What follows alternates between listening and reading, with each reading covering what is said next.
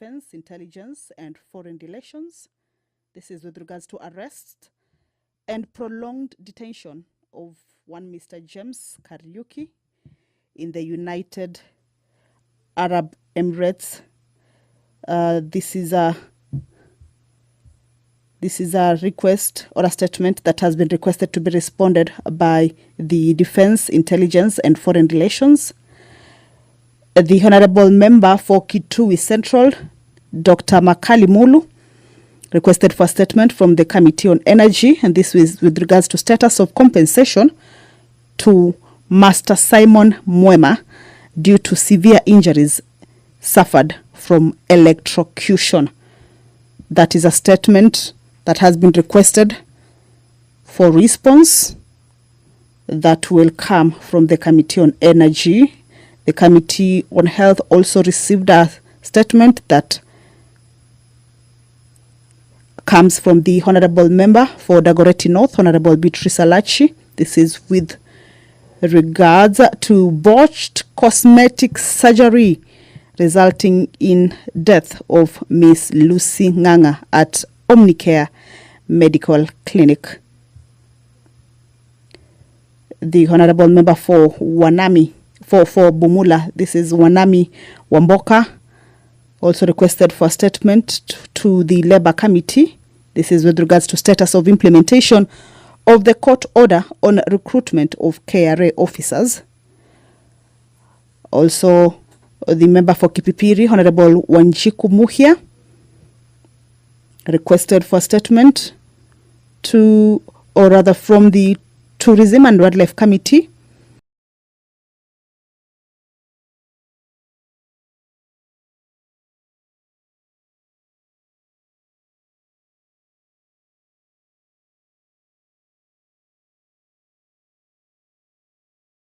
With regards to to the rehabilitation of the Mwambungo, Majimboni, Shimba Hills, Kilulu, Mrima Road, a statement that was sought or requested by the Honorable Member for Matuga, Honorable Kasim Tandaza, and it will be responded to by the Roads and Transport Committee. A statement that will be responded to also is a statement by the Honorable Member for Saboti, Caleb Amisi, also from the same committee, that is Transport and Infrastructure, on upgrading of road networks in Sabaoti constituency to bitumen standards. These are some of the statements that will be requested, as well as some responded to, and this is pursuant to the provisions of the Standing Order 44, paragraph 2, part C, that the members this afternoon will be able to transact as part of the business lined up for consideration this afternoon.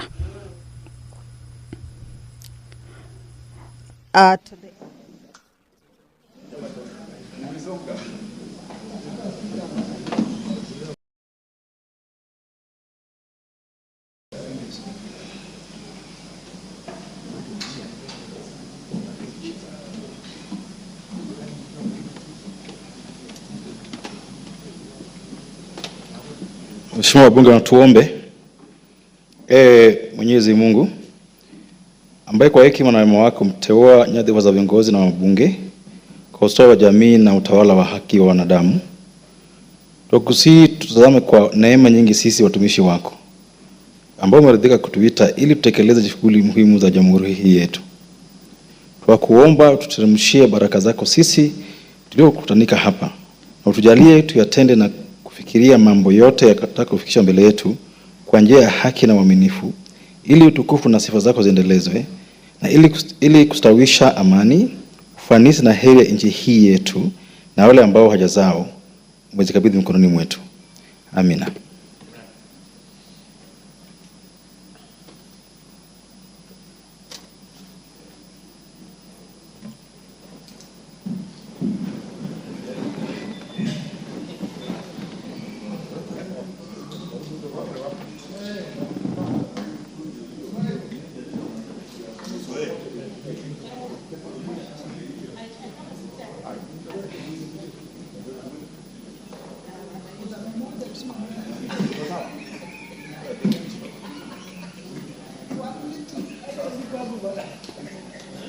It's less by 10, but I think I can see what you want to open. We are okay. I think we are good. Can proceed.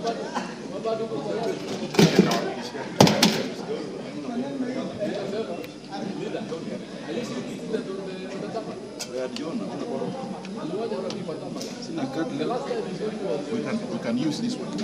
Okay. Can they use it?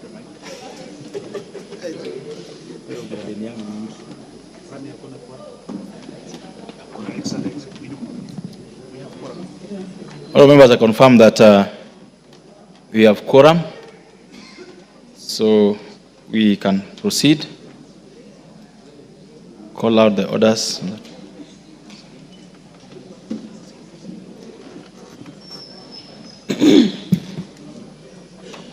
Order number 1, administration of oath. Order number 2, communication from the chair. Take your seats. Hello, members. I wish to make a communication with regard to the recognition of a delegation from the Parliament of Uganda. Honorable members, I wish to introduce to you a delegation from the Parliament of the Republic of Uganda who are seated in the Speaker's row. The delegation comprises 5 members of Parliament drawn from the Parliamentary Committee on Health. The honorable members include the Honorable Dr. Ruyonga Joseph, who is the chairperson and the leader of the delegation, the Honorable Isaac Otimgiu is a member, the Honorable Dr. Batua Timothy is a member, the Honorable Nebanda Andiru Florence is a member, and the Honorable Aibare Margaret is a member. Honorable members, the delegation, which is accompanied by 2 parliamentary staff, is in the country to exchange experiences and learn best practices through engagements with the National Assembly's Departmental Committee on Health, chaired by the Honorable Bukosa, who is in the House this afternoon, the Kenya Pharmacy and Poisons Board, and the Kenya Medical Supplies Authority. Honorable members, on my own behalf and that of the National Assembly, I welcome them to Parliament and wish them fruitful engagements during their stay in the country. Thank you.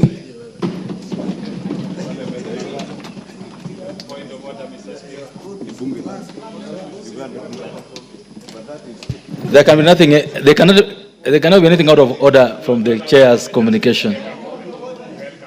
Oh, the Honorable Bukose. Thank you, Honorable Speaker. Honorable Speaker, I want to join you to welcoming the delegation from the Parliament of Uganda, led by Honorable Dr. Joseph Lionga, who are here on a benchmarking tour. We had a very fruitful discussion in the morning, Honorable Speaker, between the National Assembly Health Committee members and the delegation from Uganda. And they are here in the country, as you've indicated, to learn from us, and we've also learned some things from them. And Uganda is our sister country, is our neighbor, and is our brothers and sisters. And they'll also be here during the IALA Games, which will be hosting in Mombasa. And our team leader, Honorable Engineer Kawaya, just seated behind me, it was telling me that the Kenyan team is really prepared in all aspects and will be engaging all our brothers and sisters from the East African region. And therefore, we want to make it that they enjoy the city of Nairobi, the city in the sun, very beautiful city, and with the hospitality of the Kenyans. Thank you, Honorable Speaker. And I want to ask them that they enjoy the warm welcome by the Kenyans. Thank you, Honorable Speaker. Thank you. Next order.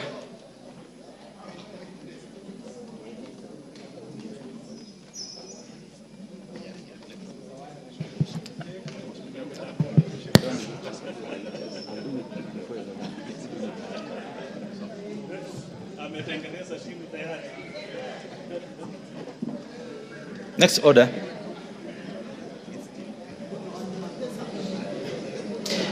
Order number 3, messages. Order number 4, petitions.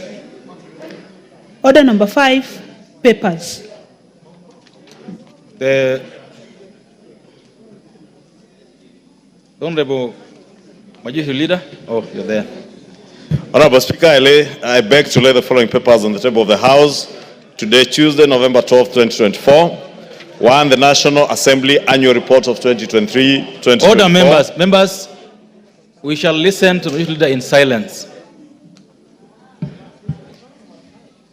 2, Honorable Speaker, report of the Auditor General of the Green Climate Fund Readiness Project, grant number KEN-RS-004 for the year ended 30th June 2022, and the certificates therein from the National Treasury.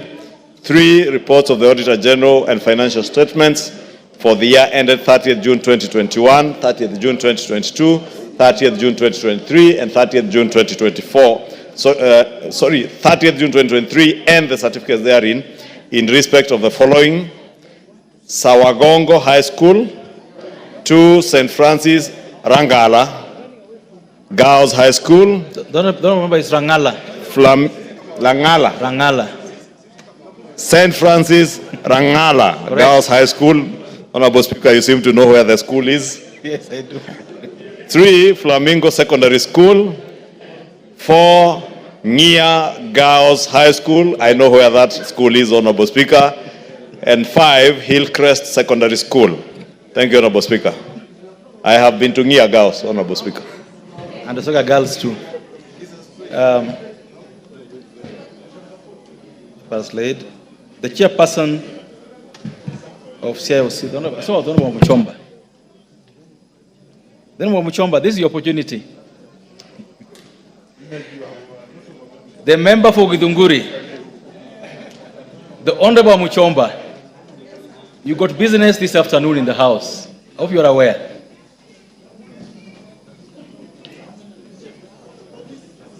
I assume that you are the chairperson of the committee, Constitutional Implementation Oversight Committee.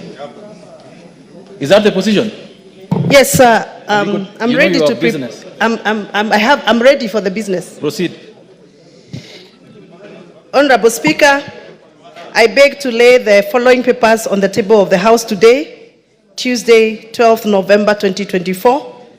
The report of the Constitutional Implementation Oversight Committee on the participation in the collaboration and partnerships between the United Kingdom from 21st May to 28th May, and first report on the status of implementation of the Constitution by the following independent commissions.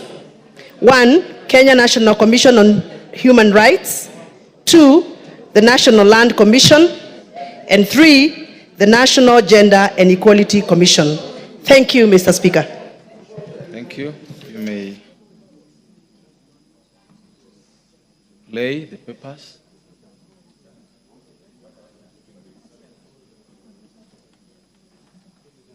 The chairperson of the Departmental Committee on Agriculture and Livestock.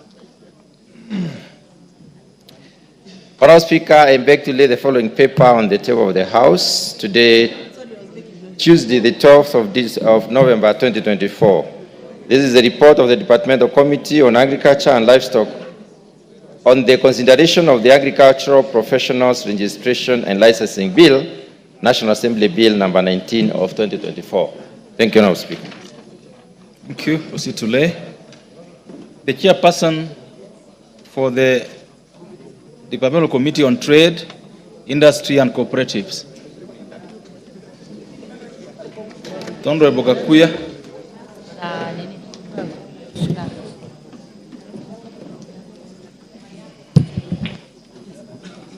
Honorable Merean, are you the one? Go ahead.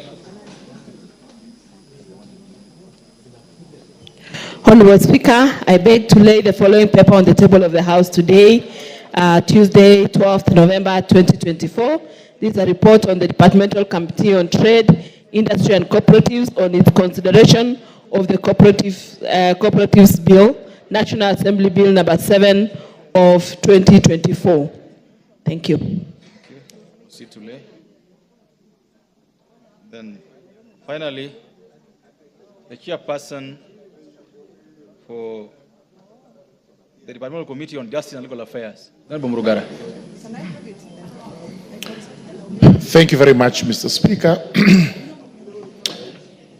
Mr. Speaker, allow me to lay the following paper on the table of the House today, Tuesday, 12th November 2024.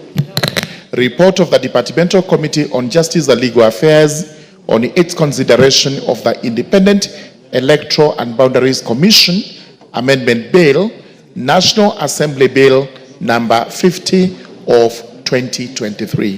Thank you, Mr. Speaker. Thank you. Proceed to lay. Next order.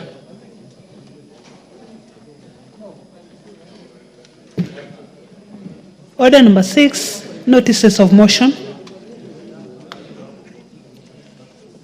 The member for Rangwe, you got a notice of motion.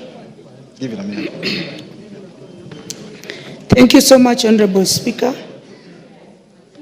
Pursuant to Standing Order number 33-1, I rise to seek leave for adjournment of the House in order to discuss a definite matter of urgent national importance regarding the implementation of Social Health Insurance Fund, otherwise called SHIF, which officially began in October 1st, 2024.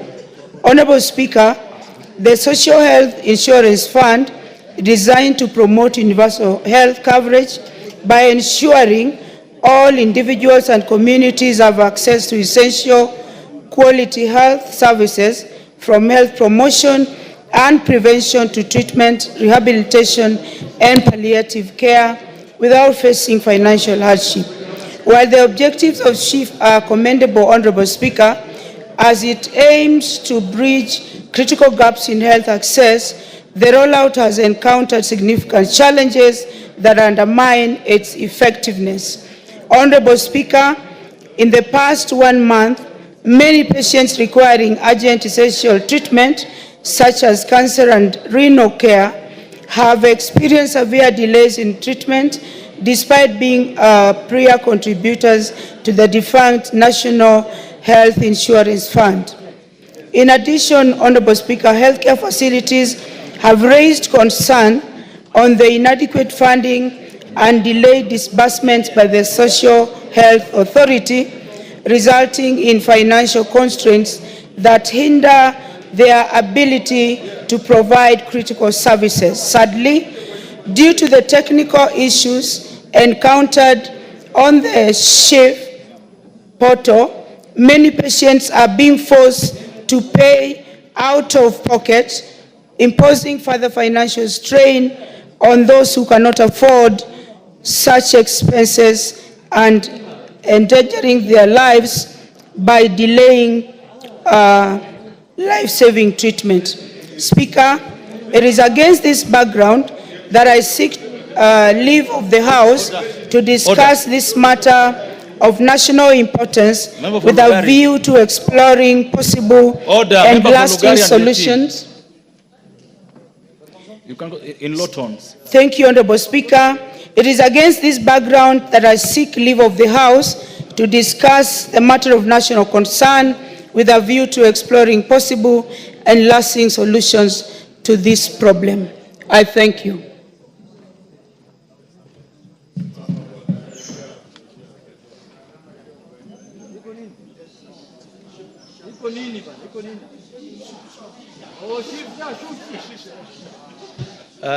Honorable members, the motion just given notice of is to discuss the state of order.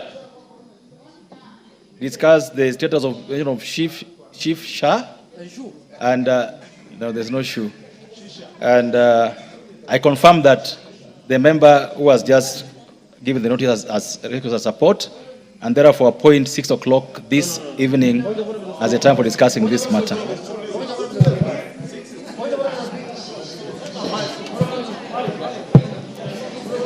Order of order, Honorable Junet. Mr. Speaker,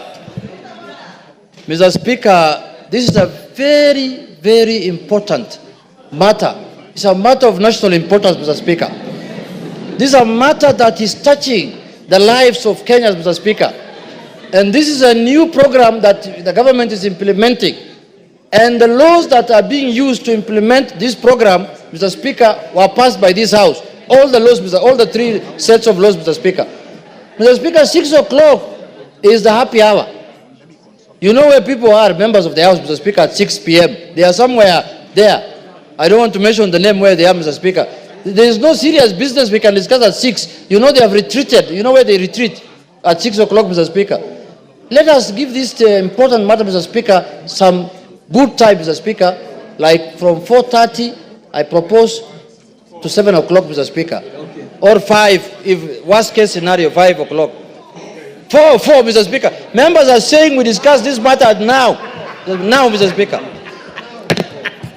Mr. Speaker, I seek your indulgence, Mr. Speaker, on this matter because, Mr. Speaker, if this does not happen, Mr. Speaker, Kenyans will not know whether we are guarding them against what they are going through, Mr. Speaker. We are saying that we want time to discuss, dissect, and the chairman of the Health Committee, Dr. Pokose, must be present in the House and tell Kenyans what is the progress on this matter, Mr. Speaker, and how it is being implemented, by who, and which means, and how Kenyans are benefiting, whether Kenyans have gotten value for their money. All that must be discussed in this House today, Mr. Speaker. We want to know Sha, Shiv, Shu, She, okay, all of them. Well said. All of them. Well said. The Honorable Muchomba, what is out of order? If it's about the timing, then I think the point has been made by the Honorable Junet very ably. If it's about timing, then I think we just hold our horses. Mr. Speaker, I just wanted to seek for your indulgence because you know every hour, Mr. Speaker, every hour, 5 babies are born in this country. And if we don't prioritize such things, by the time we discuss this matter at 6 o'clock, how many more babies will be born in the wrong way? Mr. Speaker, that is why I was seeking your indulgence to actually make this debate as soon as possible, even if it is now, because it is important. This is a national issue of national importance, and it influences on the outcome of medical services provided in this country. So we want now, Mr. Speaker. Thank you. The Honorable Kangogo.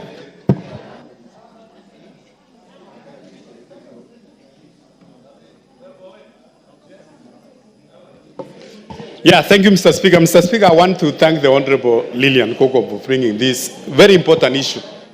Mr. Speaker, I want to join my colleagues to say this is a very serious issue of national importance. That is about the lives of Kenyans. And Mr. Speaker, we need to suspend any other business which is coming before now, and we have this as a priority. We discuss about the health of Kenyans, Mr. Speaker. There is nothing more important than this one, Mr. Speaker. It touches about the lives of our people. Let's discuss it now. Thank you. I think I'll make a guiding on this. Honourable members, if you look at the order paper and the business we have there, this is the direction I'm going to give, that this business, the notice given with Honourable Gogo of Rangwe, will be considered from 5 o'clock. Hold your horses. From 5 o'clock or upon the conclusion of order number 11, whichever comes earlier. 5 o'clock or upon the conclusion of order number 11, whichever comes earlier. So if we are done with order number 11 at 4:30, we'll go into it. It's so directed. Next order.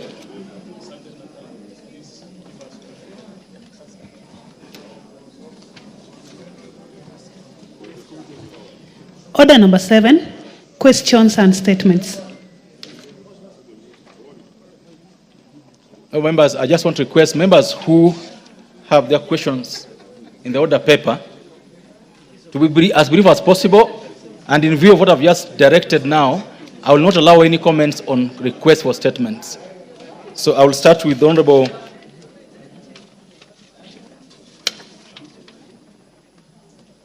just trying to get this clear. The member for Garsen.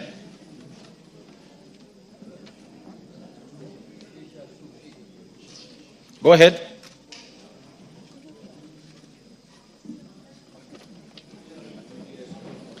Thank you, Speaker. I wish to state that I'm doing this statement on behalf of the Honorable Ali Wario MP Garsen. A request for a statement regarding abduction of persons in Garsen constituency. Honorable Speaker, pursuant to the provisions of Standing Order 44-2C, I rise to request for a statement from the chairperson of the Departmental Committee on Administration and Internal Security regarding the abduction and disappearance of persons from Garsen constituency. Honorable Speaker, on 5th of October 2024, Mr. Abdullahi Ahmed of ID number 42848612 was reportedly abducted by a known gunman using a Toyota Hilux double cabin vehicle with registration number KCU 567U in front of Garseni Police Station. This incident allegedly occurred in the presence of police officers, including the officer commanding station, that's the OCS, as Mr. Ahmed attempted to report the earlier abduction of his brother-in-law, Mr. Ibrahim Ahmed. The disturbing trend of abduction, which has been on the rise in our country, is causing profound distress among affected families who face agonizing uncertainty about the fate of their loved ones. Honorable Speaker, it is against this backdrop that I request for a statement from the chairperson of the Departmental Committee on Administration and Internal Security on the following. 1. The reasons behind the abduction of Mr. Abdullahi Ahmed and Mr. Ibrahim Ahmed, including the identity of the abductors if available, particularly given that the registration number of the vehicle involved is known. Number 2, the whereabouts of the missing persons, the status of any investigations conducted thus far, and any explanation regarding their continued detention incommunicado. And lastly, Mr. Speaker, sir, the measures the government has put in place to ensure that counterterrorism efforts are conducted in strict adherence to legal protocols and international human rights standards. I thank you, Honorable Speaker. Thank you. Thank you. I saw the Honorable, the chairperson of the committee concerned here. This question is related to the Committee on Administration and Internal Security. Yes, Honorable Member. Mr. Speaker, will come with a response to the statement in 2 weeks. In 2 weeks? Yeah, but having said this, Mr. Speaker, it's just good to be on record. Actually, last on Thursday, for almost close to 3 hours, the committee had an engagement with the IG and this DIG concerning the very concerning issue of missing person disappearance and, of course, of Kenyans. It has become an issue of hijacking. So we are going to respond among the other concerns. Yes. Why 2 weeks? I want to know why 2 weeks, why not 1 week? I want to, Mr. Speaker, you know, this issue of securities are so complex and dynamic. And at time investigation may take a little bit of time. And I've just mentioned last week, we had an entire almost session of 3 good hours discussing the same issues with the IG. And I want to have a comprehensive response to give before this House. Okay, because now 2 weeks has become a cliche. Every chairperson says 2 weeks, 2 weeks comes and goes and you don't get responses. Maybe then at maximum 10 days. So 10 days, get the response. The next is the member for Nyaribari Masaba. Thank you, Mr. Speaker. Honorable Speaker, pursuant to the provisions of Standing Order number 44-2C, I rise to request for a statement from the chairperson of the Departmental Committee on Administration and Internal Security regarding insecurity in Ikorongo village in Nyaribari Masaba constituency. Honorable Speaker, there has been a rise in insecurity in Nyaribari Masaba constituency, which has led to theft of livestock. For instance, on the 29th of September 2024, 2 cows and a donkey were stolen from the farm of Mr. Charles Okemwa Mirava in Ikorongo village. The matter was reported in Ikorongo police station under OB number 03/29/9/2024. Additionally, on the 27th September 2024, 2 more cows were stolen from the farm of Mr. Douglas Matoke Isabuoke, and the incidents reported again to Ikorongo police station under OB number 03/28/4/2024. Despite tracking the trail of stolen animals of Mr. Douglas Isabuoke to G-ship location in Transmara East Sub-County, efforts to recover them were unsuccessful. Honorable Speaker, it's against this background that I request for a statement from the chairperson of the Committee on Administration and Internal Security regarding the following. 1. Provision of a report on the status of investigations into incidences of cattle theft reported to Ikorongo Police Station. 2. The actions being taken to ensure the perpetrators of the crimes are arrested and prosecuted without delay, and stolen animals or livestock returned to the owners. 3. Immediate steps the government is taking to address insecurity in the area, including the underlying tensions within the regions bounding the county. And 4. The long-term strategies being put in place to curb security within the area. I thank you, Honorable Speaker. The Honorable Tongoyo. Mr. Speaker, I will able to have the statement Thursday next week. Thursday next week. That makes a lot of sense now. Yeah. Not 2 weeks. But it's good also to notify the Member of Parliament, because next week on Friday, the committee will be visiting the Kilgoris and Atabarikoi, and even actually they will spend in Kisii to look issues of insecurity bordering actually the 2 counties. So we'll still able to have an opportunity to interrogate the security managers concerning the same. Thank you. The Honorable Manduku, Thursday next week. There's nothing out of order on that issue, the Honorable Simkuli. What is out of order? No, Mr. Speaker, I just want a clarification when the statement is being issued that this matter, although the Honorable Member had told me, is not between Kilgoris and Kisii, but between Murwadigir and Kisii.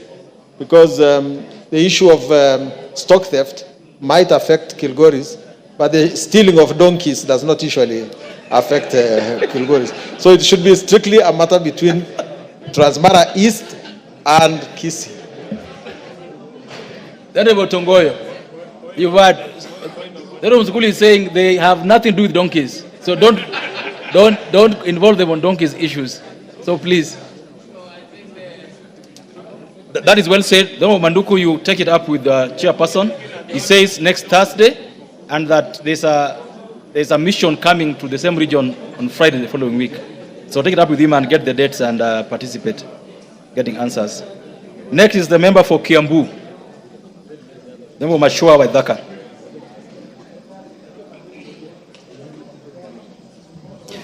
Thank you, Honorable Speaker.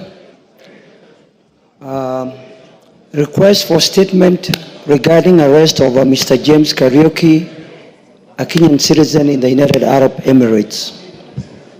Honorable Speaker, pursuant to the provisions of Standing Order 44-2C, I wish to request for a statement from the chairperson of the Departmental Committee on Defense, Intelligence and Foreign Relations regarding the arrest and prolonged detention of Mr. James Kariuki in Dubai, United Arab Emirates.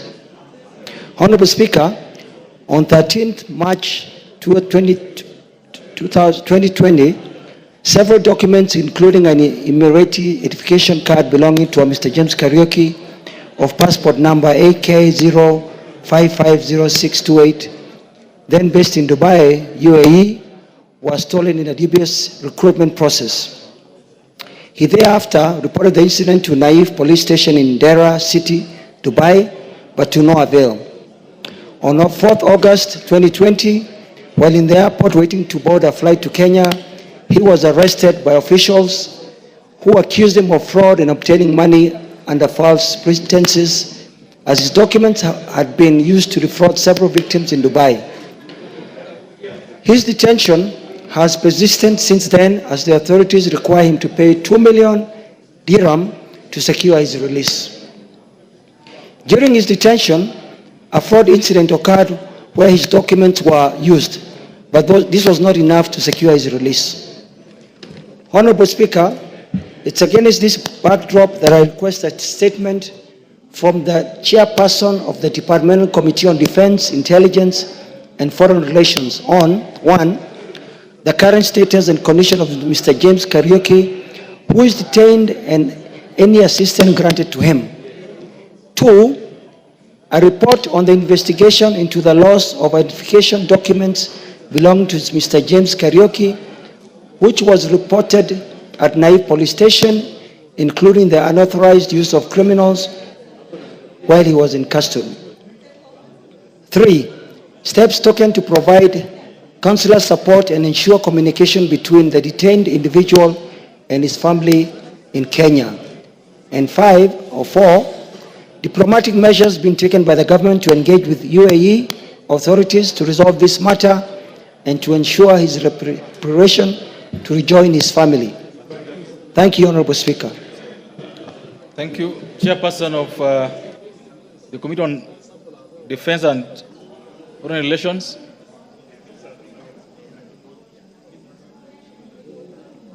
The Vice Chairperson, the relevant committee.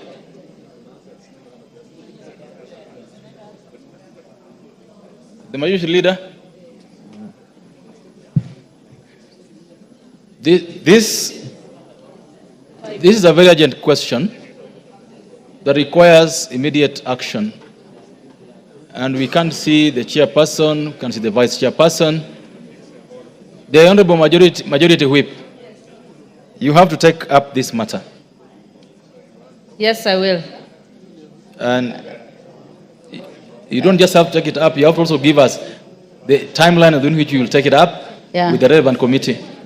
I will discuss with the chair, and I believe within the next 2 weeks, the committee should be ready.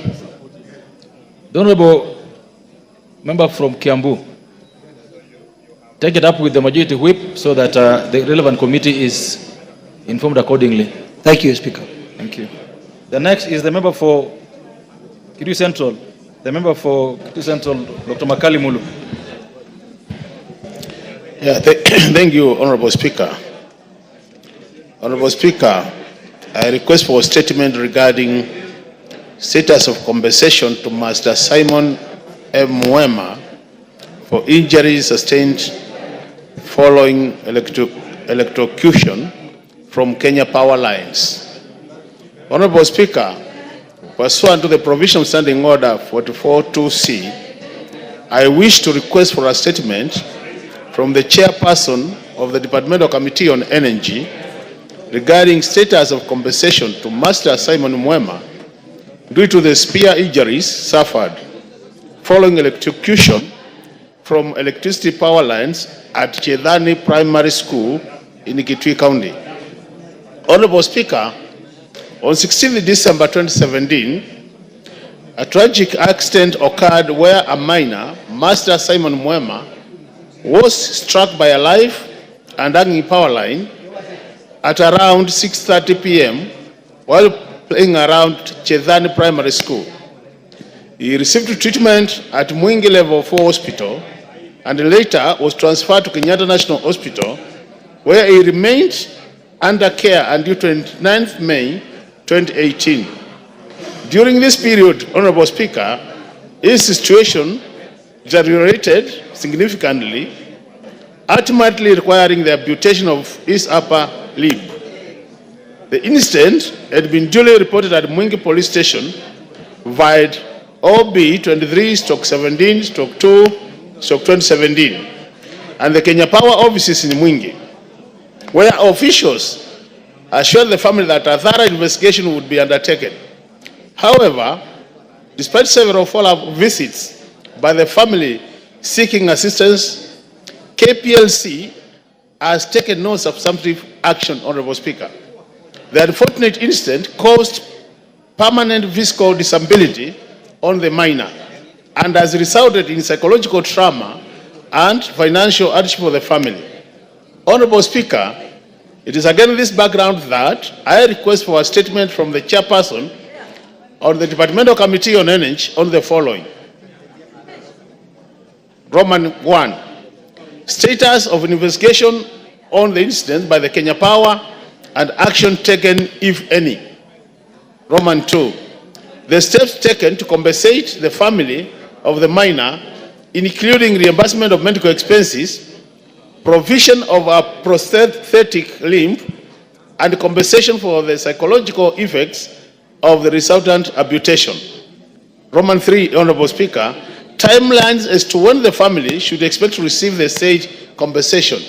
And Roman 4, specific actions that have been taken to prevent similar incidents, including regular inspection of electrical infrastructure and safety measures to protect the public from their hazardous electrical installations. Thank you, Honorable Speaker. Thank you. This statement is directed to the Committee on Energy. The chairperson, Energy, you can see the Honorable Kawai in the House. Go ahead. Thank you, Mr. Speaker. Mr. Speaker, I've just had a conversation with the KPLC CEO, and Kenya Power has in place an insurance for such cases as electrocution, and every case is actually submitted to the insurance. But I will give a full response within the next 1 week. The next 1 week? Yes. That's great. I think, Honorable Makali, that is fair. Thank you. The next would be the member for Kipipiri. The questions appear in the order paper today as number 5 and 6 are deferred to later dates as will be notified in the order paper. Go ahead. Thank you, Honorable Speaker. Recognizing we are constrained of time and you have guided that we do not discuss any statement, I wish to put it on record that last week, Honorable TJ Kajwang confirmed to me that he would give a response of my statement dated 15th of October from Departmental Committee of Transport. To date, I have not heard of it. So, Honorable Speaker, if you could guide if the chairs could work to the commitment of the statements that we seek.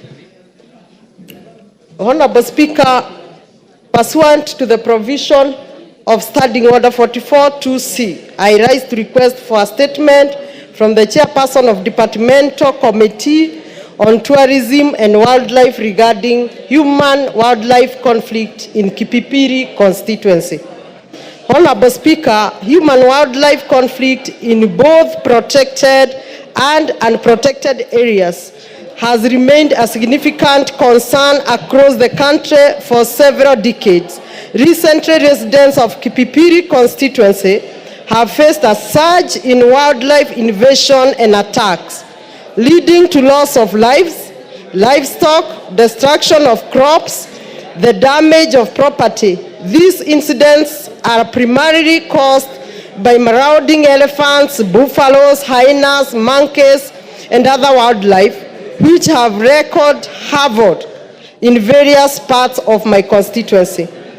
Honorable Speaker, on 21st September 2024, a 42-year-old man, Mr. Samuel Kahiga Kamau, was fatally gored by a stray buffalo, which another individual sustained serious injuries after the attack in Mwangaza village, and just a few days later, on 29th of September, another attack in Kefruti area resulted in the loss of several livestock. On October 31st, an elephant killed a cow at Jiret area. Most recently, on 5th of November, residents of Demi have lost 4 livestock in yet another wildlife attack. This increasing invasion have instilled a deep sense of fear among the residents. Honorable Speaker, the losses incurred due to these incidents are profound, as the value of human life is immeasurable. The damage to crops and loss of livestock caused by these recurrent wildlife attacks have plunged the residents into economic distress, given their heavy reliance on crop farming and animal husbandry for their livelihood. Human-wildlife conflict not only disrupt local subsistence and industrial economic, but also accelerate the decline of wildlife population. Honorable Speaker, it is against this background that I seek a statement from the chairperson of Committee on Tourism and Wildlife on the action being taken by the ministry to, 1, mitigate the human-wildlife conflict in Kipipiri constituency and assure residents of their safety and security of their property. 2, compensate for the loss of lives, injuries, and property damages resulting from wildlife attacks.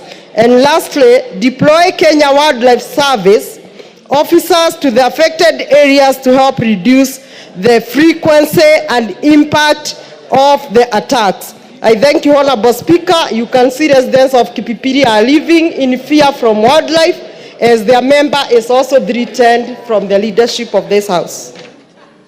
Yeah, so serious. I would like to hear from the chairperson of the Committee on Tourism and Wildlife. Is the chairperson in the House? And the vice chairperson?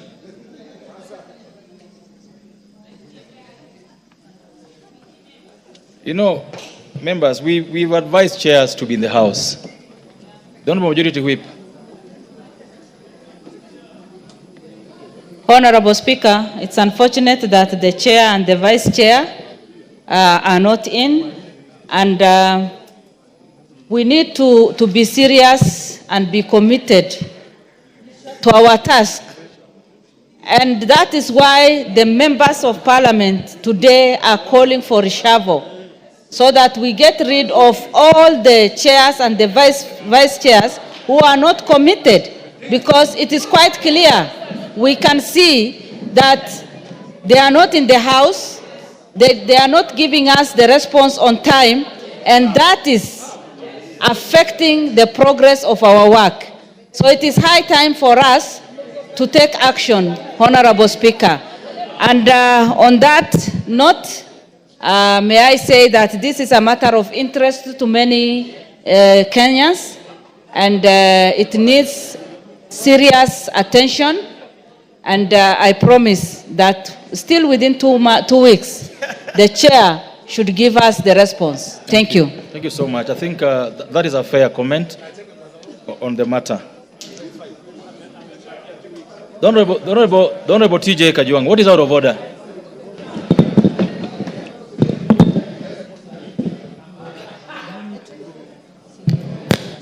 Mr. Speaker, sir. Mr. Speaker, sir, am I audible?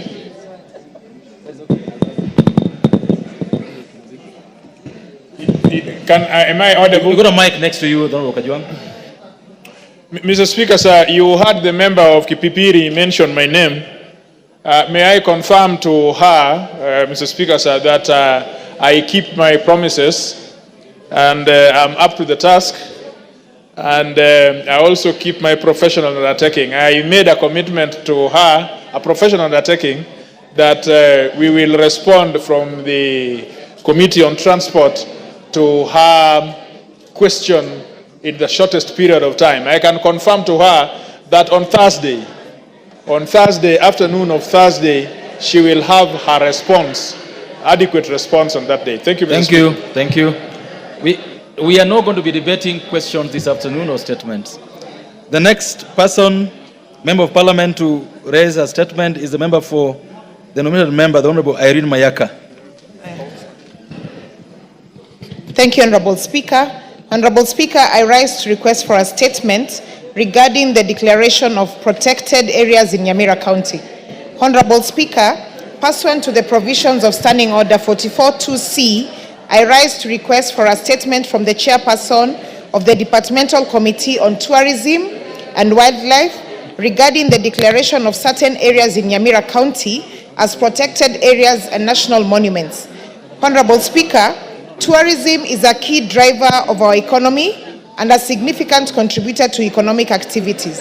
Nyamira County is fortunate to host numerous sites rich in cultural heritage that are essential for tourism and development and economic growth. These sites include the Manga Hills, Emanga Ridge, Engoroya Manga, Kera Waterfalls, Kora Hills, and the Kiabonyeru Hills. On Wednesday, 16th August of 2023, during question time, I posed a supplementary question to the Cabinet Secretary for Tourism and Wildlife regarding the declaration of these historical sites, especially Manga Hills, as protected areas and national monuments. The Cabinet Secretary acknowledged the significance of these sites and confirmed that a proposal was being developed in collaboration with the State Department for Culture and Heritage and the County Government of Nyamira to achieve this objective. Honorable Speaker, it is against this background that I seek a statement from the Chairperson of the Departmental Committee on Tourism and Wildlife on the following.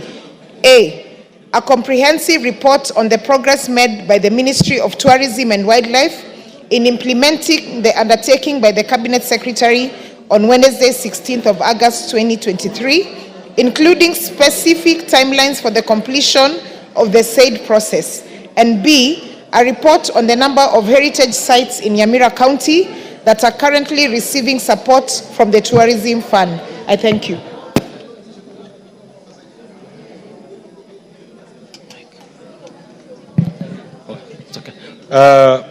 The Chairperson, Committee on Tourism and Wildlife. Thank you, Mr. Speaker. I'm the Vice Chair, the Committee of Tourism and Wildlife, and I've had the two questions asked by the two members, and it's good to confirm that we are really trying to deal with the issue of human-wildlife conflict, and we are doing our best. We have had interventions with the ministry and what they are doing, and we promise in the next 2 weeks we'll be able to bring a response to this House in regards to the two statements and the question that has been asked by the member of Kipipili, Mheshimiwa Wanjiku Moya. Thank you, Mr. Speaker. Thank you. And Honorable Wanjiku, as you walked in, I'm sure you had the displeasure of the membership and of the leadership about attendance, the House of Chairpersons and the deputies. I hope you had that displeasure and that you'll deal with it. Thank you. I think among many I'm a vice chair of the committee, but I'm certain among most visible and who attend the plenary and the chamber, Mr. Speaker, I think my attendance is on the high level, Mr. Speaker. And therefore, I confirm that we continue attending the chambers. I think my chair is out of the country for some other reasons, but I think also he's a committed member of this 13th Parliament, Mr. Speaker. And we confirm that we will continue being available to serve our people and also to serve this Parliament, Mr. Speaker. Thank you, sir. Thank you. Before I go to responses, there is a...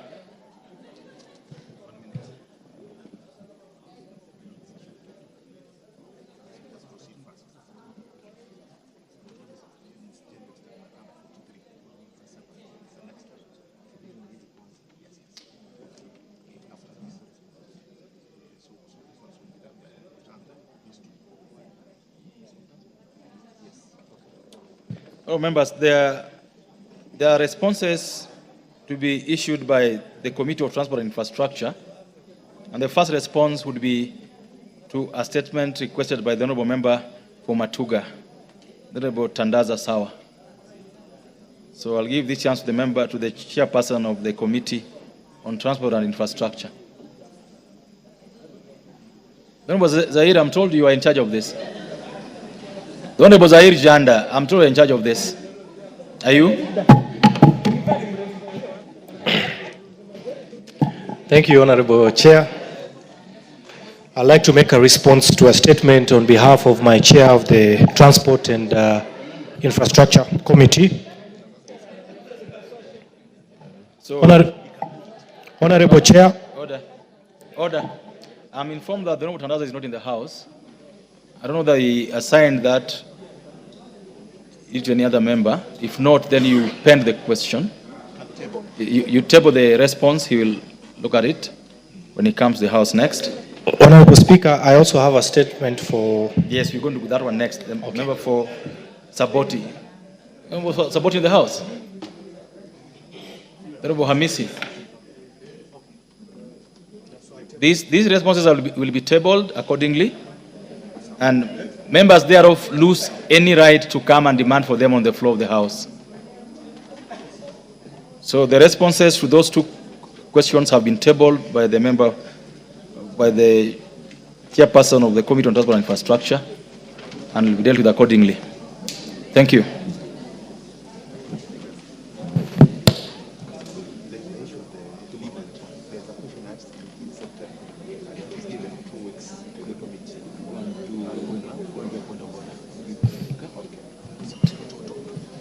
So, all the members, there is a statement to be raised under standing order for the three by the Honorable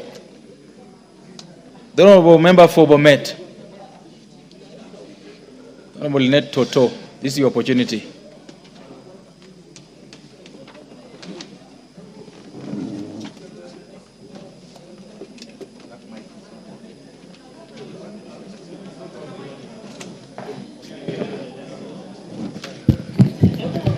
Thank you, Mr. Speaker, for giving me this opportunity to make a statement, a general statement regarding statement of healthcare services at Longisa Rural Hospital in Bomet County. Honorable Speaker, pursuant to the provision of standing order 43, I rise to make a statement regarding the tragic death of a young girl, Diana Chepkemoi from Tendwet Village, Bomet East constituency. This is due to medical negligence at Longisa County Rural Hospital. Mr. Speaker, it is with profound sadness that I bring to the attention of this House the untimely demise of a young girl named Diana Usagam to P. Phenom complication due to medical negligence.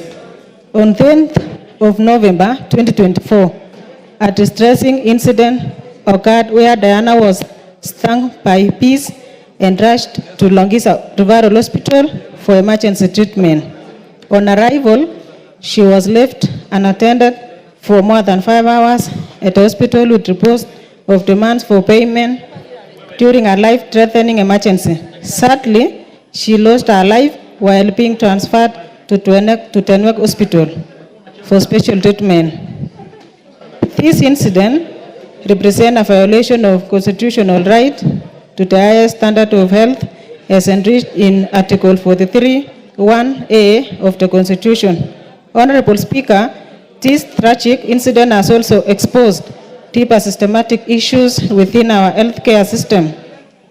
The medical practitioners and 10th Act, alongside other health regulation, places a duty on healthcare professionals to provide urgent care.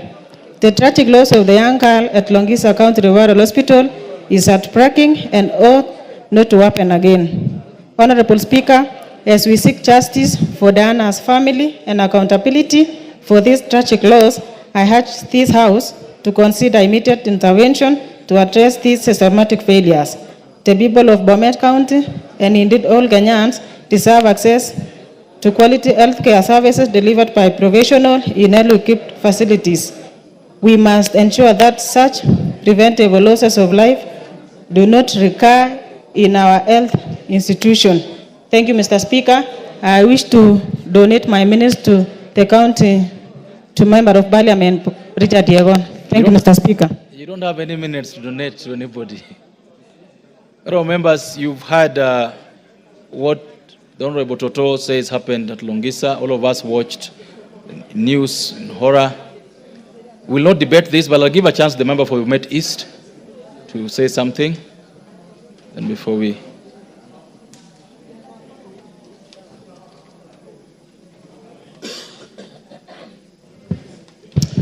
Thank you very much, Mr. Speaker, for giving me this opportunity also to talk about the incident which happened in my constituency.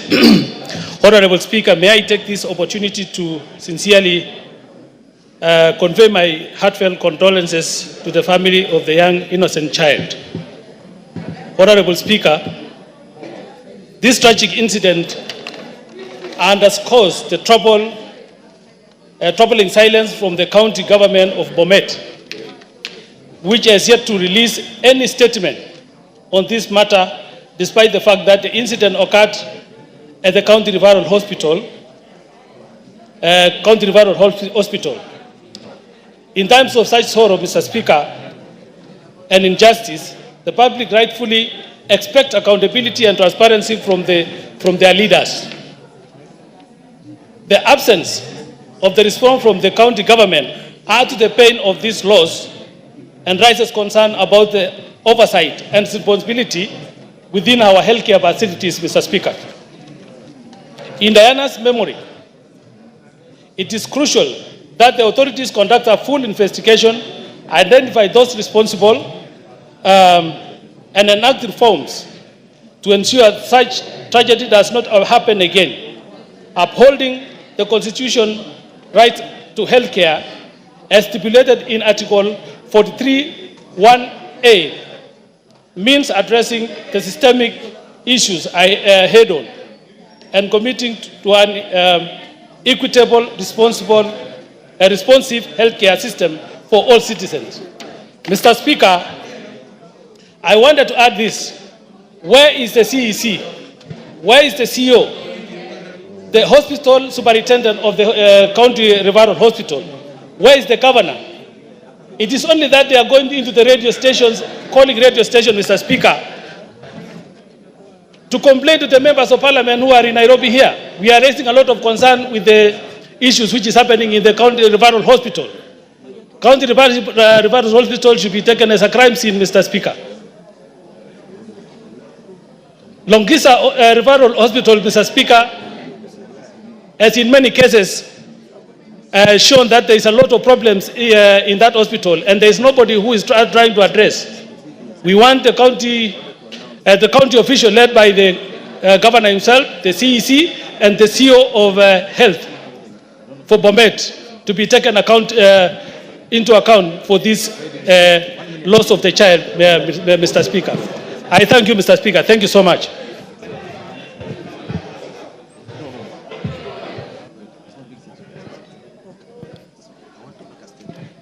Thank you. Honorable members, I think that marks the end of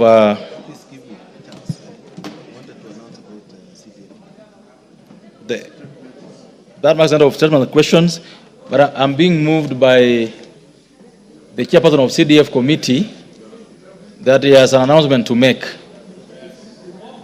He will have 3 minutes to do so, or less, before we go to the next order.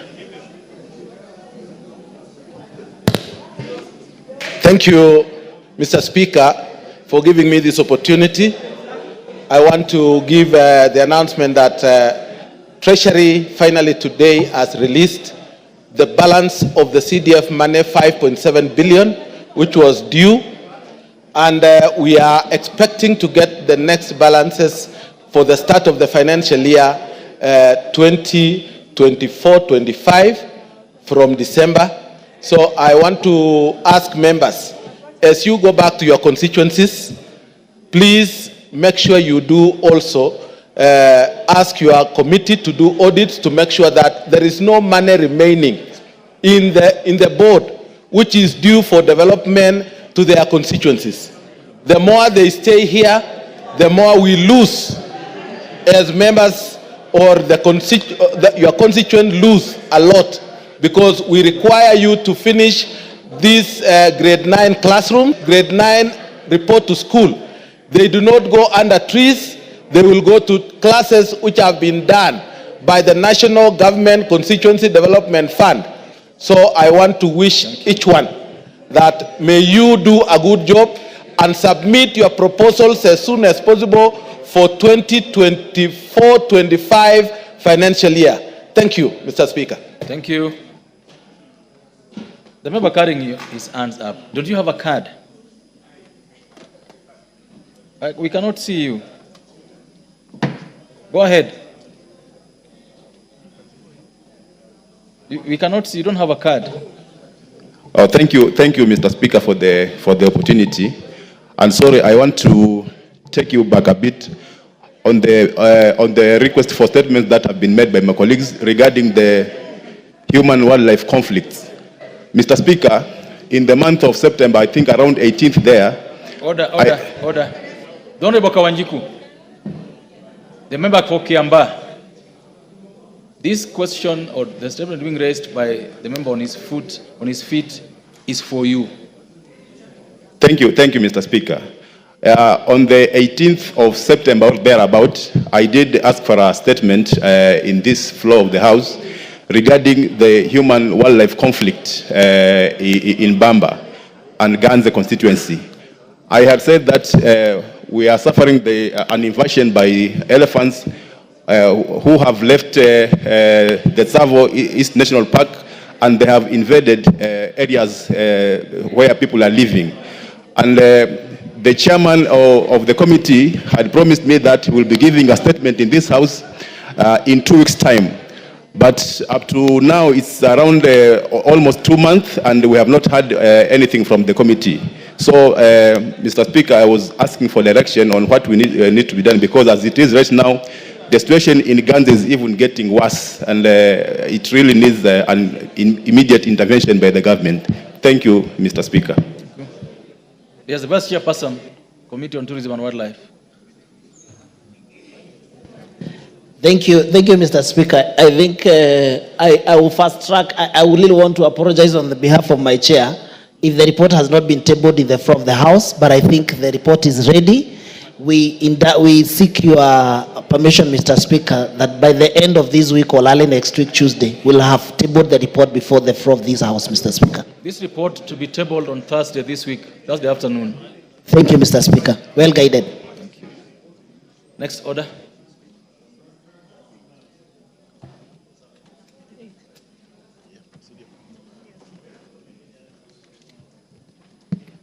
Order number 8, the Kenya Roads Board Amendment Bill, National Assembly Bill number 18 of 2024. Second reading, question to be put. Oh, members, debate on this bill in second reading stage was concluded, and this therefore is a decision to make. Therefore, put the question that the Kenya Roads Board Amendment Bill, National Assembly Bill number 18 of 2024, be now read a second time. Will, as many of the opinion say aye? Will, as many of the opinion say nay? Ayes have it. A bill for an act of parliament to amend the Kenya Roads Board Act of 1999. Order number 9, the T Amendment Bill, Senate Bill number 1 of 2023, first reading. A bill for an act of parliament to amend the Tea Act to provide for direct sales of tea, the payment of tea proceedings, and for connected purposes. Next order. Order number 10, the Maternal, Newborn, and Child Health Bill, Senate Bill number 17 of 2023, first reading. A bill for an act of parliament to provide for coordinated system for provision of quality maternal, newborn, and child health services, to provide for response to maternal and child morbidity and mortality in the country, to provide for a healthcare system that facilitates the attainment of health rights for mother and child, and for connected purposes.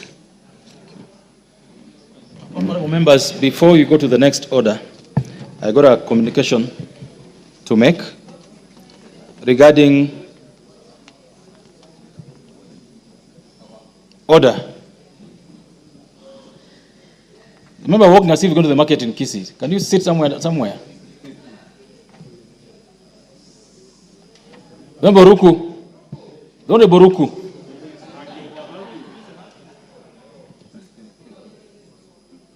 Oh, members, this is a communication regarding the withdrawal of specific provisions contained in the statute law, Miscellaneous Amendment Bill, National Assembly Bill number 67 of 2023, which we'll consider shortly in the committee of the whole House. Honorable members, as you may be aware, the statute law, Miscellaneous Amendment Bill, National Assembly Bill number 67 of 2023, was published via Kenya Gazette Supplement number 206 of 30th October 2023 to effect various amendments to 9 statutes.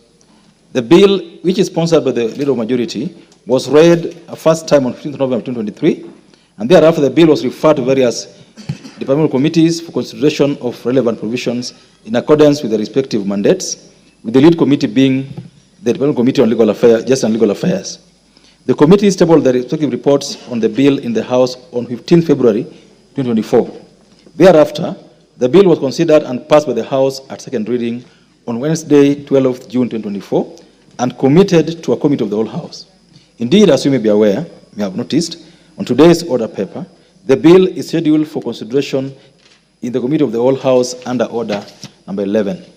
Honorable members, before the House proceeds to consider the bill in the committee of the whole House, I wish to notify the House that I have since received a request from the sponsor of the bill, that is the Leader of the Majority Party, via a letter dated 11th November 2024, seeking my consent for the withdrawal of the proposed amendments relating to sections 186, 4, and 6F of the Children's Act, Cap 141, as contained in the bill. The amendments proposed the deletion of provisions which prohibit the court from granting a sole male applicant and foreign applicant adoption of a child. In the letter, the Leader of Majority states that the import of the proposed amendments to the said provisions necessitates further consultations and engagements with relevant stakeholders. Honorable members, having considered the justification by the Majority Leader, I have acceded to his request to withdraw the provisions relating to section 186(4) and 6F of the Children's Act, Cap 141, as contained in the statute law, Miscellaneous Amendment Bill, National Assembly Bill number 67, 2023. In this regard, the bill will therefore be proceeded with the committee of the whole House without reference to the withdrawn provisions and will be considered as though the withdrawn provisions was not part of the bill ab initio. The House is accordingly guided. Thank you.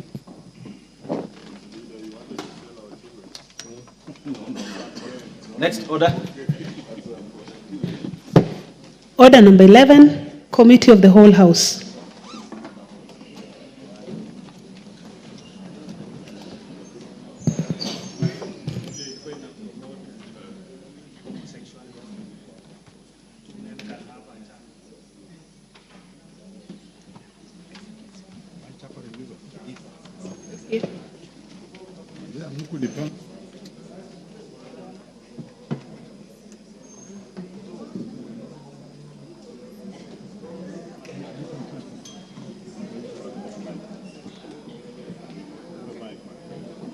Thank you, honorable members. You may take your seats as we go to the committee of the whole House.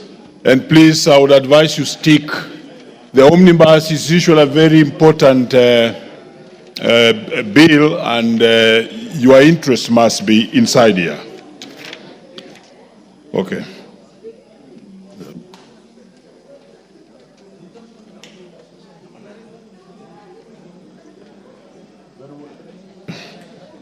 Very well, honorable members, we want to consider the statute law, miscellaneous amendments, bill, National Assembly Bill number 67 of 2023.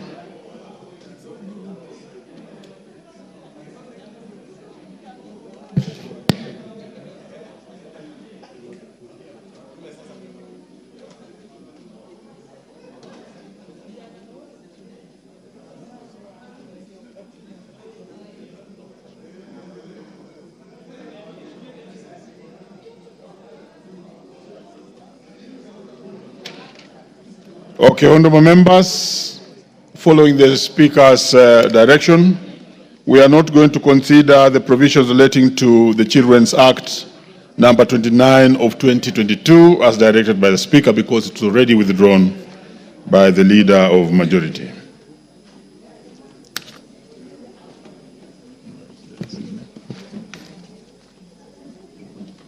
Which?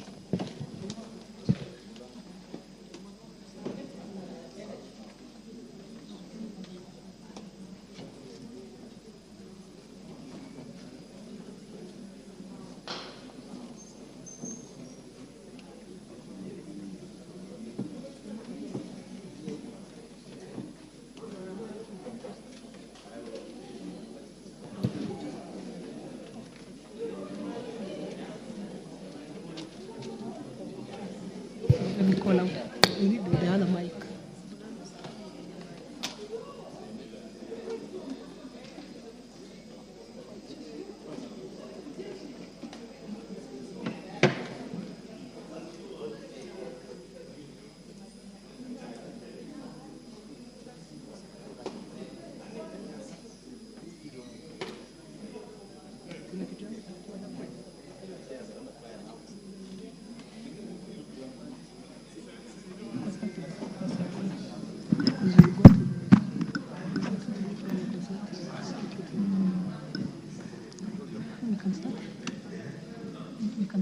We're beginning with this?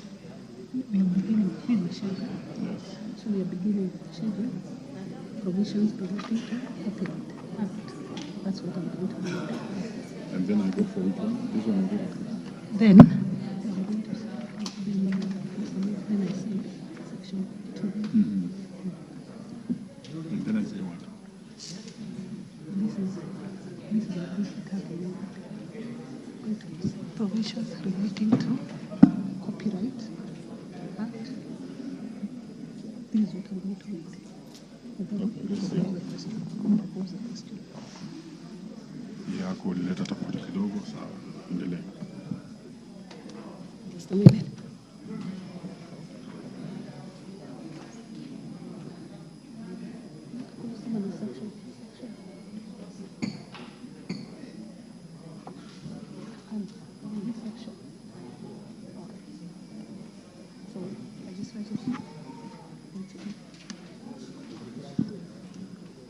It's okay.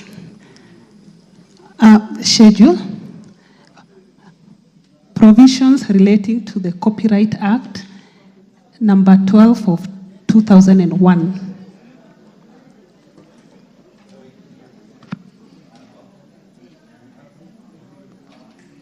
Very well. Let me read the section. Section 2. I propose the question that provisions relating to the Copyright Act number 12 of 2001 be amended as proposed in section 2. There's an amendment to this, and therefore I bring the chair. Which chair is the Copyright Act number 12 of 2001. Chair Sports, very good in the House. Proceed, Chair. Give him the mic.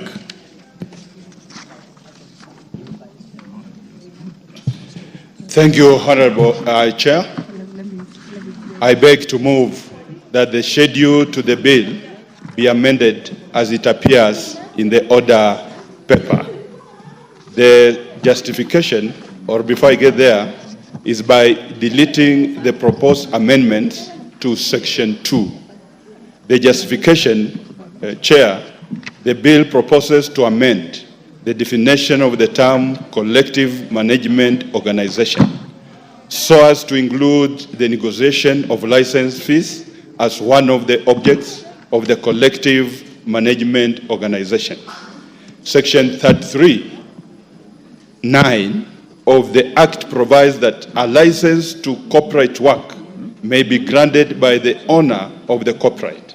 Further, Section 33A of the Act... Order, Honorable Chair. Let's deal with Section 2, and then we shall give you a chance. Thank you. Very well, honorable members, I propose the question that Section 2 be amended as proposed by the Chair.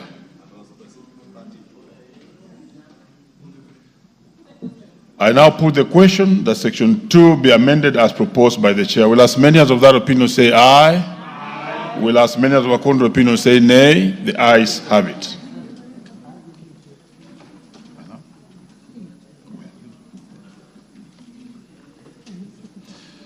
Honorable members, I now put the question that the provisions relating to Section 2 be part of the bill. Will as many of that opinion say aye? Aye. Will as many of the contrary opinion say nay? The ayes have it.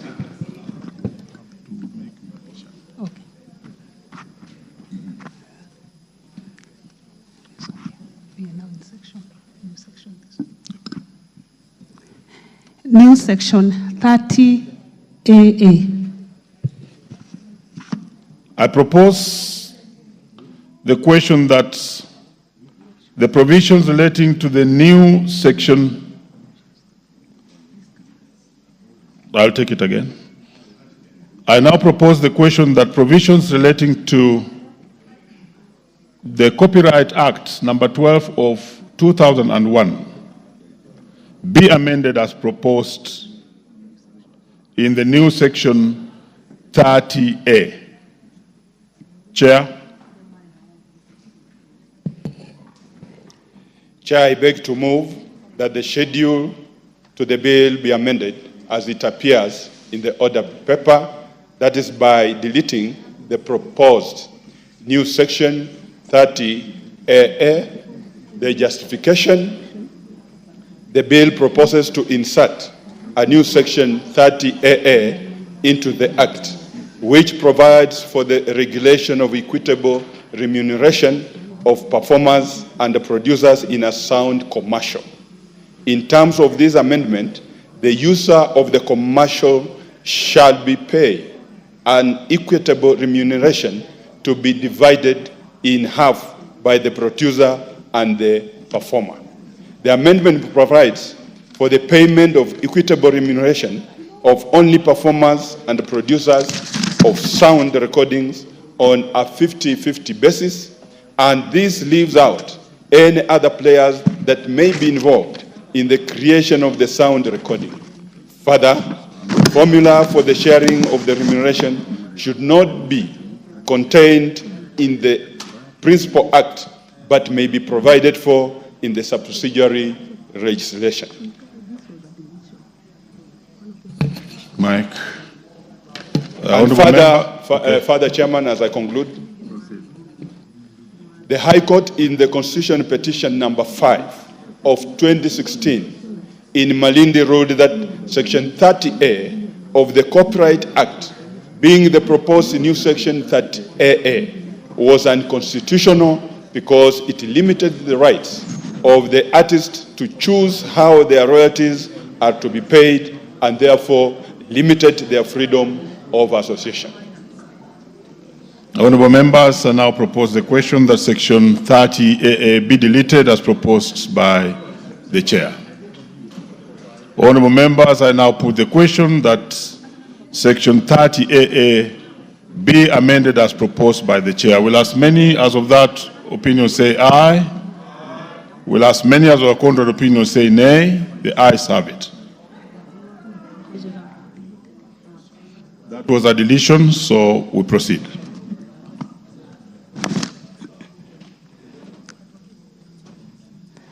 Section 30B. Honourable members, I propose the question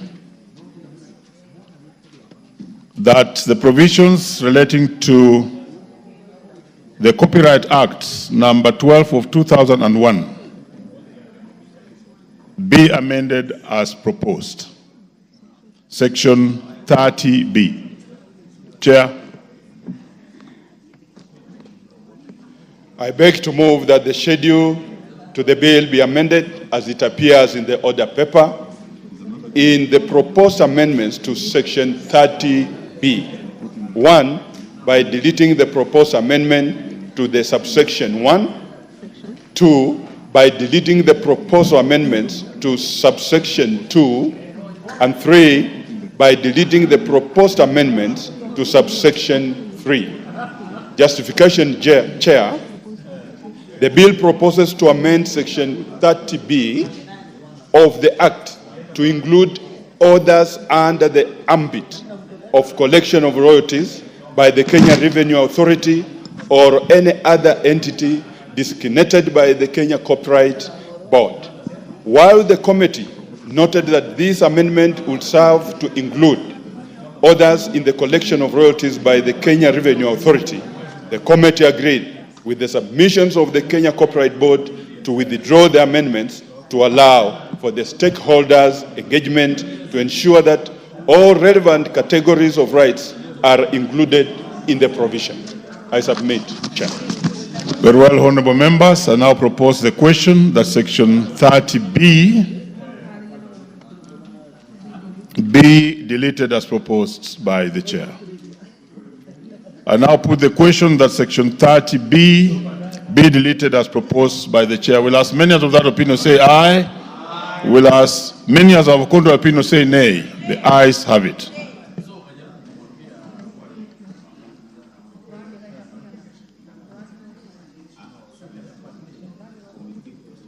I now put the question that section 30B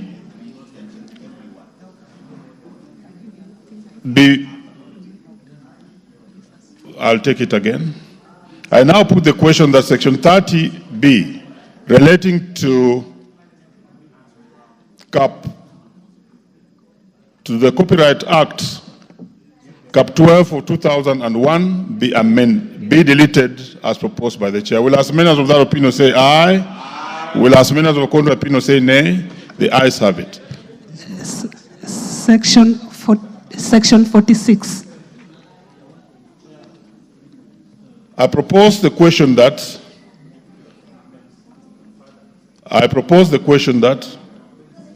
provisions relating to the Copyright Act, number 12 of 2001, be amended as proposed in section 46. Chair. Thank you, Chair. I beg to move that the schedule to the bill be amended as it appears in the order paper in the proposed amendments to section 46. 1, by deleting the proposed amendments to the subsection 1. 2, by deleting the proposed amendments to subsection 3. Then 3, by deleting the proposed amendment to subsection 4. And this is the justification, Chair. The bill proposes to amend section 46(1) of the Act to provide for the requirement of an operating license issued by the board in addition to a registration certificate for a person or association of persons to carry on business of collective management organization. The committee further noted that the requirement of the both registration and operating license may lead to the bureaucracy within the creative arts sector. The committee noted that the proposed amendments to extend the validity period for a registration certificate issued to a collective management organization from 12 months to 36 months may be a welcome provision. However, the Kenya Copyright Board requested that the amendment be withdrawn from the bill to allow for further consultation with all the relevant stakeholders. Chair, the proposed amendments to section 46(4) to provide that the board may approve a collective management organization if it is satisfied that the body is a company limited by guarantee and incorporated under the Companies Act of 2015, and that additionally the company is registered as a collective management organization by the board, amounts to a conflict and would amount to increase in bureaucracies in the registration of the collective management organization. Finally, Chair, the proposed new subsections, providing that where a collective management organization license is revoked, the board shall appoint an agent to hold monies until the license is reinstated or a new organization is licensed by the board, would result in implementation and accountability challenges. I submit, Chair. Honorable members, I now propose the question that section 46 be amended as proposed by the chair.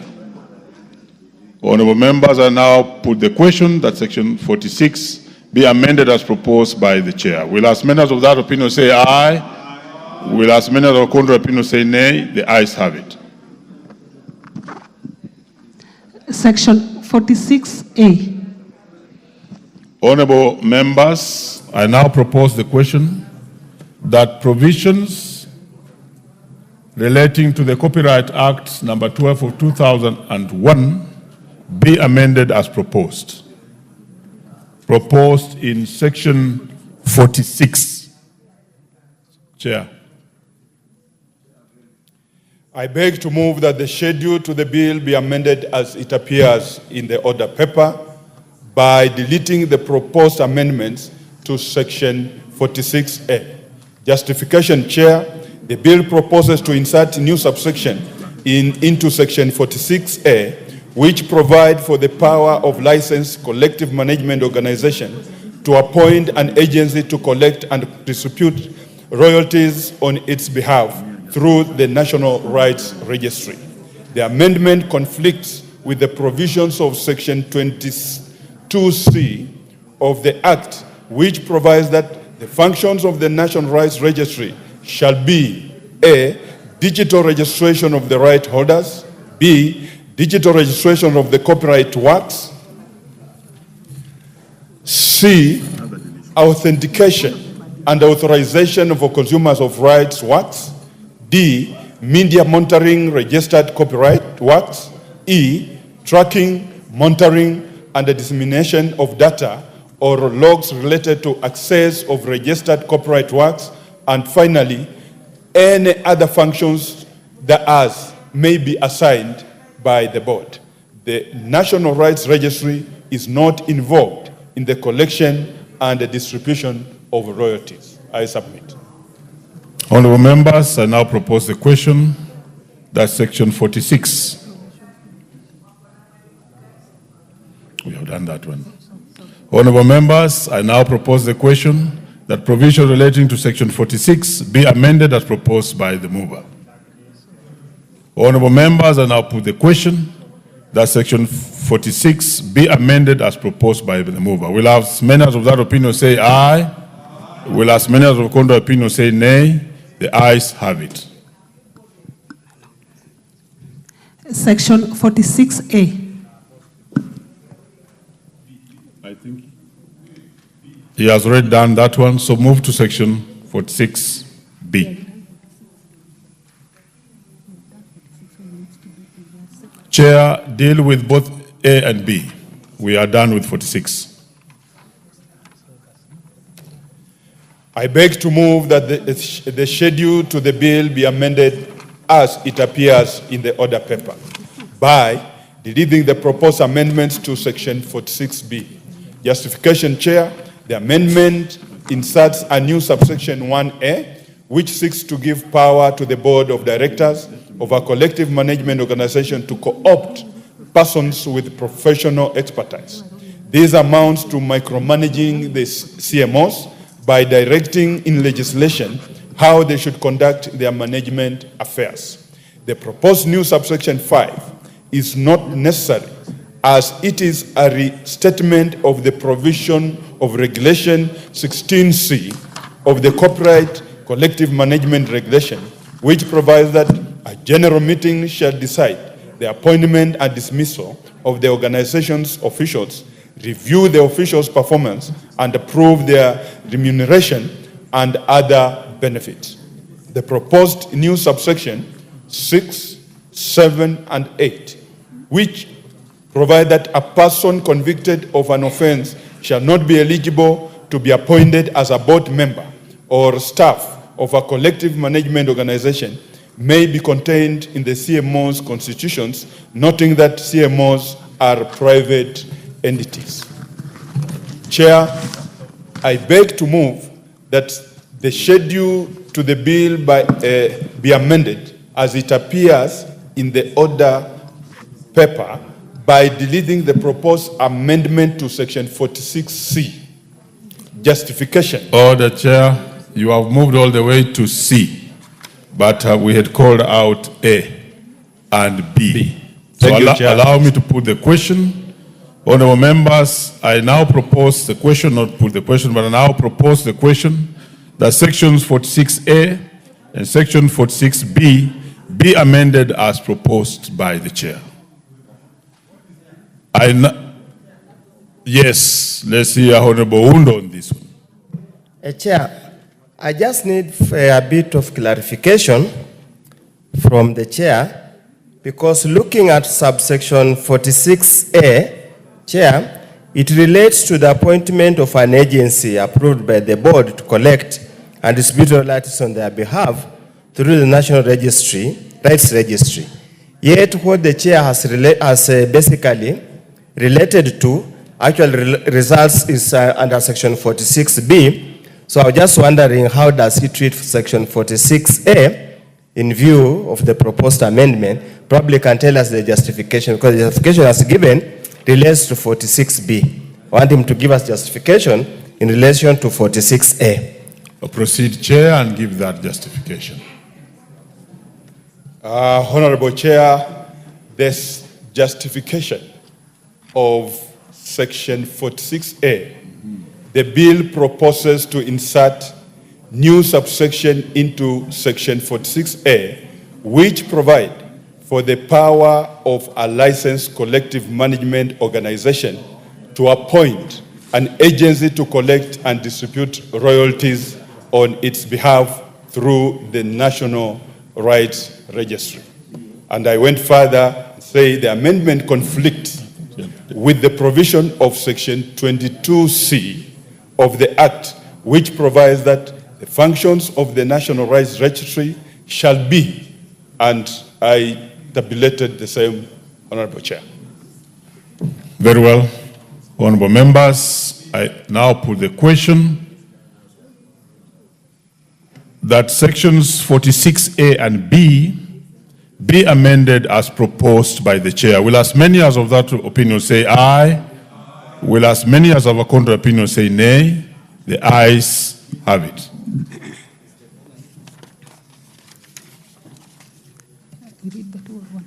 Section 46C.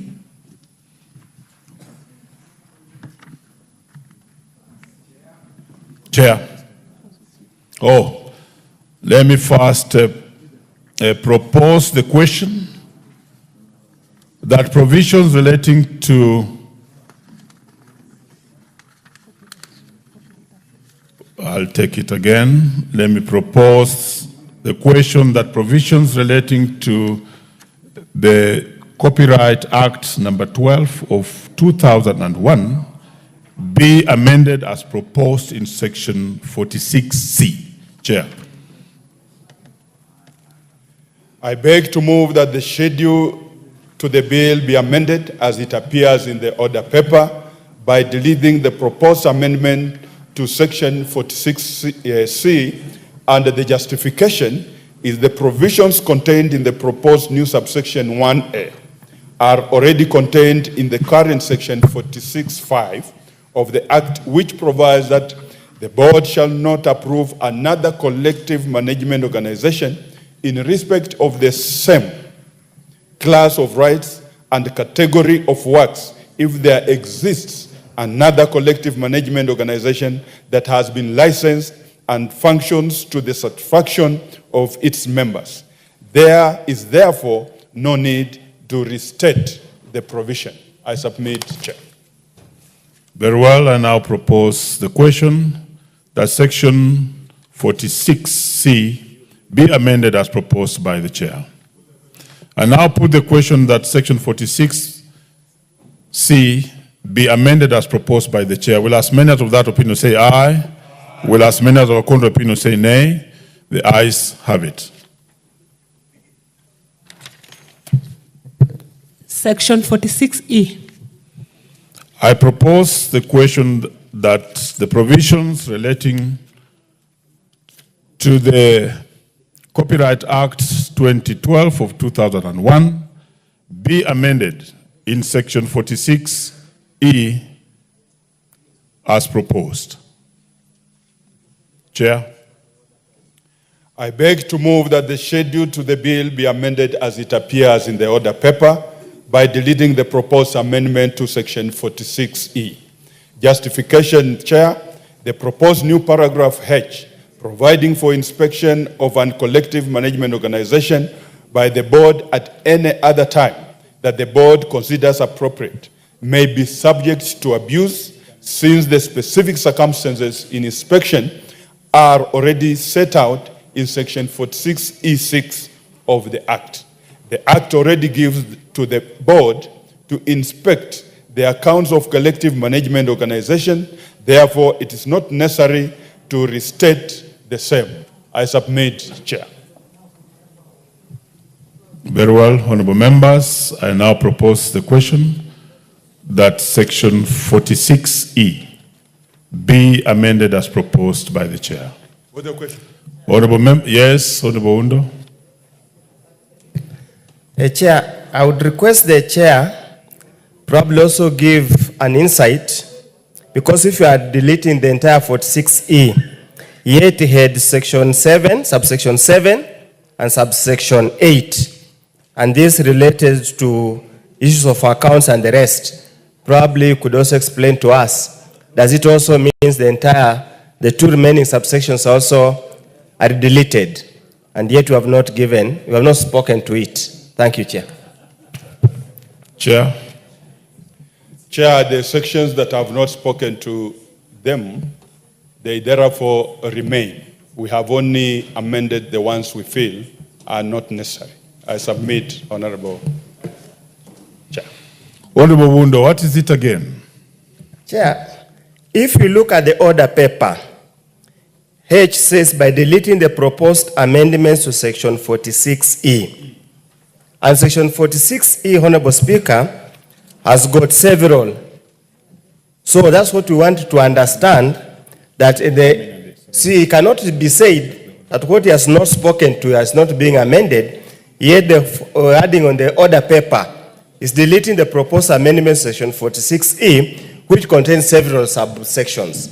So in the implication of what is here and what he's saying are completely different things. That's why we need to be very clear.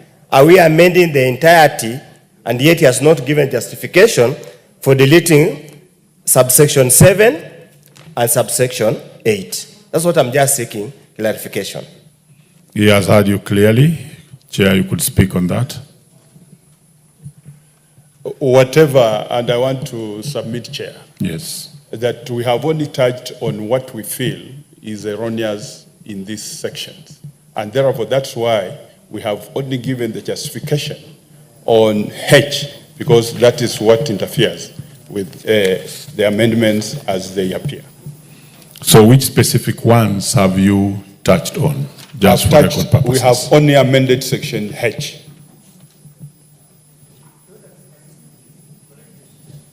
Very well. And Honorable Wundo, you can approach the table together with the chair, because we need to be quite clear so that we are able to move on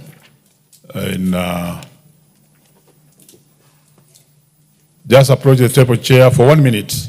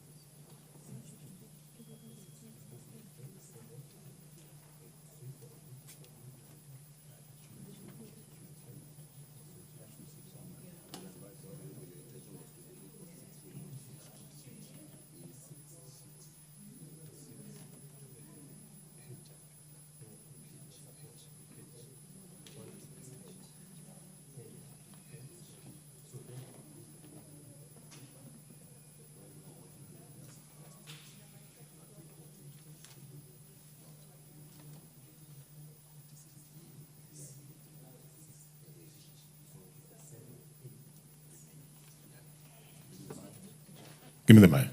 I also advise that the chair, you sit somewhere near here, because those regular consultations are important, especially with the councils. And then you proceed.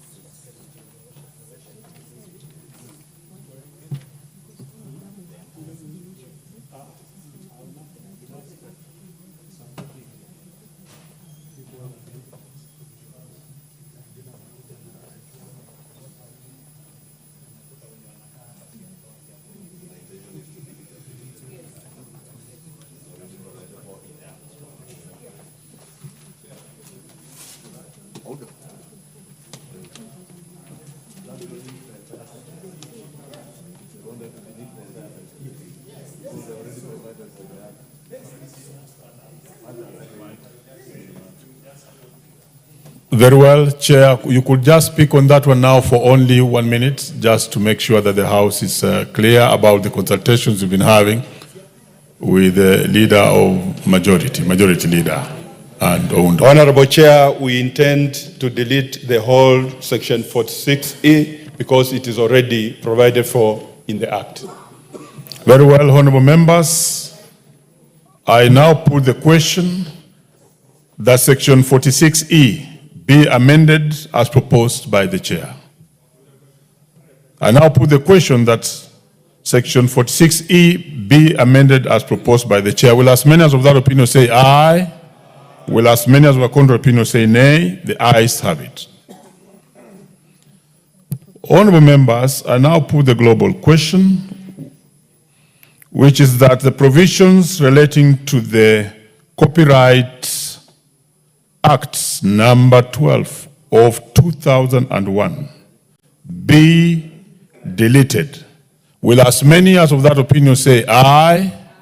Will as many as of a contrary opinion say nay? The ayes have it. I further advise that if you are chair, you are having more amendments, you move closer. Okay, very well, you are through with your section. We proceed.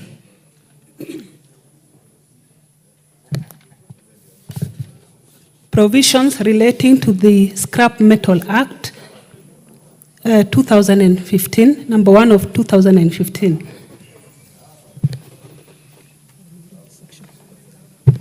Section 2. Honorable members, I propose the question that provisions relating to the Scrap Metal Act I'll take it again. Honorable members, I propose the question that provisions relating to the Scrap Metal Act number 1 of 2015 be amended as proposed in section 2. Chair.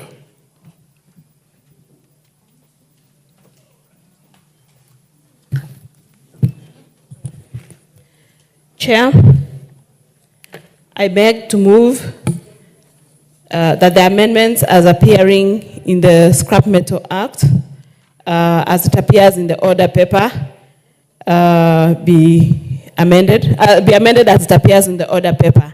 And the justification for that, Chair, is that the proposed amendment is necessary to bring clarity to the definition of the word scrap metal.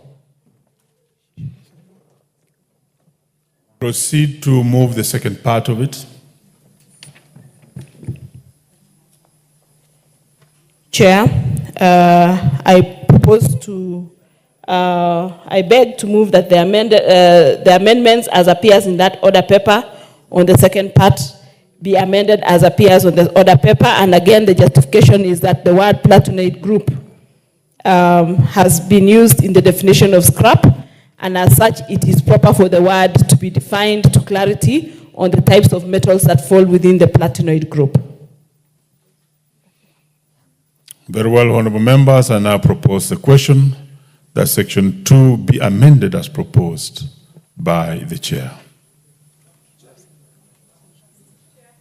There's an interest in this. Yes, the Honorable Archie. Chair, when I look at the Act and I look at the amendments, while I appreciate the Chair, then it would have been better if you want to give clarity to scrap, to now explain to Kenyans to understand better, because you realize the distractions we are having right now, even in the metals we put on the roads everywhere, it is just so sad. But when you just say scrap, then it will continue being the same challenge. So if it is for clarity, then give us more clarity on it so that Kenyans can understand. They know there is a Scrap Metal Act, so then clarity on what?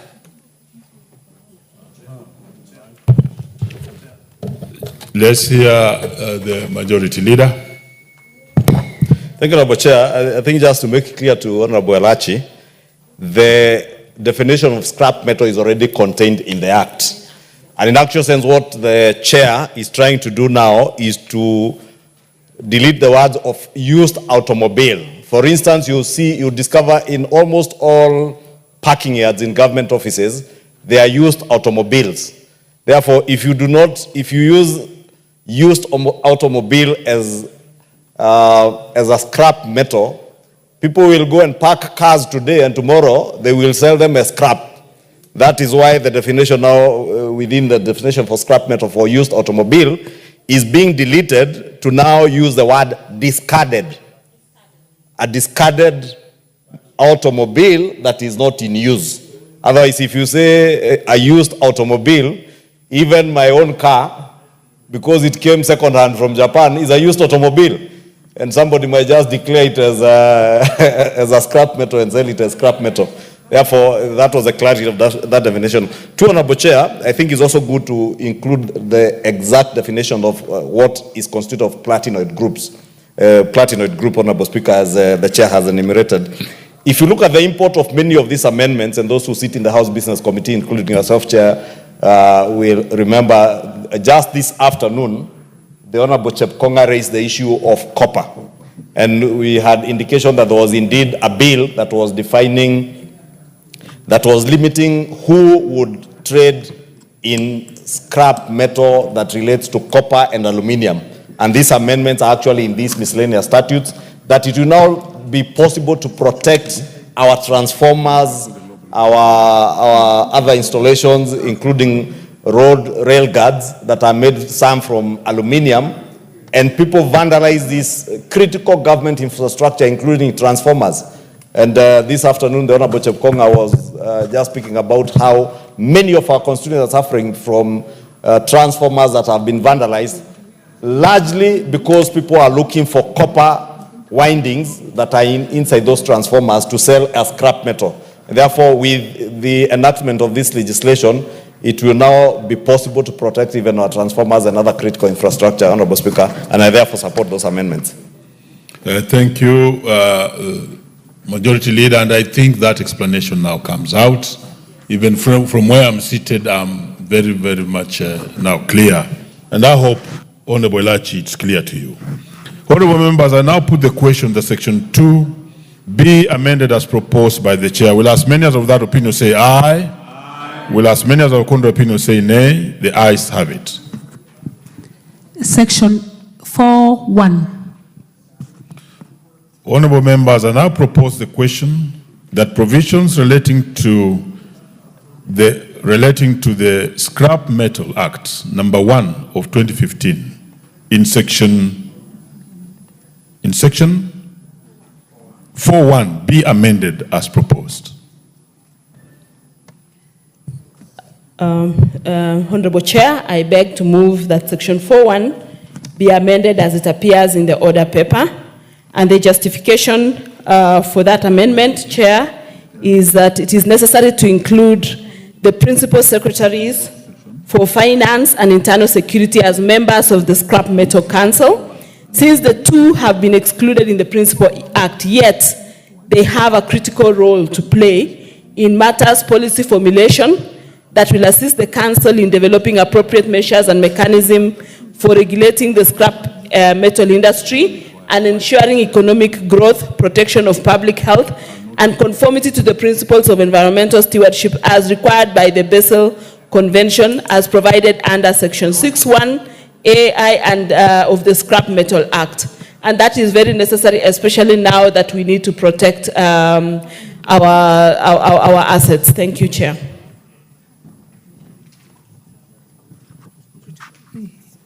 Honorable I propose the question that section 4(1) be amended as proposed by the Chair.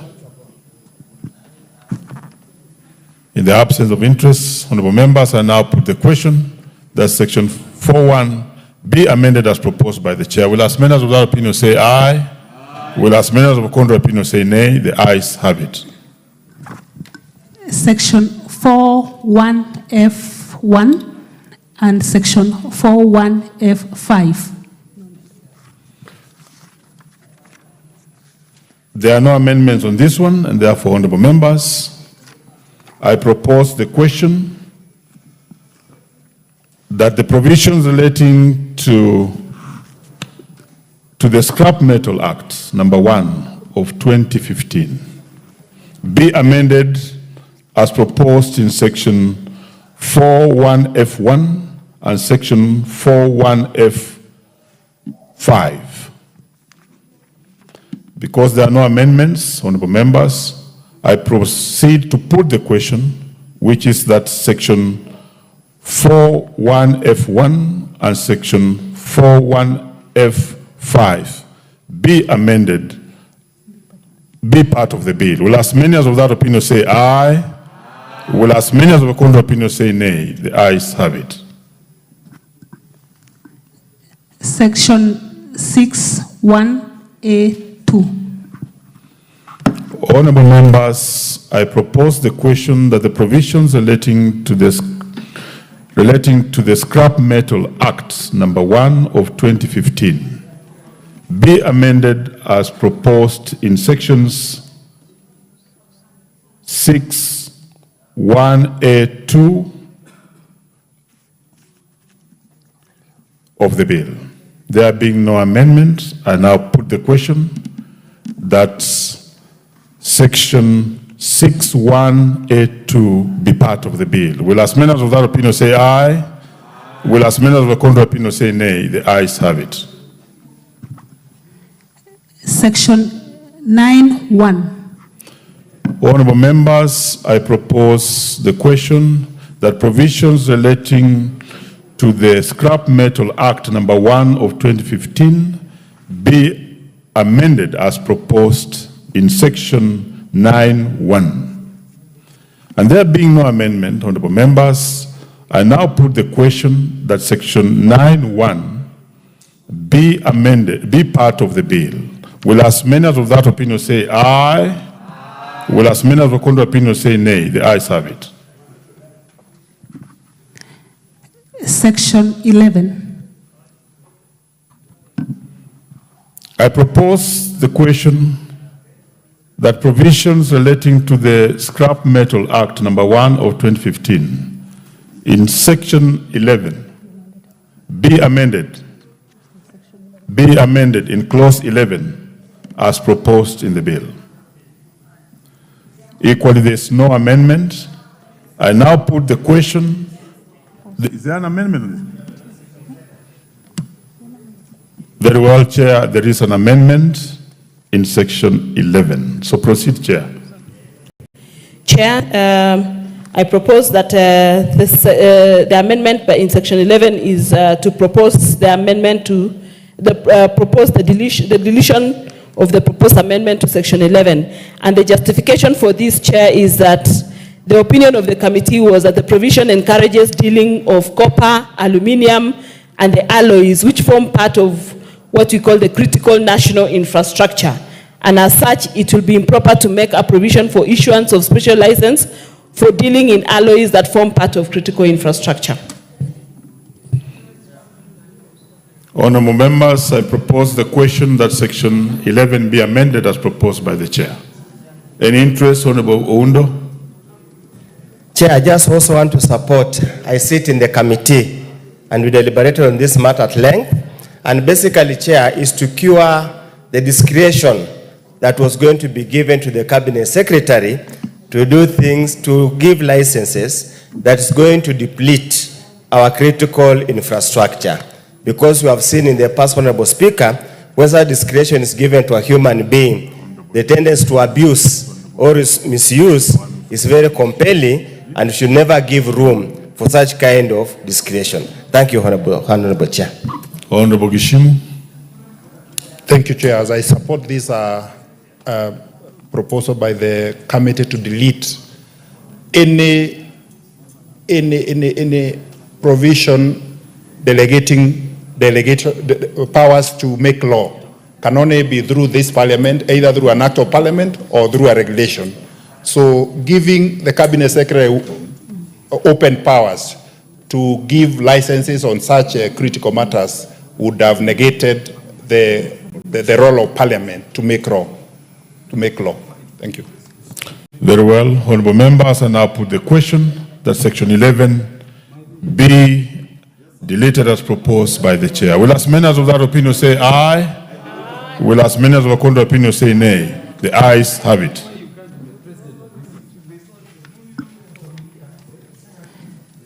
Section 18.3A, 18.3B. Honorable members, I propose the question that provisions relating to the Scrap Metal Act number 1 of 2015 be amended as proposed in clauses 18.3A and 18.3B. Because there are no amendments, I proceed to put the question that clause. I proceed to put the question that sections 18.3A and sections 18.3B be part of the bill. Will as many as of that opinion say aye? Aye. Will as many as of a contrary opinion say nay? The ayes have it.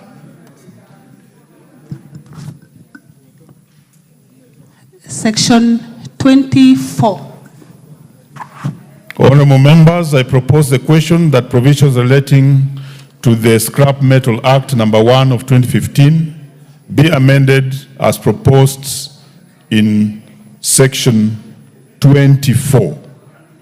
And there being no amendment, honorable members, I now put the question that section 24 be part of the bill. Will as many as of that opinion say aye? Aye. Will as many as of the contrary opinion say nay? The ayes have it. Section 22.2, Section 24, Section 24.2, and Section 26.1. Thank you, honorable members. I propose the question that provisions relating to the Scrap Metal Act number 1 of 2015to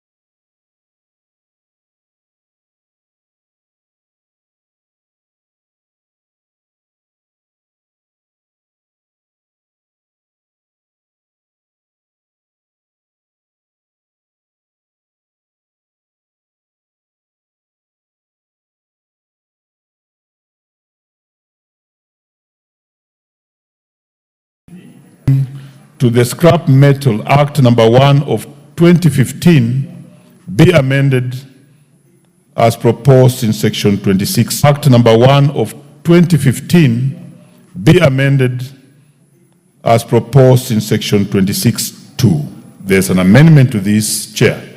Thanks, Chair. I beg to move that section 26.2 be amended as it appears in the order paper.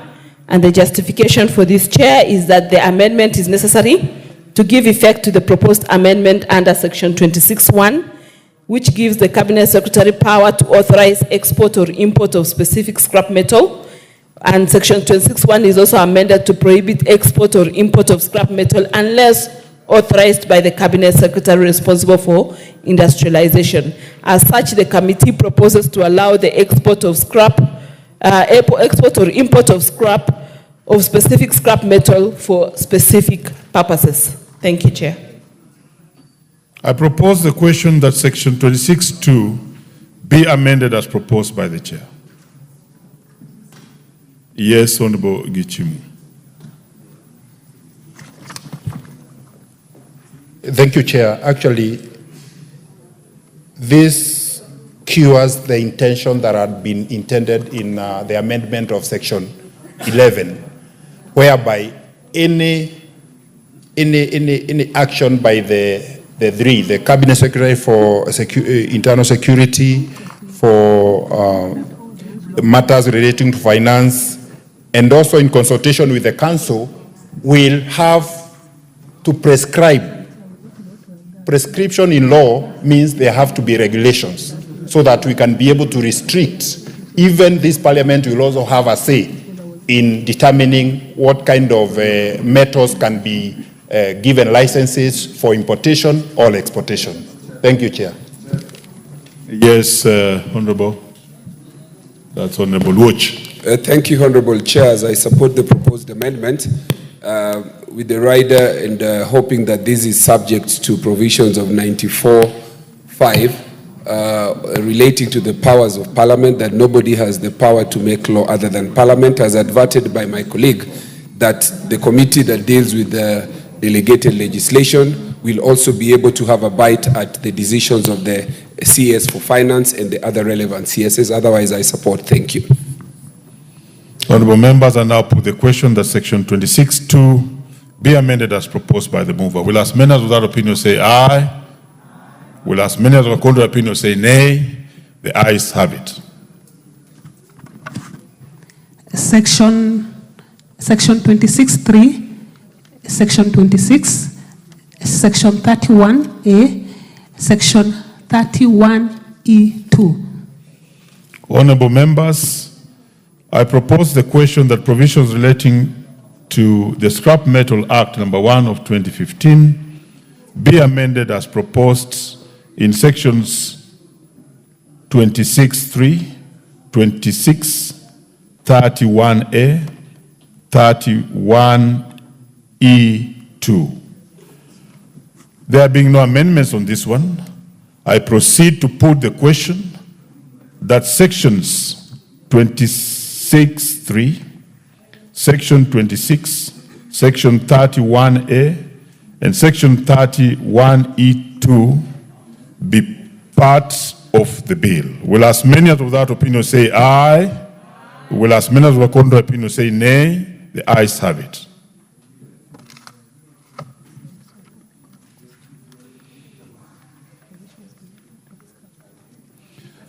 I now put the global question, which is that provision relating to the Scrap Metal Act number 1 of 2015 be amended, as amended be part of the bill. Will as many as without opinion say aye? Will as many as without contrary opinion say nay? The ayes have it.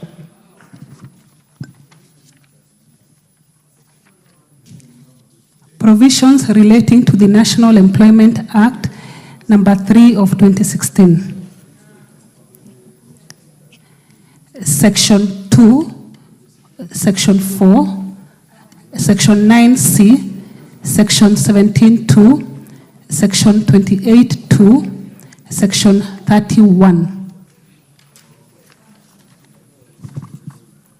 Honorable members, I propose the question that provisions relating to the National Employment Authority Act 2016, number 3 of 2016,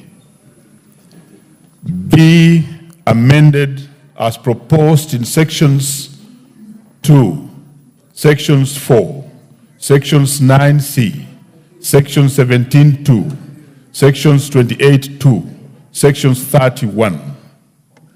There being no amendments, honorable members, I proceed to put the question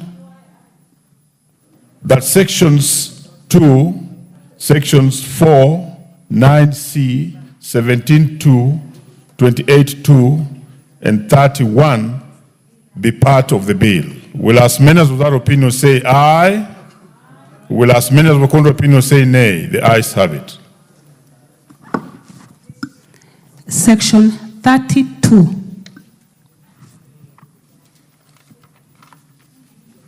I propose the question that provisions relating to the National Employment Authority Act 2016, number 3 of 2016, be amended as proposed in section 32. Is there an amendment? Yes, the Labour Committee Chair. Thank you, Honorable Chair, and I beg to move that the schedule to the bill be amended by deleting the proposed amendment to the section 32 of the National Employment Authority Act. And Honorable Chair, the justification is that that section does not contain the word youth, and the intention was to replace the word youth with jobless, with the word jobless. So that section does not contain the word youth, and that is the justification. Very well. I propose the question that section 32 be amended as proposed by the chair. That there being no interest, I put the question that section 32 be amended as proposed by the mover. Will as many as without opinion say aye? Will as many as with contrary opinion say nay? The ayes have it. Section 33, Section 33(1), 33(3), 34, 36(1), 36(3), 36(4), 37, and 40.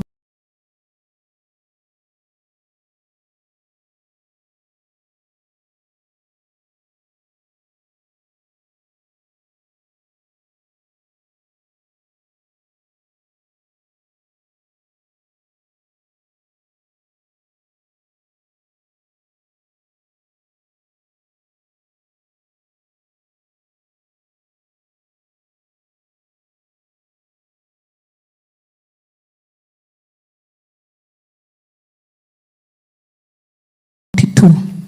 36(3),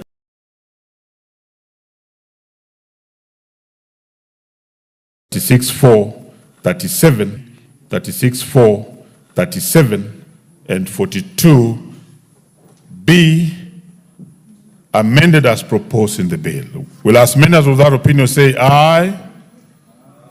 Will as many as with contrary opinion say nay? The ayes have it.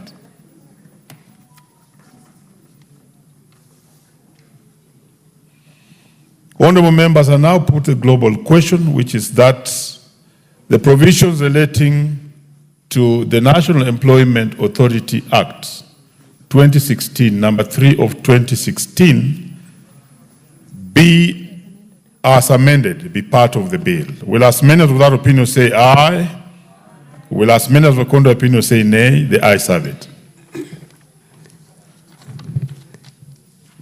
Provisions relating to the Fisheries Management and Development Act, number 35 of 2016. No amendment. Honorable members, I propose the question that provisions relating to the Fisheries Management and Development Acts of 2016 be amended as proposed in the bill. Is there an amendment on this one? Honorable members, there being no amendment, I proceed to put the question that I'll take it again.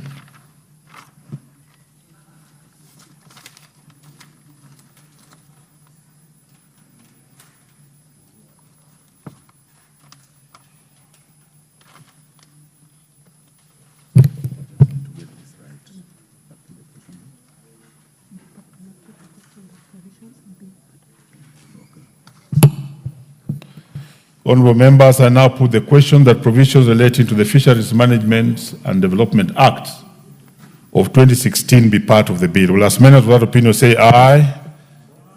Will as many as with contrary opinion say nay? The ayes have it. Proceed.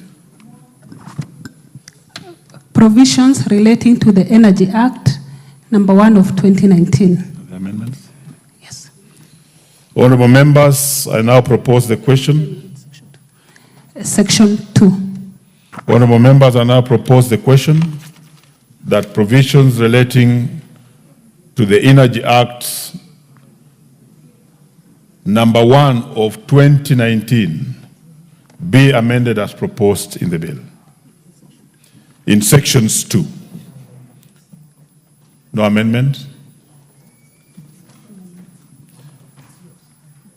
Honorable members, I therefore proceed to put the question that provisions relating to the Energy Act number 1 of 2019 in section 2 be part of the bill. Will as many as without opinion say aye?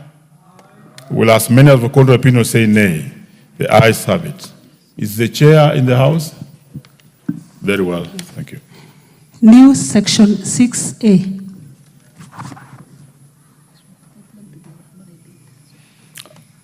I propose the question that provisions relating to the Energy Act number 1 of 2019 be amended as proposed in section 6A.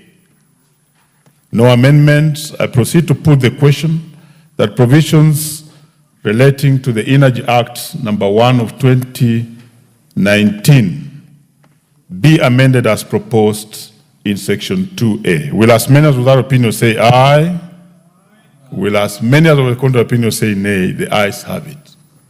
The chair be awake to these amendments because you are the ones who are guiding us. Section 10.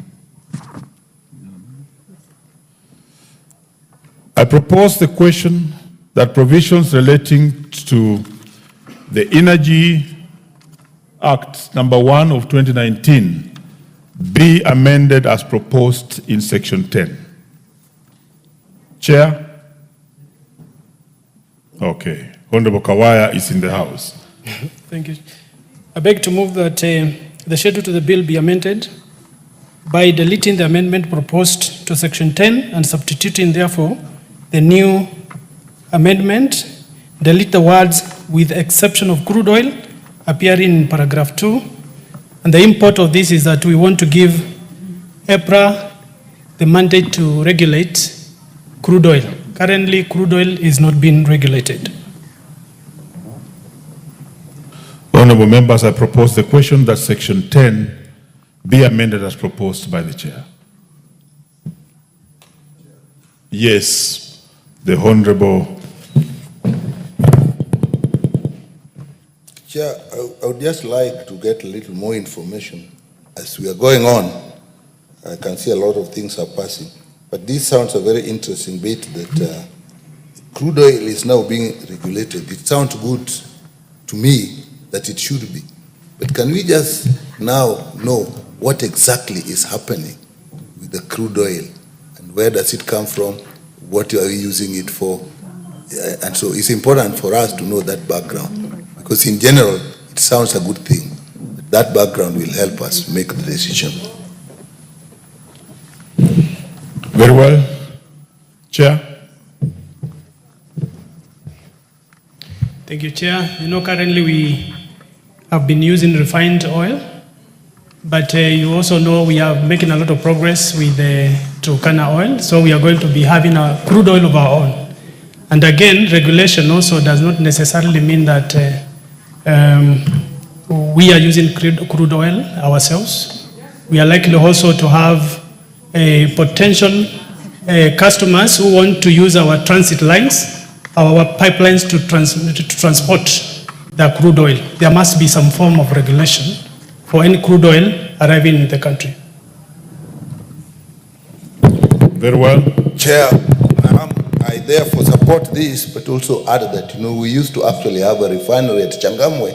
If we are going to look back and even reinstitute that and revive it, then I think that this amendment is important. I support. Very well, you are in concurrence. Honorable members, I now put the question that section 10 be amended as proposed by the chair. Will as many as of that opinion say aye? Will as many as of a contrary opinion say nay? The ayes have it. Section 12(1)(e). Honorable members, I propose the question that provisions relating to the Energy Act Cap 314 be amended as proposed in the clause in section 12(1)(e). Chair. I beg to move that the schedule to the bill be amended by deleting the amendment proposed to section 12(1)(e). Chair, this particular amendment sought to remove one of the representation to the EPRA board, who is a county representative of the county governments, or a representative from the Council of Governors. As the Energy Committee, we could not see the reason why we do not need to have a representative of the county governments in the EPRA board, because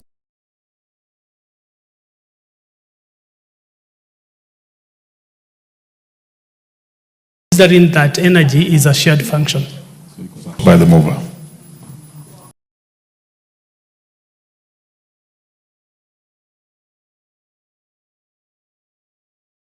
Honorable members, I now put the question that sections 12(1)(e) be amended as proposed by the chair. Will as many as without opinion say aye? Will as many as with contrary opinion say nay? The ayes have it.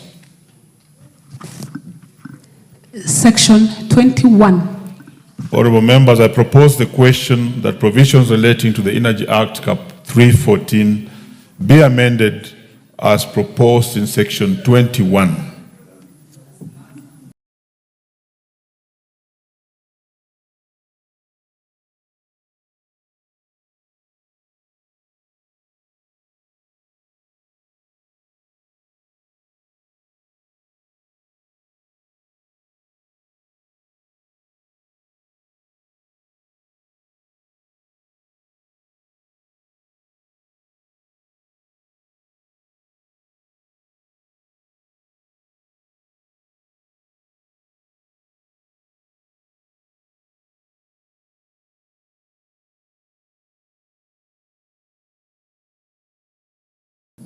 Electricity and petroleum.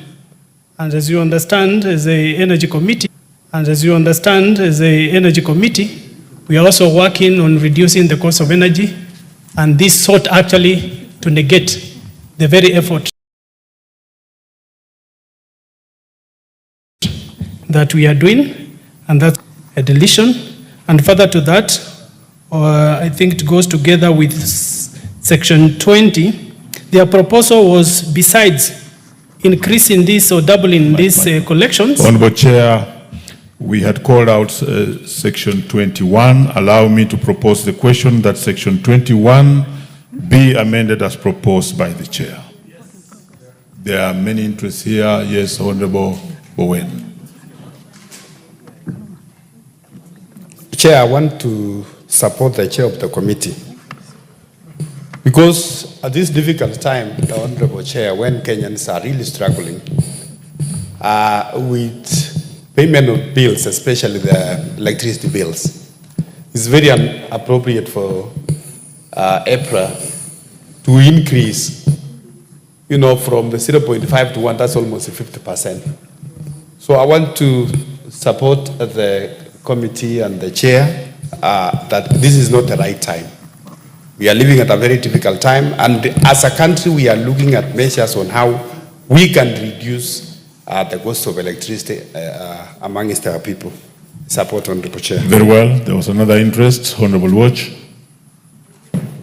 Chair, I support this amendment on light of the fact that the cost of electricity has a spiral effect of many other things, including the cost of living, cost of basic commodities. Flagship projects like that the government has expressed itself to be in support of, like manufacturing, trade, investment, are all tied up with the cost of electricity. This includes even investors' migration. Investors have been migrating to neighboring countries because the cost of electricity in neighboring countries compared to Kenya is very, very high. And therefore, an increase in this would actually be increasing the problem rather than reduce it. So I support. Thank you. Finally, Honorable Undo.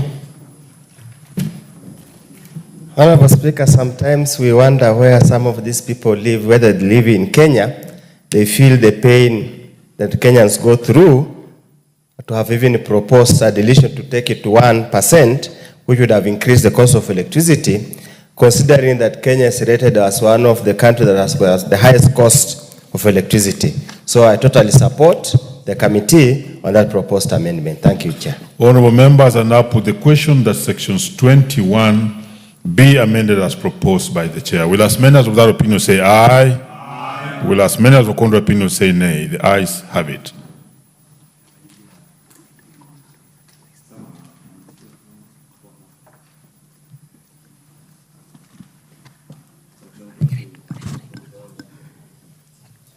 Section 20. Honorable members, I propose the question that provisions relating to the Energy Act, Cap 314, be amended as proposed in Section 20. Chair. Thank you, Chair. I beg to move that the schedule to the bill be amended by deleting the amendment proposed to Section 20. Honorable Chair, again, this is a bit of mischief. EPRA sought to have levies collected by themselves, not be part of the consolidated fund, meaning basically this money is used raw, there's A&A, and that effectively removes, makes it difficult for us as Parliament to be able to oversight funds that are collected as A&A because they are not part of our budget. Honorable members, I propose the question that Section 20 be amended as proposed by the Chair. Honorable members, I proceed to put the question that Section 20 be amended as proposed by the Chair. Will as many as of that opinion say aye? Aye. Will as many of the contrary opinion say nay? The ayes have it.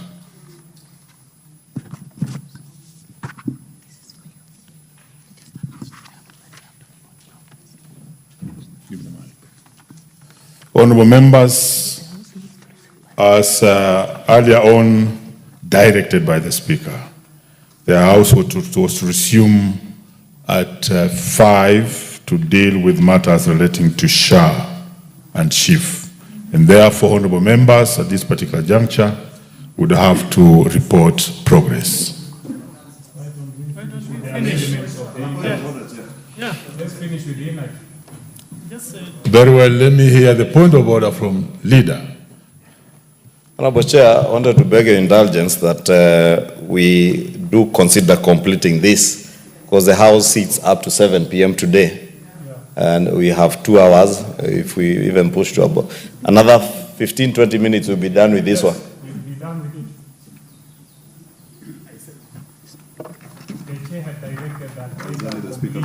You know, honorable members, the Speaker directed, and therefore let me do some consultations. If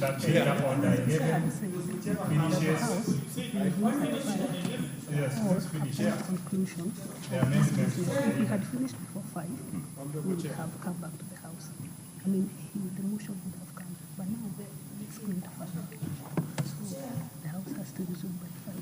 And the amendments we have in energy can come. When the test can be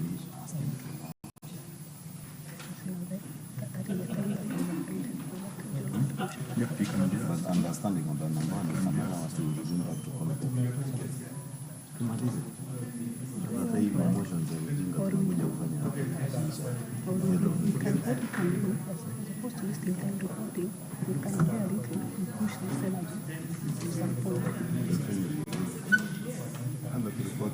But the circumstances by which we were to resume earlier is if we had finished this committee of the House earlier, then that adjournment motion would come earlier.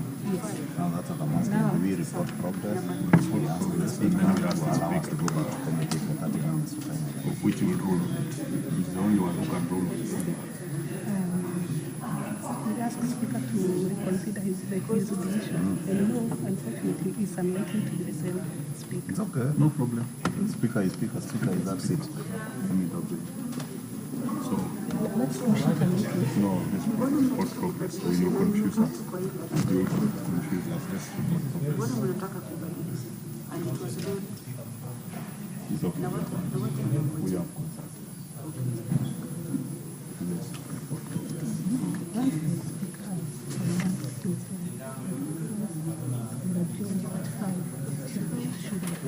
Nakubaliana hata kuje adjournment motion aseme ianze 5:45. You will advise him then. Leave the house for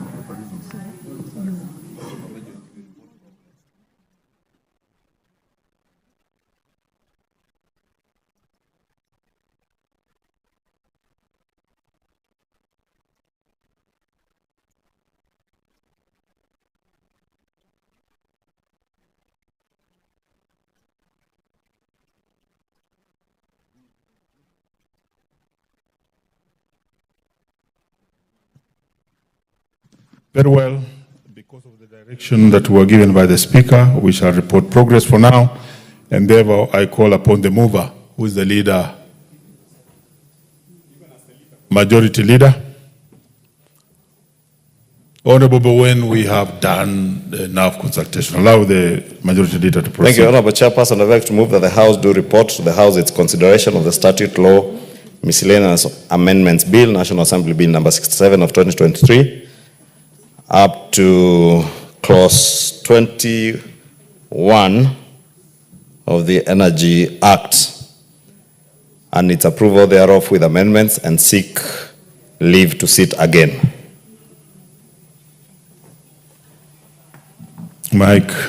Honorable members, I put the question, which is that the committee do report to the House its consideration of the Statute Law Miscellaneous Amendments Bill, National Bill number 67 of 2023, up to the provisions relating to the Energy Act number 1 of 2019, section 20, and its approval thereof with amendments, and seek leave to sit again. Will as many as with that opinion say aye? Aye. Will as many as with the opinion say nay? The ayes have it.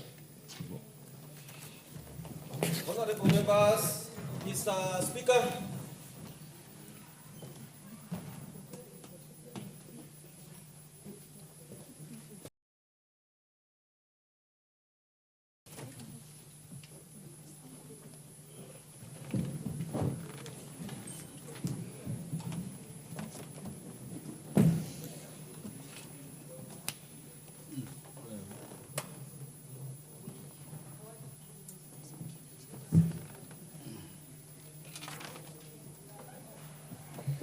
Chairperson to report.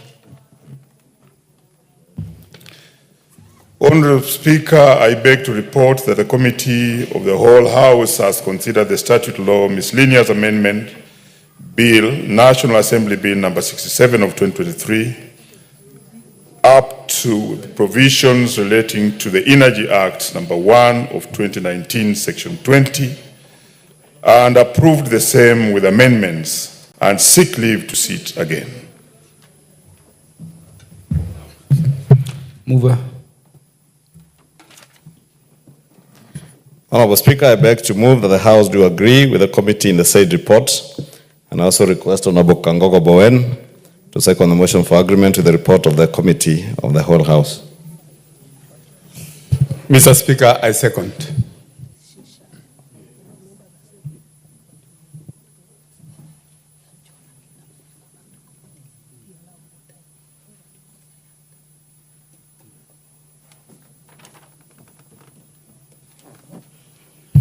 Honorable members, I propose the question, which is that the House do agree with the committee in the said report.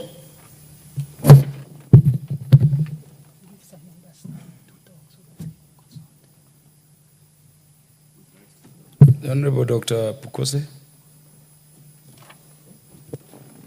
Thank you, Chair. Chair, the Speaker directed that the motion on adjournment be taken from 5 onwards or after order number 11, in view of the process that we are undertaking in terms of the Committee of the Whole House, where we were in the mid of concluding on the amendments by the Chair Committee on Energy.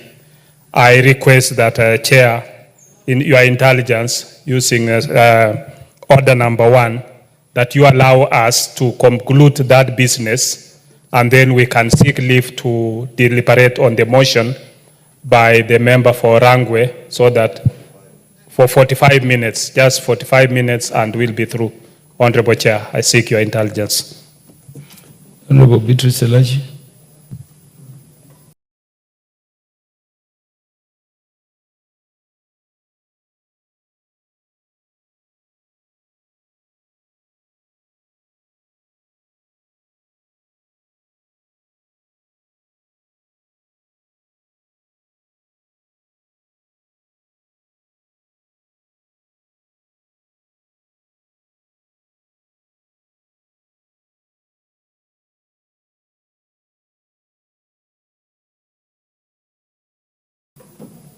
Chair, I thought we had the miscellaneous amendment bill, few sections, Honorable Speaker, and we thought we should dispense of this issue, which will not take more than 20 minutes, Honorable Speaker, and then we go into the Honorable Koko's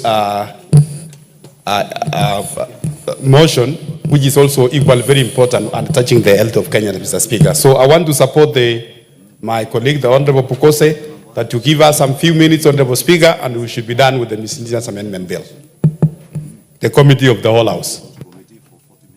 Honorable, the adjournment motion was being brought by which member of the House? The Honorable Dr. Lillian Gogo. Would you approach the Speaker?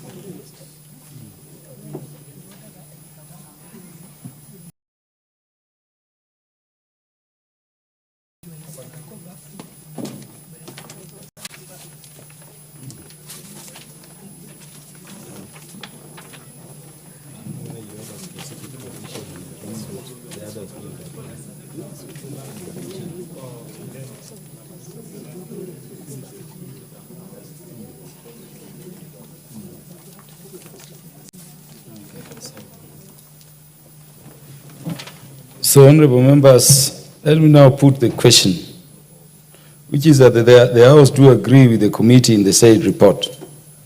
Will as many as are of that opinion say aye? Aye. Will as many as are of a contrary opinion say nay? The ayes have it.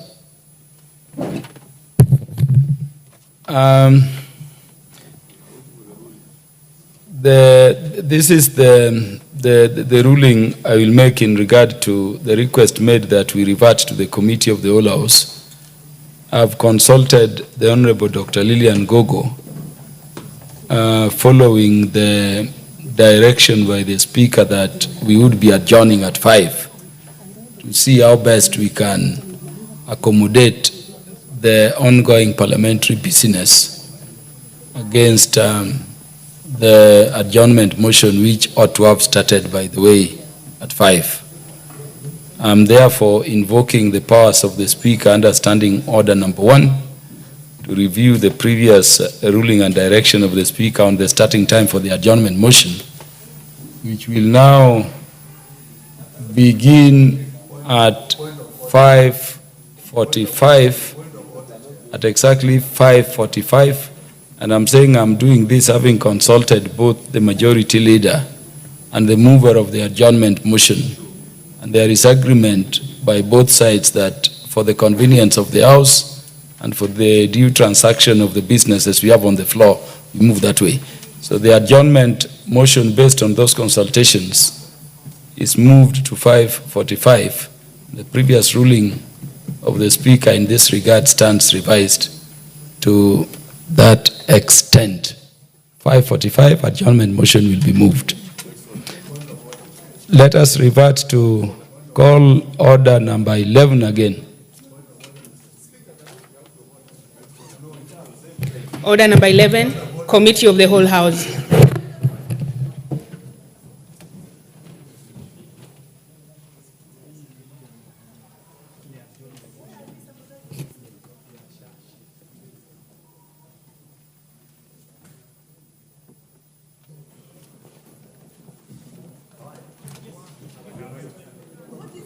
Honorable members, thank you. We go back to the Committee of the Whole on the Statutes Law Miscellaneous Amendment Bill, National Assembly Bill number 67 of 2023, and we had progressed up to sections 20 of the Energy Act Cap 314. And honorable members, Chair, we can move faster than we were doing. So we proceed.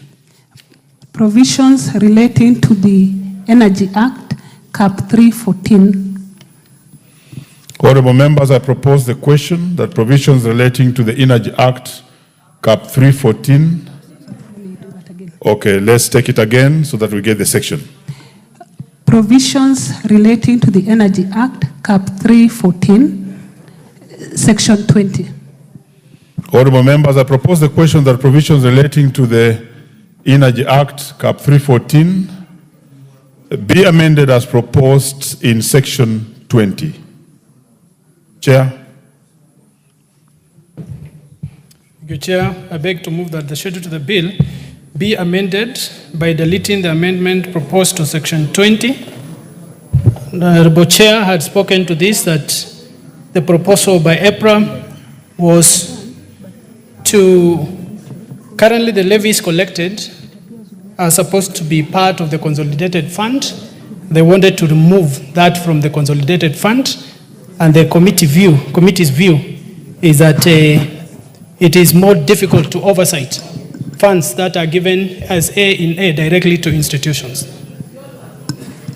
Honorable members, I propose the question that Section 20 be amended as proposed by the mover. Honorable members, I put the question that Section 20 be amended as proposed by the mover. Will as members of that opinion say aye? Aye. Will as members of the contrary opinion say nay? The ayes have it. Section 26(4). Honorable members, I propose the question that provisions relating to the Energy Act, Cap 314, be amended as proposed in Section 26(4). Chair. There being no amendment, honorable members, I proceed to put the question that Section 26(4) be amended as proposed in the bill. Will as many as without opinion say aye? Aye. Will as many of contrary opinion say nay? The ayes have it. Section 45(1). Honorable members, I propose the question that provisions relating to the Energy Act, Cap 314, be amended as proposed in Section 45(1). Chair. Thank you, Chair. I beg to move that the schedule to the bill be amended by deleting the amendment proposed to Section 45(1). Honorable Chair, currently the CEO, REREC, serves as the secretary to the board. This particular amendment sought to remove the CEO as the secretary to the board and give the board powers to appoint anybody to serve as a secretary, which we find mischievous. Very well. I propose the question that Section 45(1) be amended as proposed by the chair. I now put the question that Section 45(1) be amended as proposed by the chair. Will as members of that opinion say aye? Aye. Will as members of the contrary opinion say nay? The ayes have it. Section 45(1)(e). Honorable members, I propose the question that provisions relating to the Energy Act, Cap 314, be amended as proposed in Section 45(1)(e). Chair. I beg to move that the schedule to the bill be amended by deleting the word 7 appearing in the amendment proposed to Section 45(1)(e) of the Energy Act, Cap 314, and substituting therefore the word 4. Members, again, REREC sought to increase the membership of their directors appointed by the Cabinet Secretary from 4 to 7. Meaning basically total number is 7. 3 currently are being appointed by the Council of Governors. They wanted to take everything. And we felt that since the representation by the Council of Governors is currently 4, while by the CS is 3. We are going to swap so that we have 4 from the CS and 3 from the Council of Governors. This will also speak to the next amendment. I propose the question that section 45(1)(e) be amended as proposed by the chair. Yes, Majority Leader. Mr. Speaker, let me thank the chair and support that particular amendment, because the chair did also not mention that this would be against the Mwongozo policy, because that would have moved the board membership from 9 to almost 11 members or 12, or way above the 9 recommended under the Mwongozo policy. Therefore, I support, and also it's also important that since the cabinet secretary in charge of energy is a person who has a lot more business to do than the Council of Governors, it's only right that we allow the CS to nominate 4 people and the Council of Governors nominates 3. Very well, honorable members, I put the question that section 45(1)(e) be amended as proposed by the chair. Will as many as without opinion say aye? Aye. Will as many as with contrary opinion say nay? The ayes have it. Section 45(1)(f). Honorable members, I propose the question that provisions relating to the Energy Act Cap 314 be amended as proposed in sections 45(1)(f). Chair. I beg to move that the schedule to the bill be amended by deleting the amendment proposed to section 45(1)(f) of the Energy Act Cap 314 and substituting therefore the following new amendment. Delete the word 4 appearing in paragraph F and substitute therefore the word 3. Again, if you look at it carefully, we've just swapped the membership by the CS to 4, which was initially 3, and from the Council of Governors to 3, which was initially 4. I propose the question that sections 45(1)(f) be amended as proposed by the chair. Honorable members, I put the question that section 45(1)(f) be amended as proposed by the chair. Will as many as without opinion say aye? Aye. Will as many as with contrary opinion say nay? The ayes have it. Section 76(2), Section 82, Section 98(1)(d), Section 100(1)(b), 117, 129(2), 149(3), and Section 154(2). Honorable members, I propose the question that provisions relating to the Energy Act Cap 314 be amended as proposed in sections 76(2), 82, 98(1)(d), 100(1)(b), 117, 129(2), 149(3), 154(2). There being no amendments, honorable members, I now put the question that sections 76(2), 82, 98(1)(d), 100(1)(b), 117, 129(2), 149(3), and 154(2) as amended be part of the bill. Will as many as without opinion say aye? Aye. Will as many as without contrary opinion say nay? The ayes have it. Section 166(3). Honorable members, I propose the question that provisions related to the energy ended in section 166(3).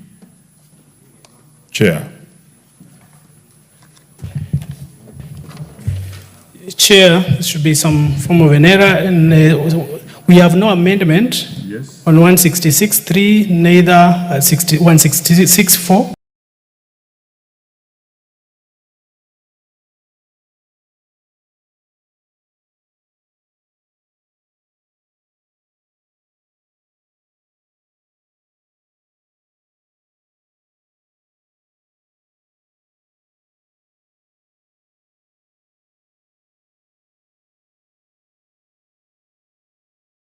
Yes. neither 167.1. Honorable members, I put the question that sections 166.3, sections 166.4, and section 167.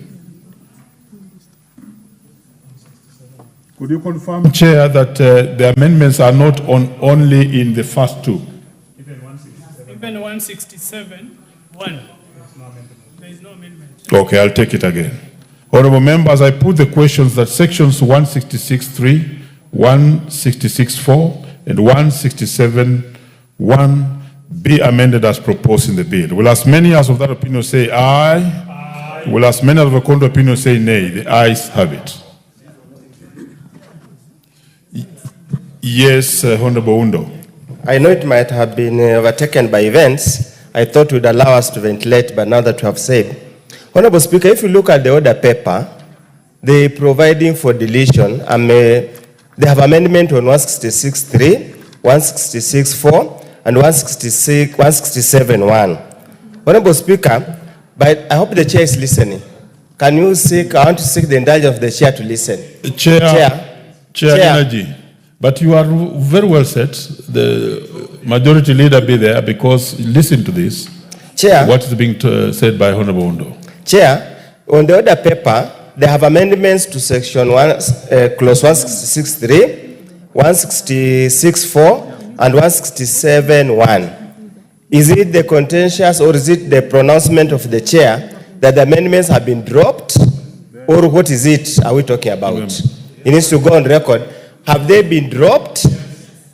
It needs to go on record because there are no amendments. It's not the same as saying the amendments have been dropped. Thank you, Honorable Oundo. Chair, could you go on record? The amendments have been dropped. Very well, we proceed, and thank you.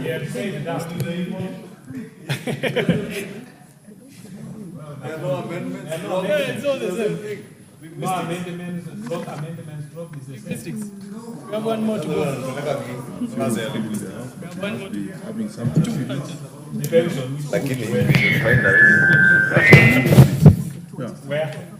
Mike, we proceed.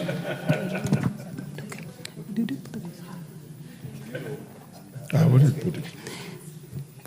Oh, sorry. Section 169.2.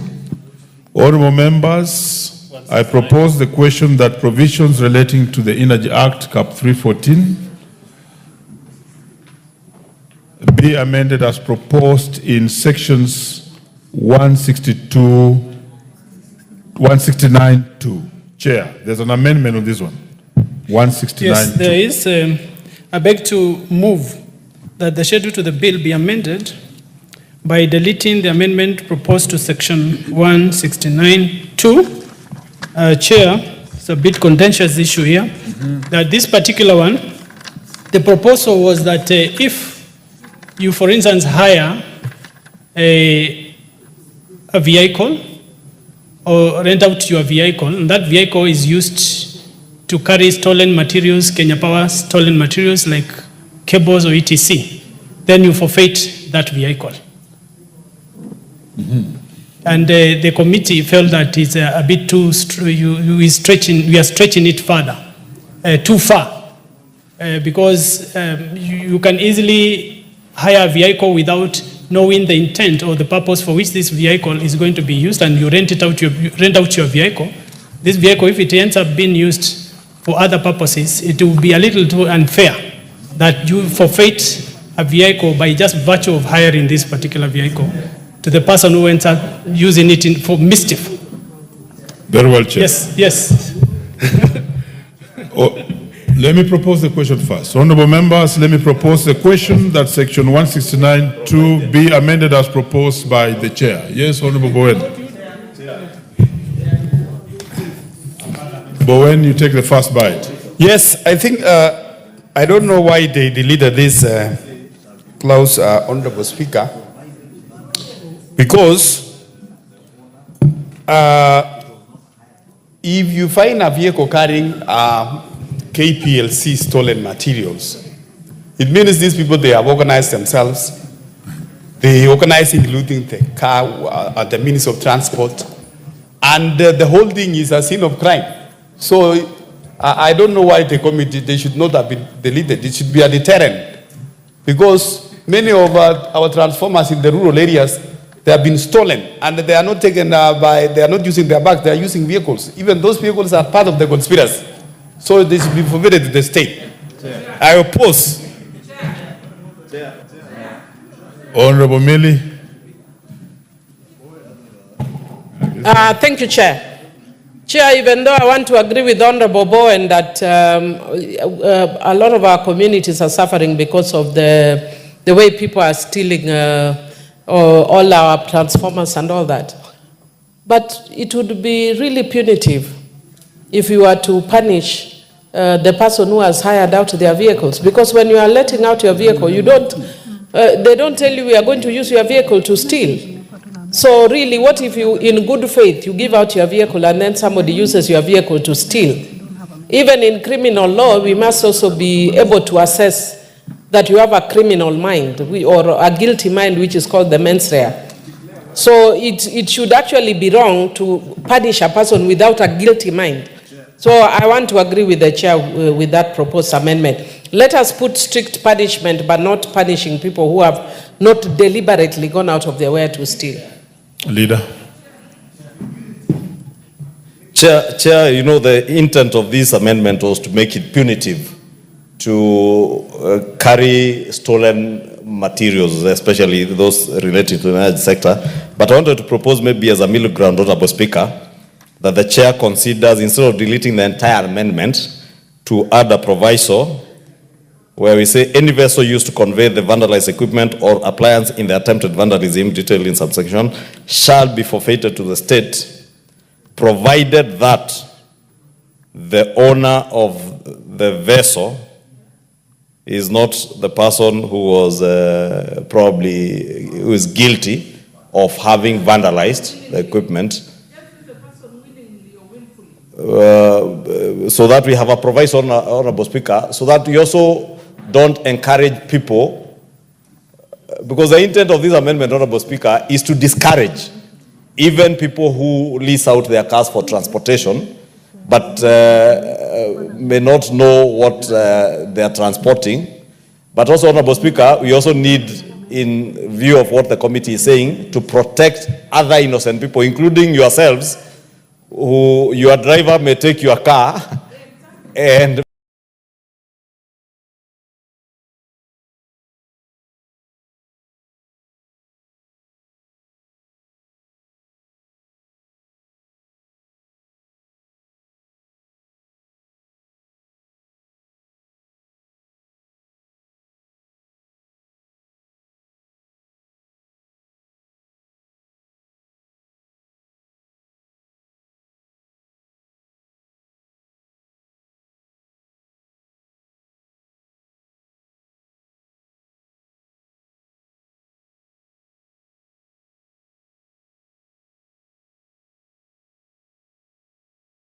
ferry, and you're able to show that you never intended to transport stolen equipment knowingly. But if you knowingly transported stolen transformers and other equipment, then you forfeit that vehicle. And by the way, this is not the first proviso. Under the KWS Act, if you transport poached animals, you forfeit your vehicle. What was your vehicle doing in a game park? Ferrying elephant tusks.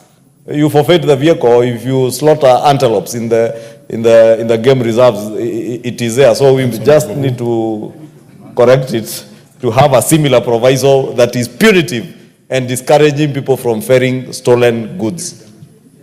The Honorable Masse, as the Honorable Masse speaks on this, Chair, Order, Honorable Masse, could you consider then coming with a middle level? But let's hear Honorable Masse's contribution. Thank you, Very Chair. briefly, 1 minute.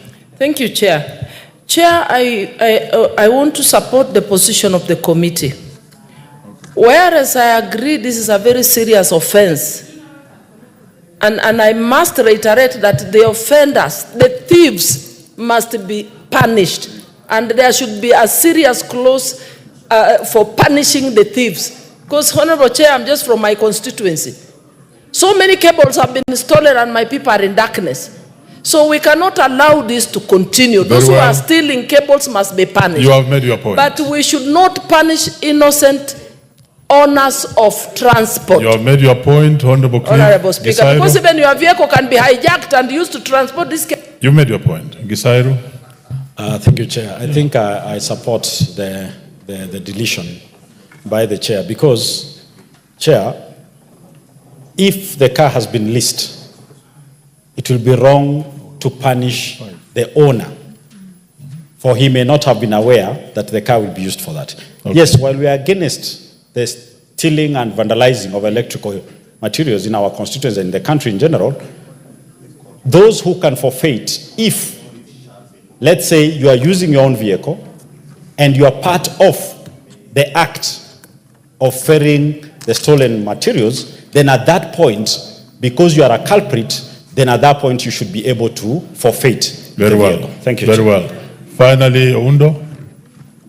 Chair, I think the committee chair needs to be very careful in what they are amending. Honorable Chair, the Parent Act has a provision, has that particular clause, which says any vessel used to convey.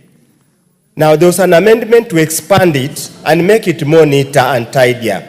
Now, by proposing to delete the proposed amendment, it therefore means whatever exists in the Parent Act remains. You see, we must be very clear. What are we saying? If the intention was to delete it completely, then you cannot proceed by how it is stated in this order paper. It means the existing clause or section remains, which is, and I thought the amendment as proposed in the miscellaneous bill was more elaborate and was capturing a little more issues compared to the existing clause, existing section. So the chair needs to be very clear. Very well. I want to be very clear that by deleting the proposed amendment, we revert to the existing section. Very well. Thank you. Honorable Muchomba, and then Chair. Chair, I am just wondering why we are wasting a lot of time to try to make a law that is going to be prohibitive for business people to use to lend out their cars or lease out their cars. Honorable Muchomba, this House does not waste time.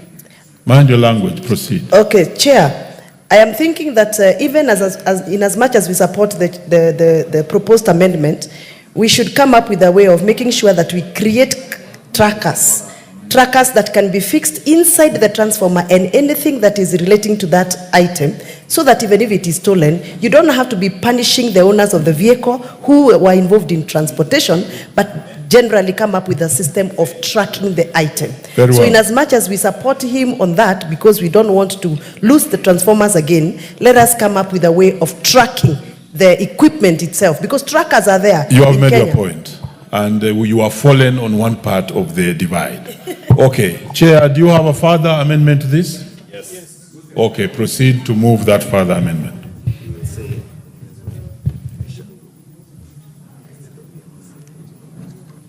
And that means, honorable members, you have been heard.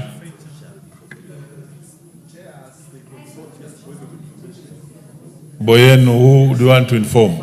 Inform the House, Mr. Speaker, that even as we encourage our transporters, Mr. Speaker, Mr. Chair, it is good for them also that before they lease out their trucks, they need to understand what they are hired for.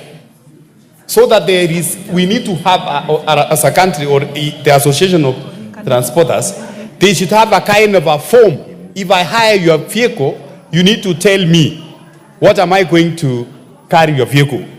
Very well. So that now, I don't say I'm going to carry cabbages or vegetables, and then I'm going to carry a transformer from a village. Honorable Bowen, that's enough. You are only informing the House because we had a gap. Now, Chair, could we get your further amendment? We had exhausted that bit, my two honorable members. I see you clearly, but we had actually finished with that business. Chair. So thank you, Chair. It's a further amendment on section 169(2).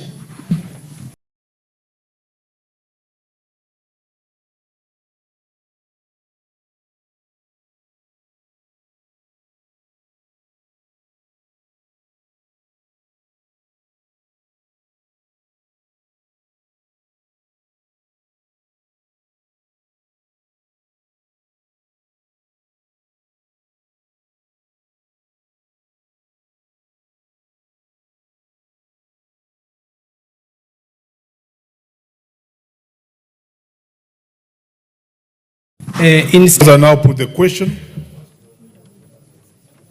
Honorable members, I now put the question that sections 169(2) be amended as proposed by the mover. Will as many as without opinion say aye? Aye. Will as many of a contrary opinion say nay? The ayes have it. Proceed.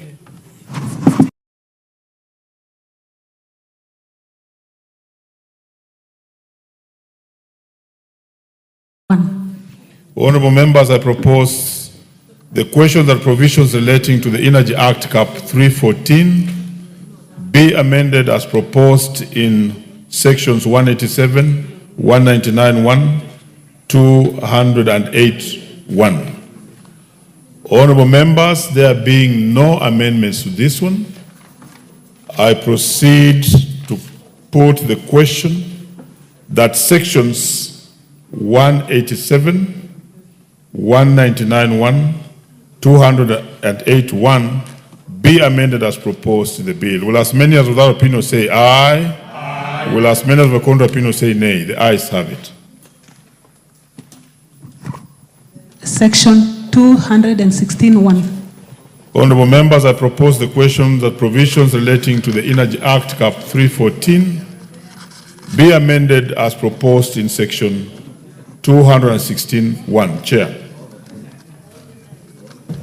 Chair, I wish to drop that particular amendment.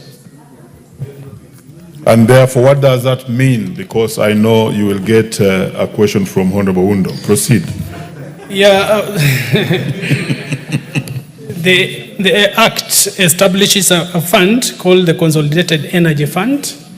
The proposed amendment was to delete the word consolidated. It is erroneously put as a part of the committee amendments because we agree with the ministry, because the word consolidated brings about confusion from the consolidated fund from the perspective of Treasury.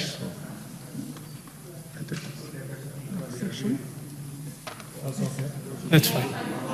Honorable members, I propose the question. It will remain as energy fund. Yes. Honorable members, I propose, give me the mic. Honorable members, I propose the question that section 216(1) be amended as proposed in the bill. Let me hear, Honorable, just one comment there.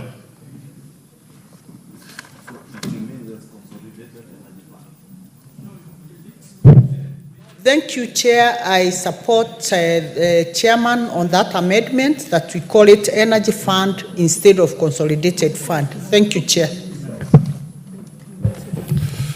Honorable members, I put the question that section 216(1) be amended as proposed in the bill. Will as many as of that opinion say aye? Aye. Will as many as of the contrary opinion say nay? The ayes have it. Next. Honorable members, I now put the global question, which is that provisions relating to the Energy Act Cap 314 as amended be part of the bill. Will as many as of that opinion say aye? Aye. Will as many of the contrary opinion say nay? The ayes have it. Provisions relating to the Private Partnership Act, number 2021, number 14 of 2021. Sections?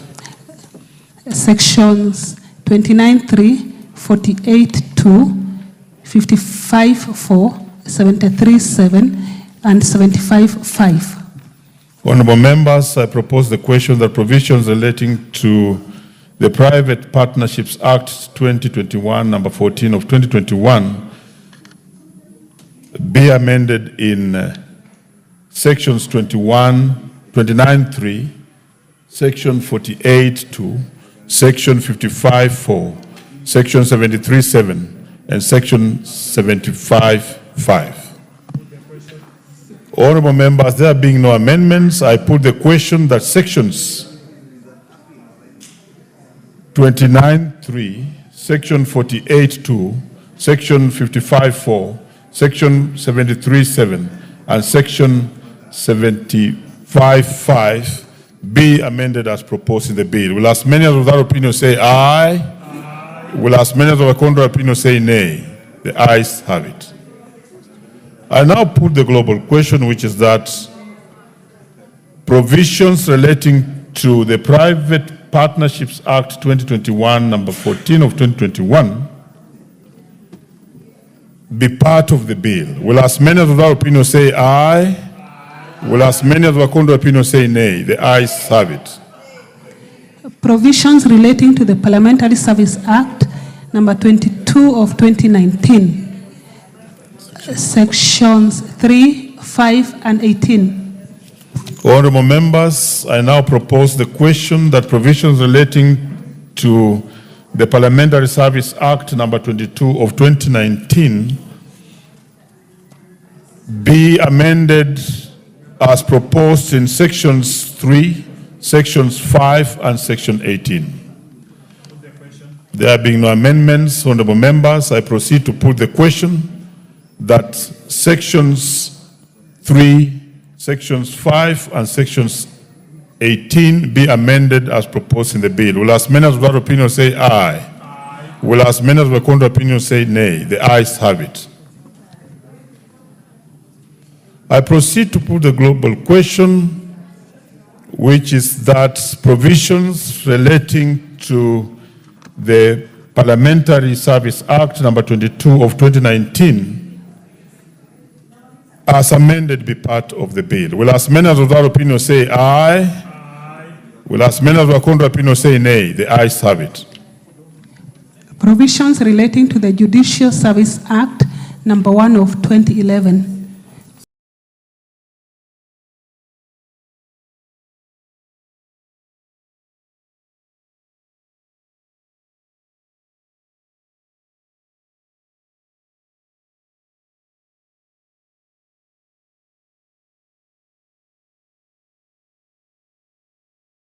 Section 13.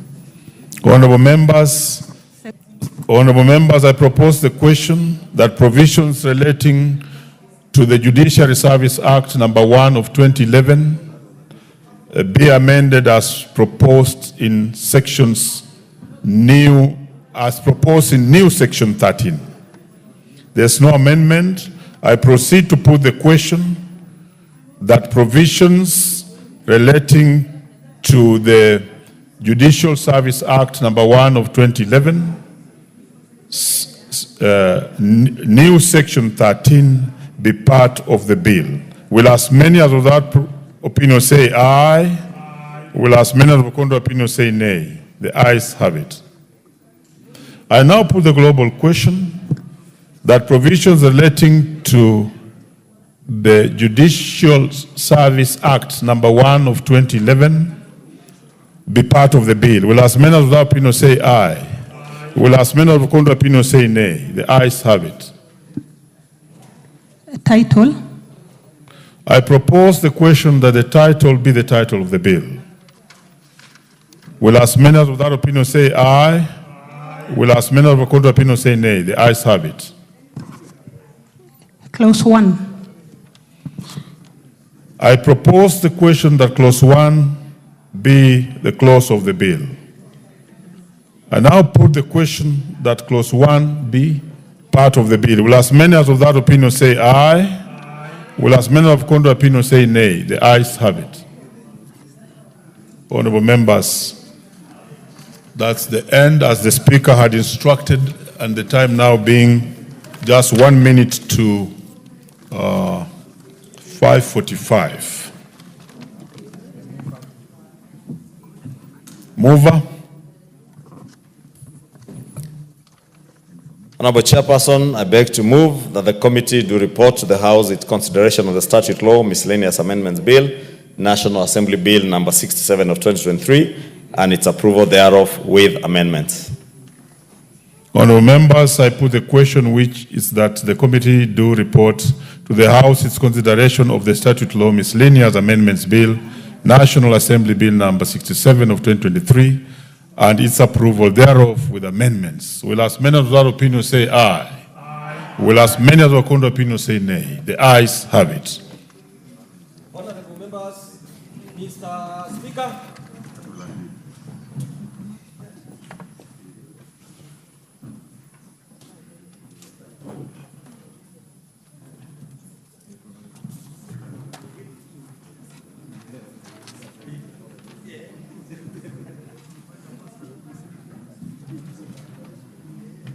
Chairperson committee. Very well, Honorable Speaker. Honorable Speaker, I beg to report that the Committee of the Whole House has considered the Statute Law Miscellaneous Amendment Bill, National Assembly Bill number 67 of 2023, and approved the same with amendments. The mover to move agreement with the report. Honorable Speaker, I beg to move that the House do agree with the committee in the said report. I also request the Honorable Karemba Mushangi, the member for Runyenjes, to second the motion for agreement with the report of the Committee of the Whole House.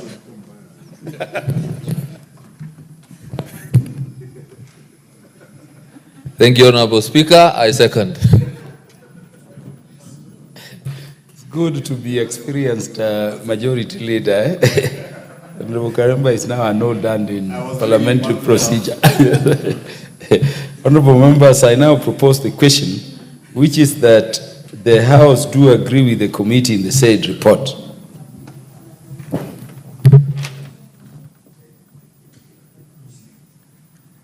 The Honorable Millie Odhiambo, the minority whip, wants to speak to this.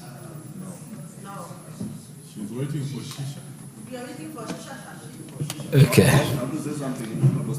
Yes, the Honorable Majority Leader. Honorable Speaker, I know this bill has taken quite some time because of the enormous work that was involved with the various committees, and allow me to take this opportunity to thank the Chair Energy, our Chair Labor, the Honorable Karemba, the Chair Jailak, and I think the other Chair was the Chair for Sports, who are very diligent in all the work that they put in considering these amendments. Honorable Speaker, particularly allow me, Honorable Speaker, to now tell our judicial officers, Honorable Speaker, that in accordance with the mandate that was conferred to the Judicial Service Commission by Articles 172, 1B, and 251D of our Constitution, the Commission can now review and determine the nature of transport facilitation and the rates of reimbursement of daily subsistence of expended by judicial officers, from judges, other judiciary staff, Honorable Speaker.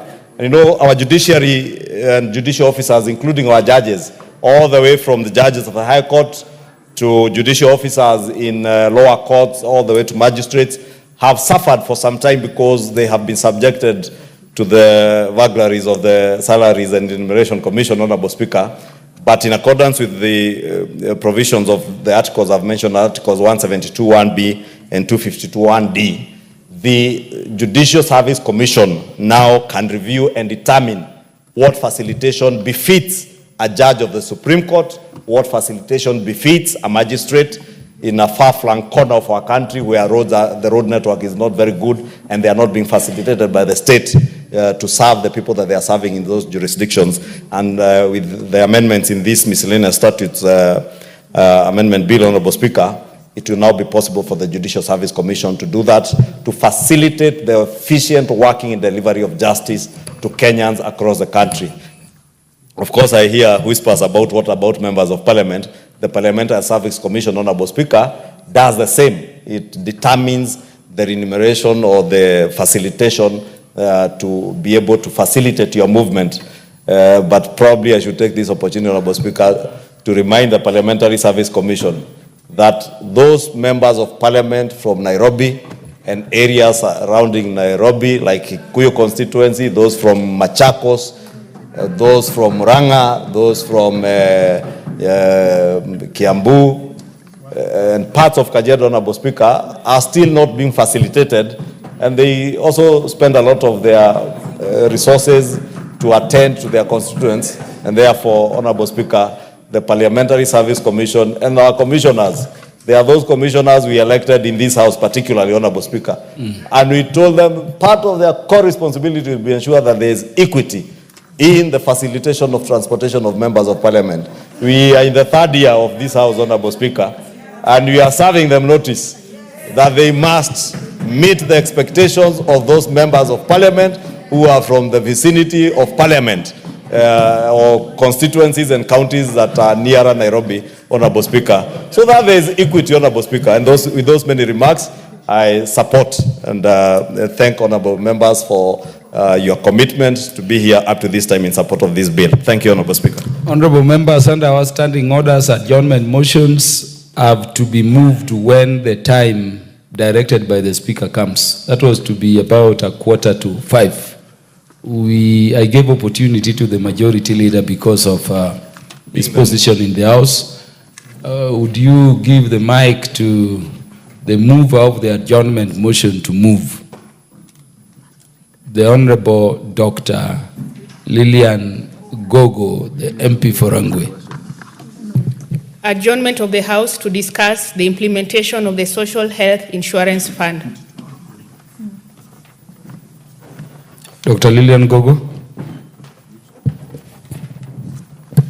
Thank you so much, Honorable Speaker and honorable colleagues, for coming to discuss this matter that is of national importance. Honorable Speaker, healthcare is a basic right, and a healthy nation, Honorable Speaker, speaks to the development and progress of that nation. Social Health Insurance Fund is designed to improve universal... Honorable Lillian Gogo, would you first move just to the extent possible? I know the motion is in terms of what was approved. You don't have to read the whole of it, but if you can pick so that you move. You're just doing a component. I was just about to finish. Thank you, Honorable Speaker. The objectives are commendable as it aims to bridge critical gaps, though the rollout has faced several challenges, and it is important that we look at this as a matter of national importance. I beg to move, Honorable Speaker.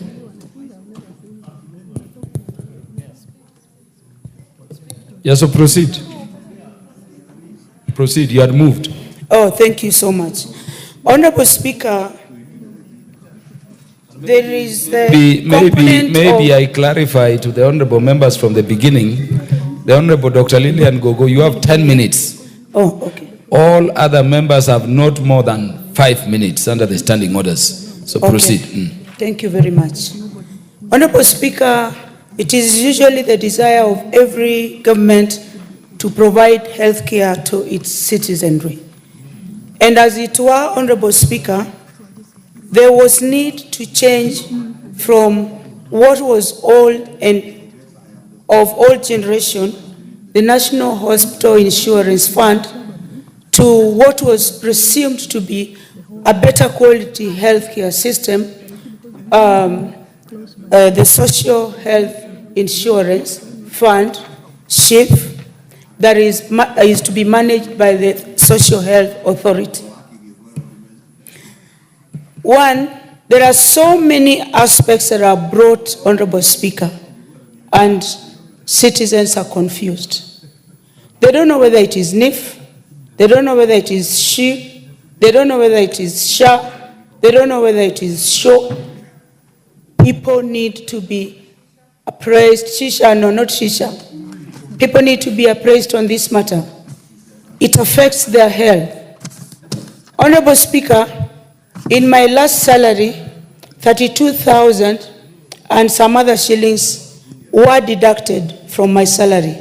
One, this caused delay, but it eventually went. And I'm told that those who are not able can pay as low as 500 shillings and still get health care. But the challenge that I have, Honorable Speaker, that is making me raise this matter is these monies, do they go to the ground, Honorable Speaker? Do they go to the intended persons, Honorable Speaker? Honorable Speaker, how much has this particular program allocated for the purchasing of equipment, Honorable Speaker? How much, Honorable Speaker, has this program put aside, this health insurance, how much has it put aside for the training of healthcare workers, Honorable Speaker? We have seen our highly trained doctors and nurses. We have seen our highly trained doctors and nurses being encouraged to go and look for jobs abroad. As much as money is gotten from my salary, the concern that I have, Honorable Speaker, is that does this money reach a poor woman who is going to deliver at the Rangwe Sub-County Hospital? That is my concern, Honorable Speaker. Another concern that I have, Honorable Speaker, is that there should have been a smooth transition. There should have been a 6-month transition. People should have been sensitized. But because of issues of trust, the citizens, Honorable Speaker, are refusing even to register in this social health insurance fund. They are refusing. It has not been explained well to them why they need to pay for it. And the money is delayed, Honorable Speaker. When you go to the hospital, you are told that you have not been transferred to SHIF. I get messages on my phone saying that I've been successfully transferred to SHIF. Now, am I successfully transferred to SHIF because probably I'm a member of parliament, or do the other normal citizenry, Honorable Speaker, do they get the same messages? And if we are able to do that, why not do it for everybody? Why not do it so that people don't go to our hospitals and they are turned away, Honorable Speaker? And the persons who suffer most, Honorable Speaker, are the women. The persons who suffer most, Honorable Speaker, are the caregivers. More often than not, caregivers are women. And they have to take care of children. They have to take care of the vulnerable, people with disabilities. They have to take care, Honorable Speaker, of the elderly. And you go to hospital, you're turned away. If we don't look at this matter critically, Honorable Speaker, if we don't sit as a community, if we don't sit as lawmakers, if the executive does not think, rethink, change of policy, and the gaps that it creates, and how these gaps can be covered, the person that suffers, Honorable Speaker, is the grass. And the grass is the mother of Akinyi and Adhiambo. Honorable Speaker, allow me to say this. I think we are taking Kenyans for granted, Honorable Speaker. Honorable Speaker, I think we are also creating unnecessary positions to benefit those who are elite in our community. We have the Social Health Authority. If up to now, as I'm speaking, the rollout was 1st of October, and we are almost advancing into November, what is this authority doing to make sure that as many as possible are registered? I went into a registration camp, Honorable Speaker, in one of the counties. As people were registering, there were clerks. And as they were being registered, if you say, Honorable Speaker, there were two options among the places that were to be filled. Do you live in a rental house? Do you live in your own house? Or do you pay rent? That is the question that you are asked. The most obvious thing is that you would say you pay rent when you are paying rent. And they use some of these questions to corner the citizens. They hide these questions to corner the citizens, Honorable Speaker. When you say that you are paying rent, then it means that you are salaried, and they go for your salary. You're staying in your own house, then they put you in a category of people who are paying less. Why can't we have a foolproof system, Honorable Speaker? Why don't we have a system that moves smoothly, Honorable Speaker? Honorable Speaker, it is my concern. It is my concern that we are failing most sectors of our economy. But the one is healthcare. All of us today are seated here, Honorable Speaker, because for one reason or another, or by grace of God, we are well. But if you go to our hospitals, Honorable Speaker, people are writhing in pain, absolute pain. And with the increment of cases of cancer, Honorable Speaker, I'm so shocked that right now, the middle age are getting cancer even the more, Honorable Speaker. How are we going to take care of our young people, especially if we have a healthcare system that cannot be rolled out smoothly? Besides that, Honorable Speaker, we have a healthcare system that cannot make money reach where it is intended to reach. Private hospitals provide a substantial amount of assistance. Only 1 second. 30 seconds to conclude. I thank you. Thank you for the 30 seconds. Private hospitals provide health care, Honorable Speaker. These are people you can never negotiate with. But when our people go, they are turned away. When they go to public hospitals, they are turned away. Where will the Kenyan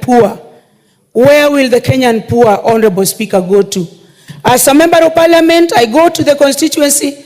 I am told by my teaching community, I am told by the elite of the community, please talk about she, sha, show. I thank you.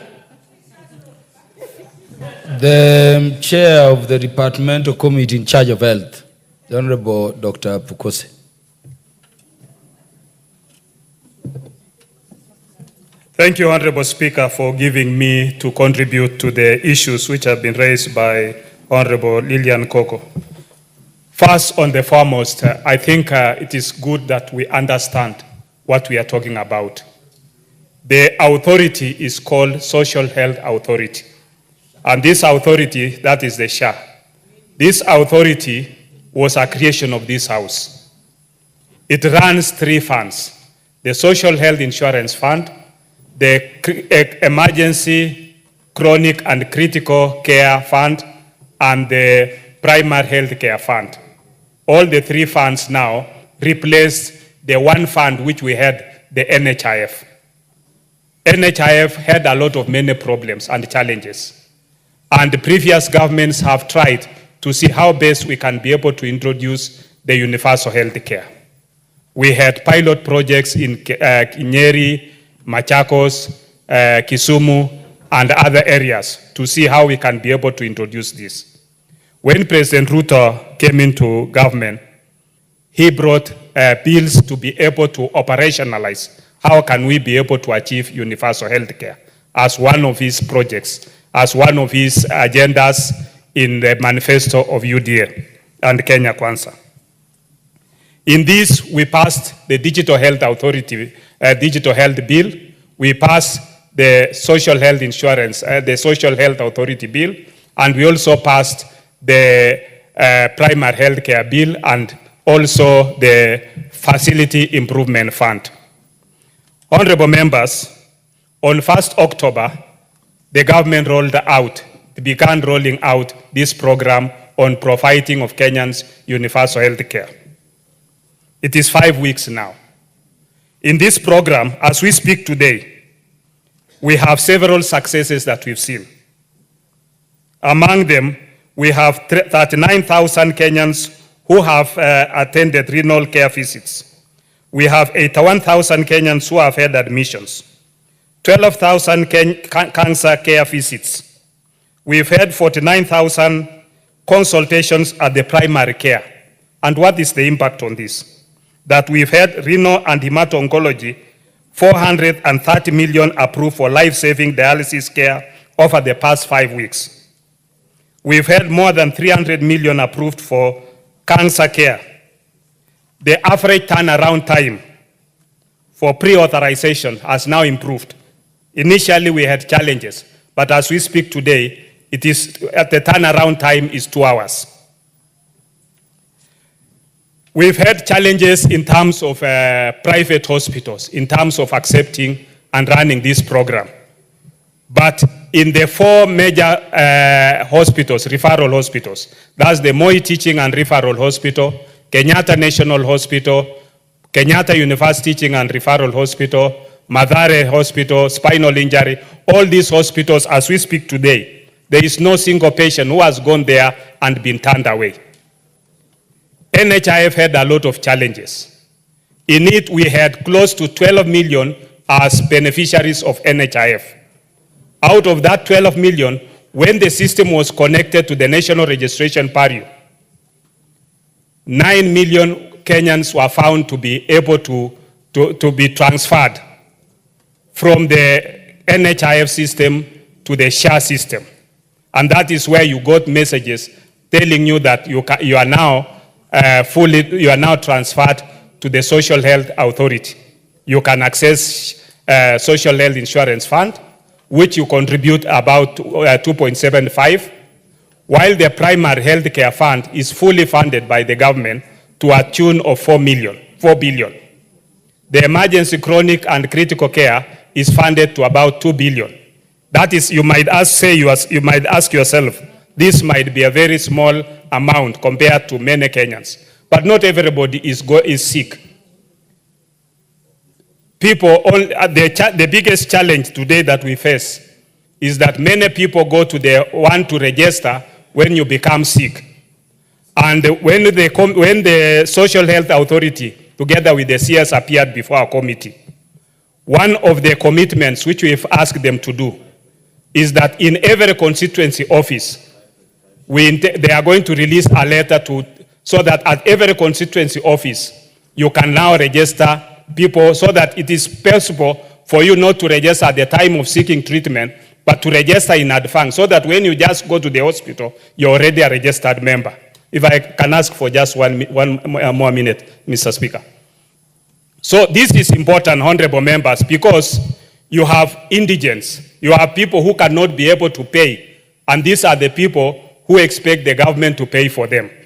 Therefore, by registering within your constituency or within the women reps or even the senators' offices, we can use the means testing to identify. 1 minute because of the information is giving being committee chair. The Social Health Authority, together with the Digital Health Agency, will send their staff so that they can liaise with your constituency office managers and your team so that your constituents can be registered, and through means testing, we can be able to pick those who are indigents and they can be able to access services so that the government can pay for them. Because in our budgetary allocation, we have an allocation that we allocate for indigents. And I think these are the largest population that will come to you seeking for your assistance. So as soon as that letter comes, I'll be able to forward to and we have asked them to forward to the clerk so that all members can be informed and you can be able to inform your constituents. With those few remarks, Honorable Speaker, thank you for allowing me to contribute. The Honorable Dr. James Nyikal.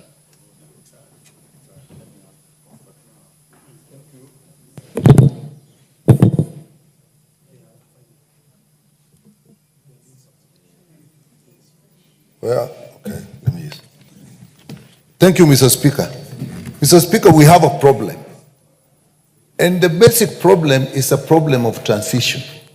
So when we actually passed these bills, remember our greatest argument was actually on the issue of transition.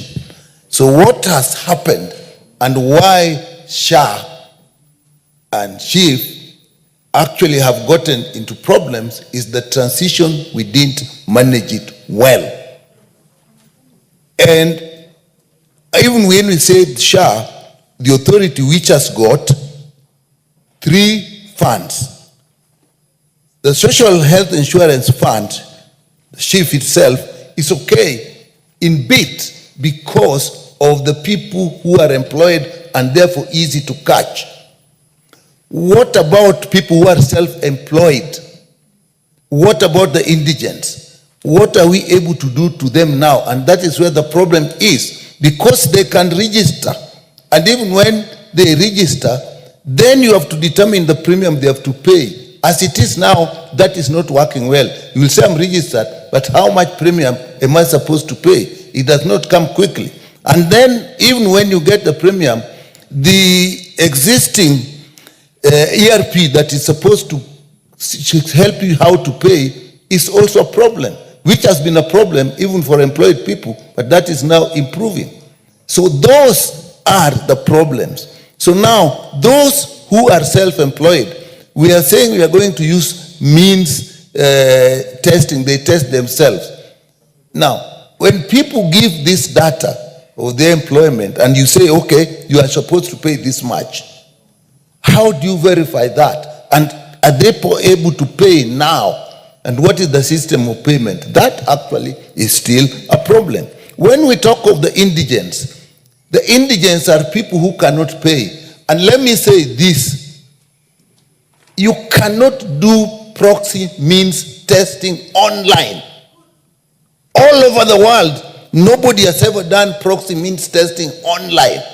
Because what is used, the proxies that are used themselves cannot tell you the proper means. It is always at one point you have to get to the ground and see the family. You cannot say this is a stone house and it tells you the income of the family. You have to go and see what form of stone house. You cannot say this is a mabati and not a thatch. It is maybe some tin shack mabati. So you have to do that. We have a problem there. It is exactly the same problem we have with university funding. So we really have to go for proxy means testing and do it the way it should be done. We can use the community health promoters, but so far, and even the chiefs and the assistant chief, but so far, at least in my constituency, I've not really seen this thing working. So that is exactly where the problem is. And even these who are to assess themselves. So now, what has happened, because we have gone up in the payment, those employees who are paying a lot more now are actually covering up. What about those who are self-employed and have not enrolled, and you have not know how much they enroll?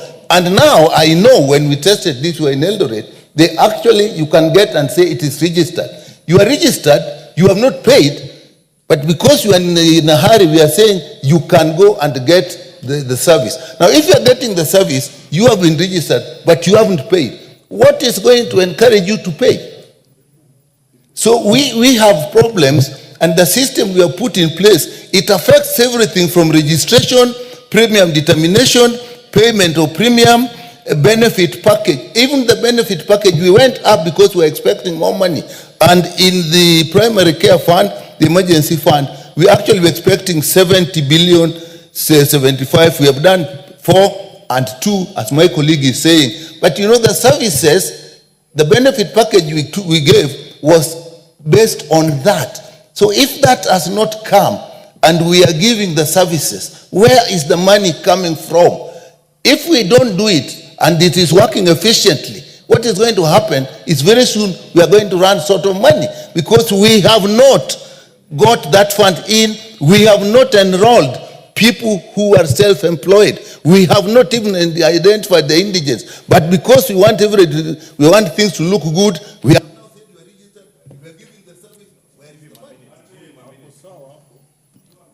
the Honorable, the majority leader, because of President. Thank you, Honorable Speaker. Honorable Speaker, let me first take this opportunity to thank the Honorable Dr. Lilian Gogo for this adjournment motion, because it gives us the opportunity to address a very topical issue in our country. Honorable Speaker, maybe allow me to start with a bit of statistics that I have just gathered, Honorable Speaker, that so far, a total of 14.4 million Kenyans have registered to join the Social Health Authority program under the Social Health Insurance Fund.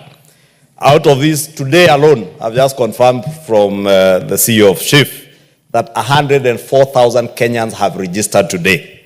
And allow me, Honorable Speaker, to plead with us as members of Parliament and as the people's representatives to be at the forefront in encouraging, promoting the registration of members of the public into the Social Health Insurance Fund.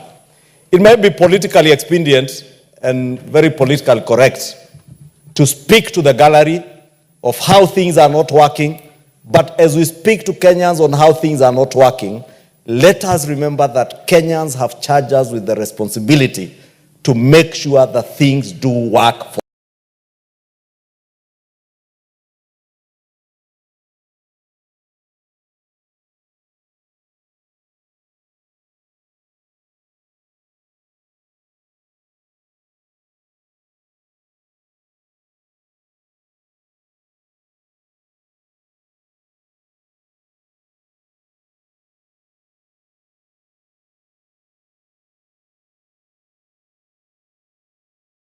for them. Therefore, doesn't help me. Remember St. Peter's health facility there that mushroomed into a big health institution largely from money stolen from NHIF. You remember the other small dispensaries you saw in Tharaka Nithi, in Meru, in Nakuru, and people were hemorrhaging resources from NHIF, Honorable Speaker. It is these hemorrhage resources from NHIF today, Honorable Speaker, that largely are fueling the propaganda you see being peddled against the Social Health Insurance Fund, Honorable Speaker. Today, Honorable Speaker, out of the 14.4 million Kenyans who have registered, 710,000 have done the mean testing score. And out of these people, Honorable Speaker, when you register, Honorable Speaker, and these are the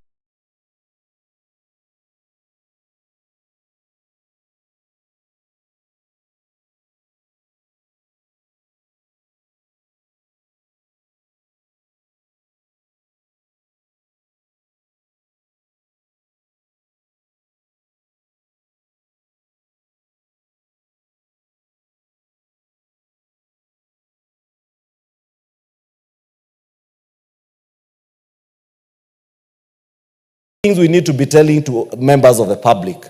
The moment you register today are telling us that the main premium that Kenyans who have done the mean testing score of these 710,000 is 525 shillings. Because it is politically expedient and politically correct, Honorable Speaker, for me as a business person who is well-meaning, who is doing well, to do the mean testing score, and I'm told the premiums you should pay from your level of income, and also people to know that it is based on how you answer the questions that are on that mean testing score. If you own a car that you are paying insurance of 200,000 shillings, for heaven's sake, if you can insure an automobile, you can also insure your own body, your own health. And therefore, Honorable Speaker, you find people who are quoting very huge figures. But because of the answers they gave as they did the mean testing score, fact, Honorable Speaker, and these are statistics that you can examine and see and authenticate from the SHA website, Honorable Speaker. The mean premium out of the 710,000 people who have registered is 525. Out of the service providers, Honorable Speaker, 7,802 hospitals have signed up for this program. Honorable Speaker, there are a further 8,118 healthcare providers who have successfully registered to offer services, and out of this, Honorable Speaker, 7,965 have offered services under shift to Kenyans. Therefore, for us to stand here, Honorable Speaker, in this house and elsewhere, in funerals and everywhere, to say, oh, it is not working, we are lying to Kenyans, Honorable Speaker. We should be telling Kenyans the truth. We should be educating Kenyans.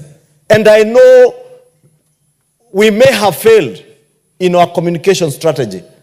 We may have failed in how well we communicate and educate our people. But, Honorable Speaker, let us use this opportunity on this floor this evening to educate our people and let them know. Honorable Speaker, it is not fair that my constituents, who some are people who are unemployed, were paying an average of 500 shillings at a time with my huge salary, Honorable Speaker, besides my business income, Honorable Speaker, and that salary is paid for by the same constituents that I was paying 1,700 shillings a month. And now because I'm being asked to pay 27,000 or 20,000 shillings a month, I start complaining and cry more than bereaved. But I'm not being honest with Kenyans to tell Kenyans I am crying more than the bereaved because I am more bereaved because I am paying 20 times more than what I was paying from money that is paid to me by Kenyans. That is the kind of honesty, Honorable Speaker, I want to beg that we exercise as we debate, Honorable Speaker, as we educate. Let us be at the forefront of offering civic education to our people. Because, Honorable Speaker, you have seen cases of cancer patients. You've seen renal care patients, those who are undergoing dialysis, and yet I had paid for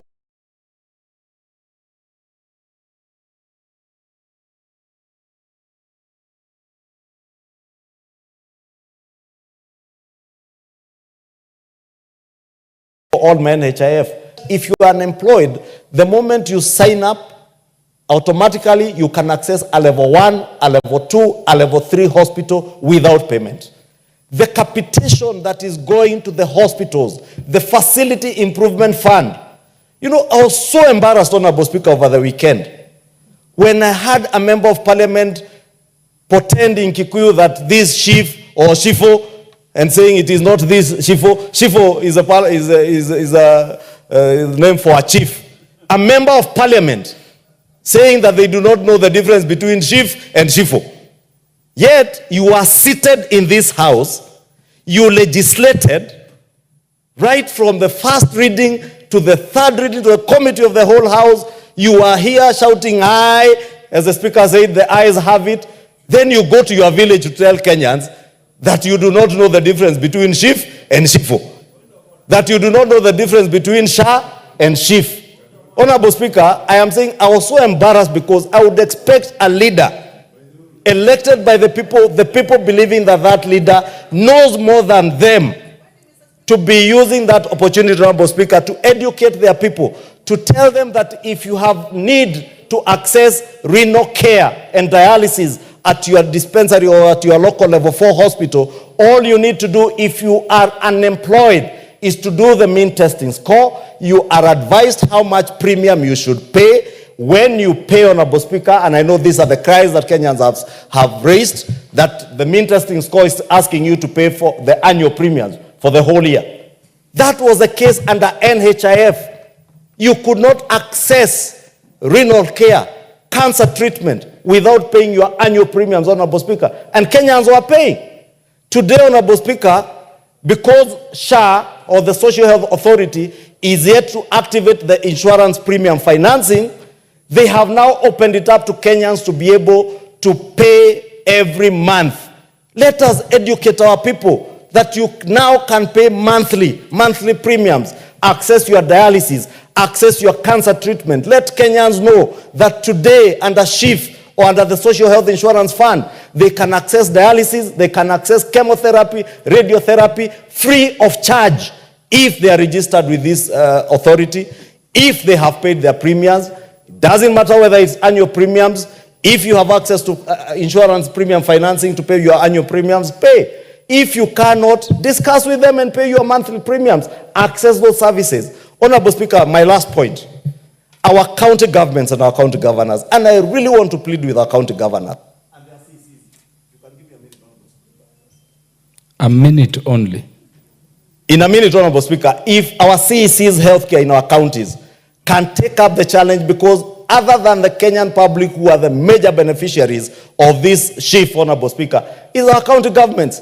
The facility improvement fund that we legislated in this house, I know many politicians will not tell Kenyans that truth, that facility improvement facility empowers your local dispensary to have a committee that will even procure equipment and medicine at that local level.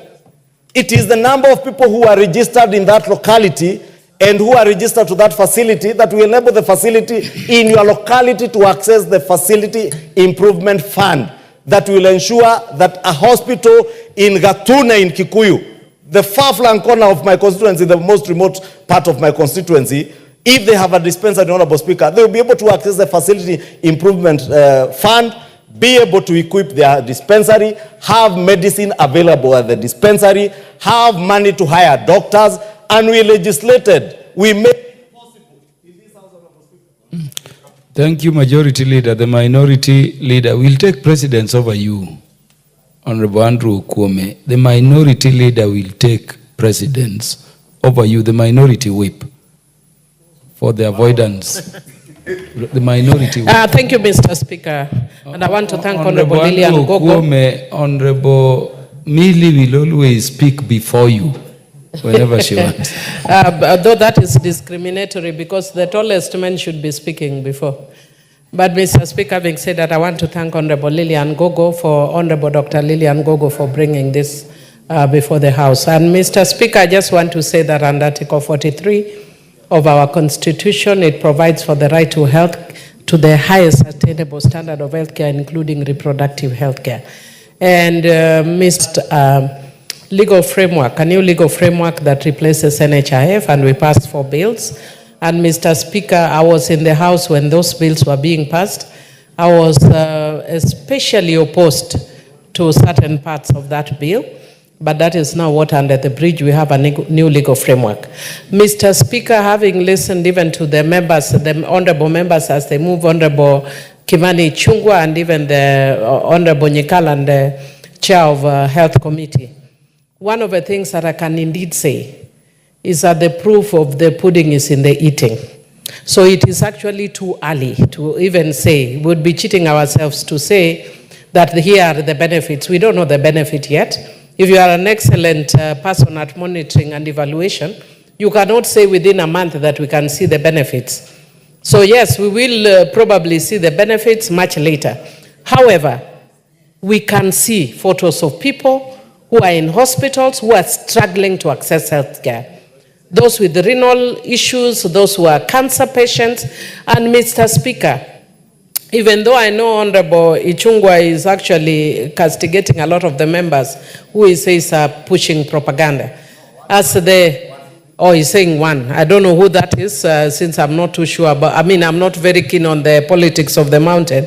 But Mr. Speaker, what I want to say is that we need to acknowledge that there are very serious transition issues over this. Over this. And Mr. Speaker, if we lose a life, we can never regain it. I have a person who is very close to me who is undergoing cancer treatment right now and will not receive any treatment unless there's pre-authorization of payment. And Mr. Speaker, if me, I'm at the place where I am, maybe because they are able to do that, because we, for different factors we can. But the cries we are getting from our own constituencies, the cries we are getting from ordinary Kenyans is telling you that there's a huge problem with the transition. And this transition was not done efficiently. What I would want to encourage the chairman of the Committee of Health is, one, please do a kamkunji for members of parliament. I am a lawyer and I was here when this was passed. And a lot of us would want to sit here and pretend that we understand and know. Me, there are a lot of things I don't understand about this, and I passed this law here. What about ordinary Kenyans? Do an urgent kamkunji for members of parliament so they understand what this new system is all about. Number 2, we need to actually stop most of the things we are doing in this country so that members of the public understand and know how they can access health care. Because healthcare should be the most primary, right for everybody. Because if I'm already dead, how are you helping me? How will it be of benefit to me if I'm already dead? Even if you are to compensate, I will already be dead. So really, I think we need to take this issue more seriously than we are. Let us listen to the cries of Kenyans. Yes. If the health system is not working, a lot of the poor people can't access healthcare system, there is a problem. And Honorable Majority Leader, please listen. Please, the transition is not working well. Please take this and inform whoever needs to be informed that they need to take urgent action. The transition is not working well. Thank you, Lillian, for bringing this. I would request we speak for not more than 3 minutes so that as many of us as possible contribute. The Honorable Omboko Milemba. I have not recognized you.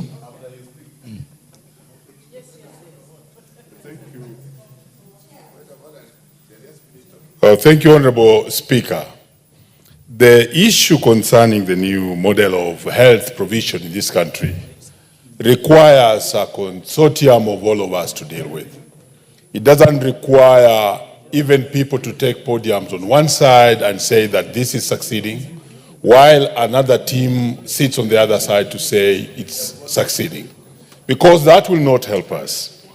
Another thing I want to say about this is that it doesn't even require statistics, quick statistics of we have treated several number of people, we have done this dialysis. I'm seated very close to the chairman, and he gave a number of such statistics, but even the leader of majority went ahead to give a lot of statistics. I was in a meeting over the weekend where the Minister for Health was called upon to speak on this.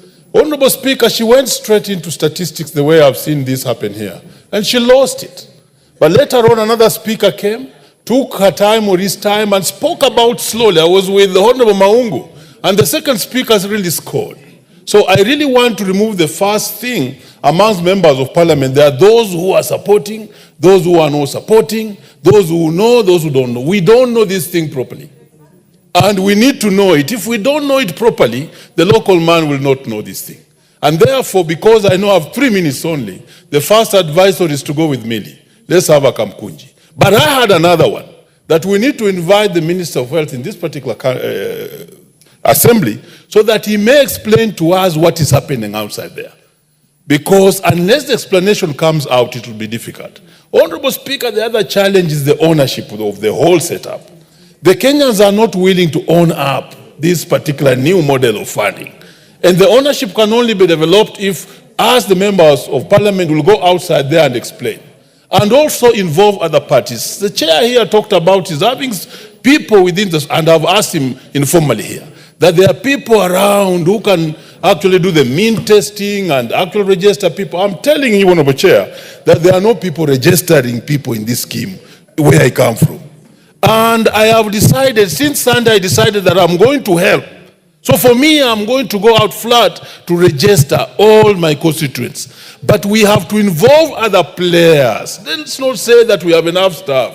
Those CHPs, if they were trained to actually register people in this scheme, it would work. After all, they know everybody. They know the indigent. So even as we do the mean testing, they can actually add up to bring out the whole thing to work properly. And I think that's the direction we need to take with this thing. Otherwise, once the Kenyan person is complaining, we are not safe even if we give whatever number of statistics. So for me, we need to own up this model, go and explain it, and use every other people within the circles to see how the model can work. Thank you, Honorable Speaker. The Honorable Karoli Omondi.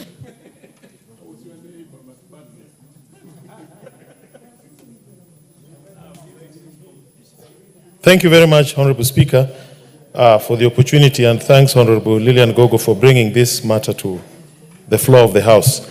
I agree with the other speakers that the transition has been very bad in this particular matter. I mean, there are already patients with chronic illnesses who are already being served under NHIF. And I wonder why they just never made the full smooth transition into SHA. Because they were already covered, they're already paying their premium, they're already receiving the services. But today they are being asked to register again. And I think this is where the biggest problem is. So we would like to hear from those responsible why there was no bulk transmission of existing members under the previous insurance scheme who had current premiums. And to make matters worse, even those who are enrolling today, they're having difficulties making the payments under the system. It is quite a challenge. You go to hospital, you enroll, you try to pay, you don't go through. But, Honorable Chair, I think the most critical thing is that this new scheme is grossly underfunded, and it will not work unless the issue of funding is addressed. The data I have, and Omboko Mulema, please forgive me for using some numbers, NHIF legacy debt is over 30 billion, which is not paid to service providers. How will you convince them to start accepting new patients under the new system, especially the private sector hospitals? The actuarial projections were that about 50 billion would be needed to start underwriting the 3 funds that we have created. Only 6 billion has been made available of the 50 billion that was required. And as the majority leader said, 14 million members have registered, but only 700,000 have paid. And I suspect these 700,000 are those who have been captured because of employment, not because of being self-employed. Yeah, because they are employed. So basically, we are looking at a new system that is grossly underfunded, projected to cost about 275 billion in the long run to make it fully functional, but is funded at 6 billion. And to make matters worse, we have committed 105 billion to buy a health management software system, information system, 105 billion, instead of committing the money to underfunding the insurance schemes under this scheme. So I think the biggest problem is the way this thing is being funded. And without sufficient funds, I can guarantee you it will fail. It will not work. Thank you, Honorable Speaker. I think we should have the Kamkunji so that we all get educated on this matter better. Thank you. The Honorable Gadoni Wamuchomba. Thank you, Mr. Speaker. I rise to thank my sister, the Honorable Dr. Lillian Gogo, for bringing this motion. I indeed had tried to bring the motion this morning, and I wrote to the Speaker, but I was informed that she had done that before me, so she was given the precedence, and I appreciate. Mr. Speaker, I personally went to various hospitals after I got a lot of calls from my voters on matters to do with the denial to access to health.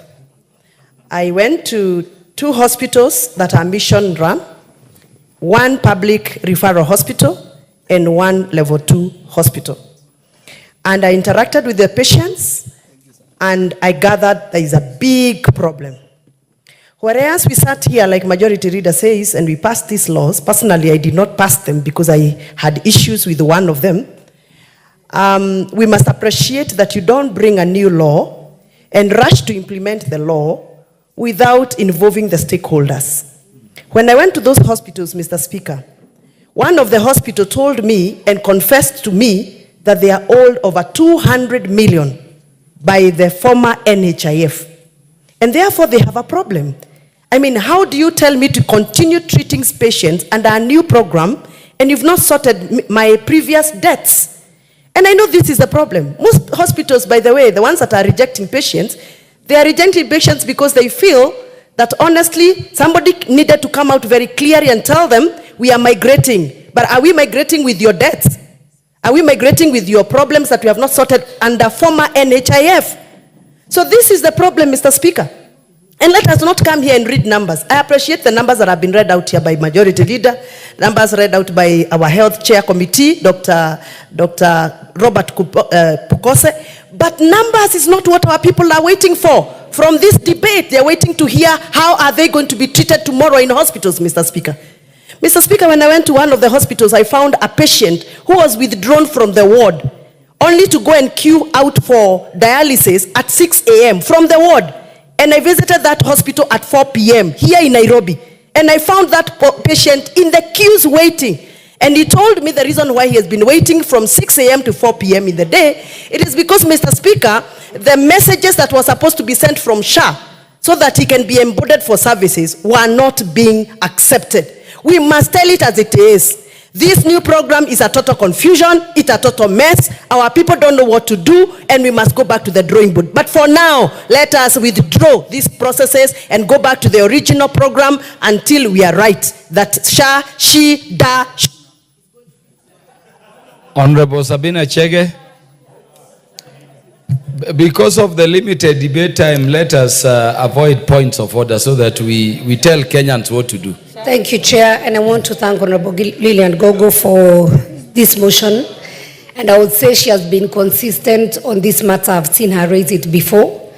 Mr. Speaker, the problem we have with the implementation of SHA and SHI is about the clarity of the transition.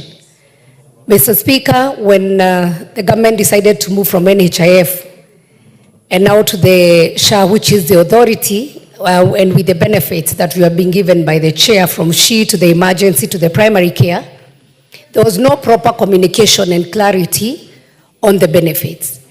As a former chair, Mr. Speaker, yes, NHIF had many challenges, but when patients visited hospitals, they knew what to expect. So a patient who was to go for dialysis, a patient who was to go for chemo, and who are majority of Kenyans, Mr. Speaker, they knew when they went to hospital what they were to pay and if they were to top up. Unfortunately, Mr. Speaker, when the 1st October came, I also became a victim. I had a patient in hospital, and even with an insurance, Mr. Speaker, it was very difficult to claim what was meant to be NHIF, which now had become SHE under the SHA authority. And so, Mr. Speaker, I would urge the chair of the Health Committee, these members, and I know even your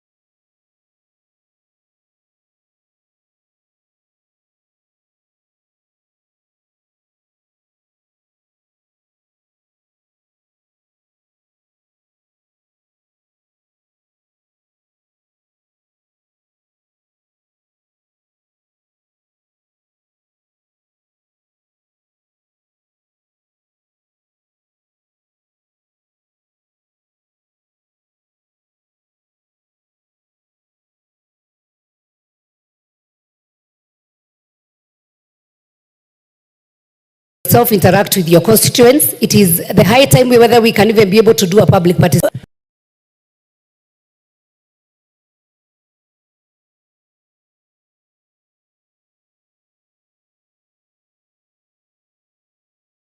The Social Health Authority was well intended to ensure that every Kenyan gets access to good health care.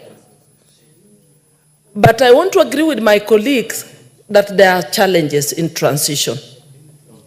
Just like any other program or project, there will be those teething problems when it's being implemented. And I think that is where we should focus.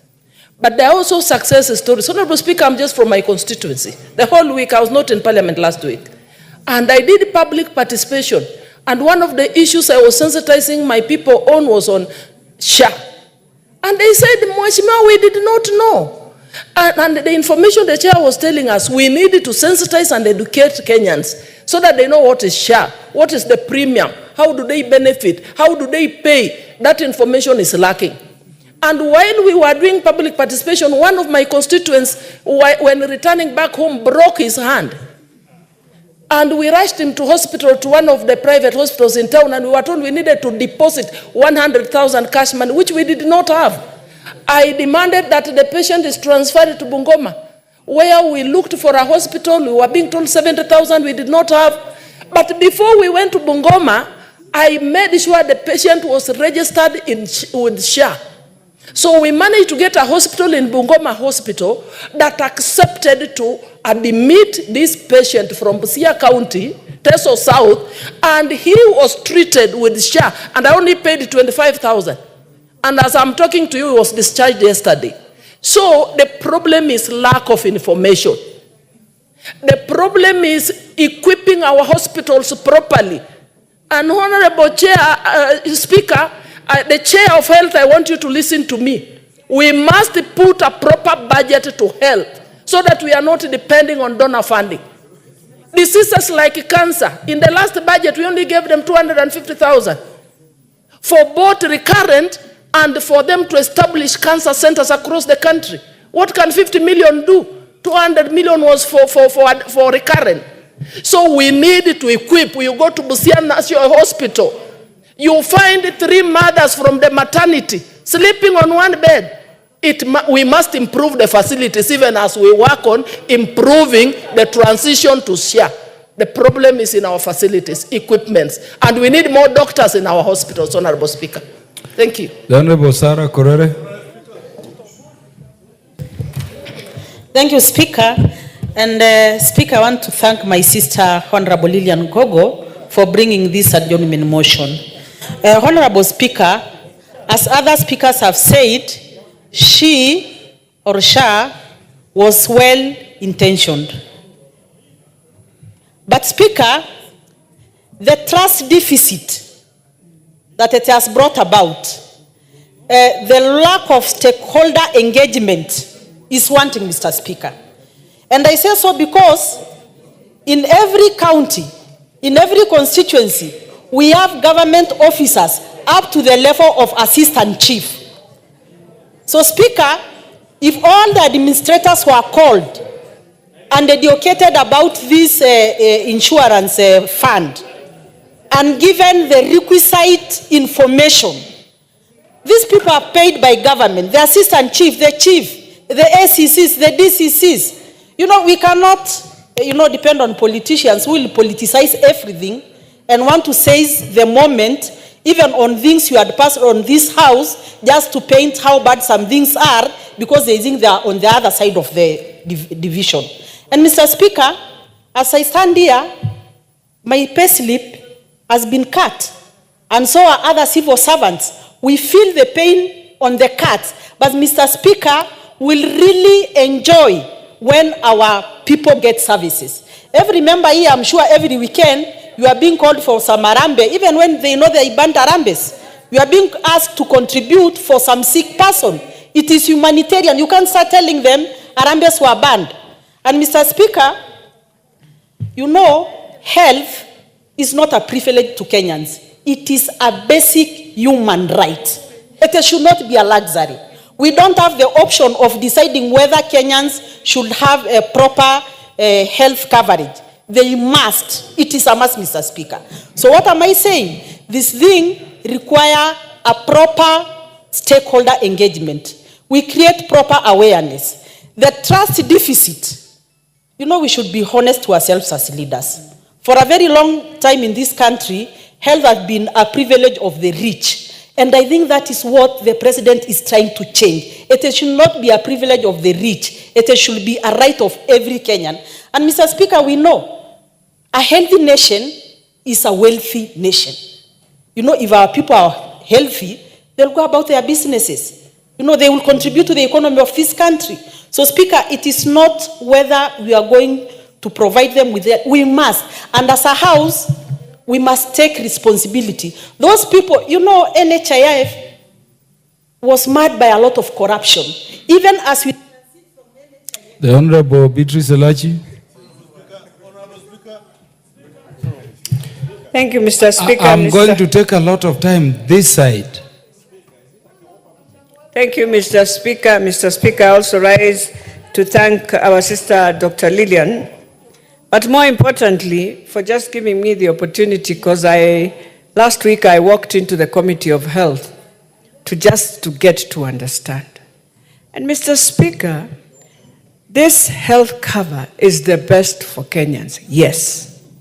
But what we need to understand, and what the committee and our chair of health needs to understand, you cannot have a system where you appreciate the hardware, but you forget software is what will make the hardware work. And that is the crisis we are in, Mr. Speaker. One of the things I need them to come and explain to us, in all insurances, there is a cap. You know, in SHIF, you don't have a cap. So if someone is paying based on your salary, you are just paying. And those are some of the things Kenyans are feeling. They need more explanation. There must be a cap on this. Mr. Speaker, the other thing is that it is time for all of us members of parliament to put a desk in our constituencies.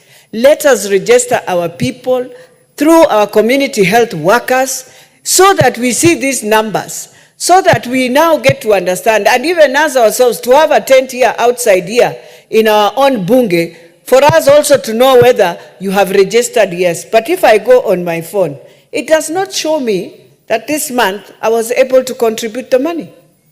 So how will I know that I'm contributing?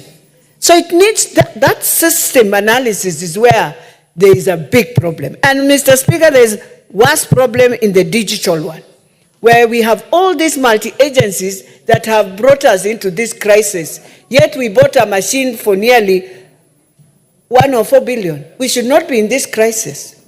We should be now having a health cover, and we should be now celebrating that we have a health cover for everyone, but not going into the crisis we are going in. And then we find putting our president into a lot of challenges because of what we have done. And yet it is just in the Ministry of Health where we have that confusion, Speaker. And this is the time that they must come here through a Kamkunji, realign everything, tell us how the claims management system works, tell us very well how the counties are going to, they are benefiting, yes, but then how do people register for their county hospitals to benefit is very critical. Therefore, thank you, Daktari, but we need a Kamkunji very fast. The Honorable Guyo Jaldes.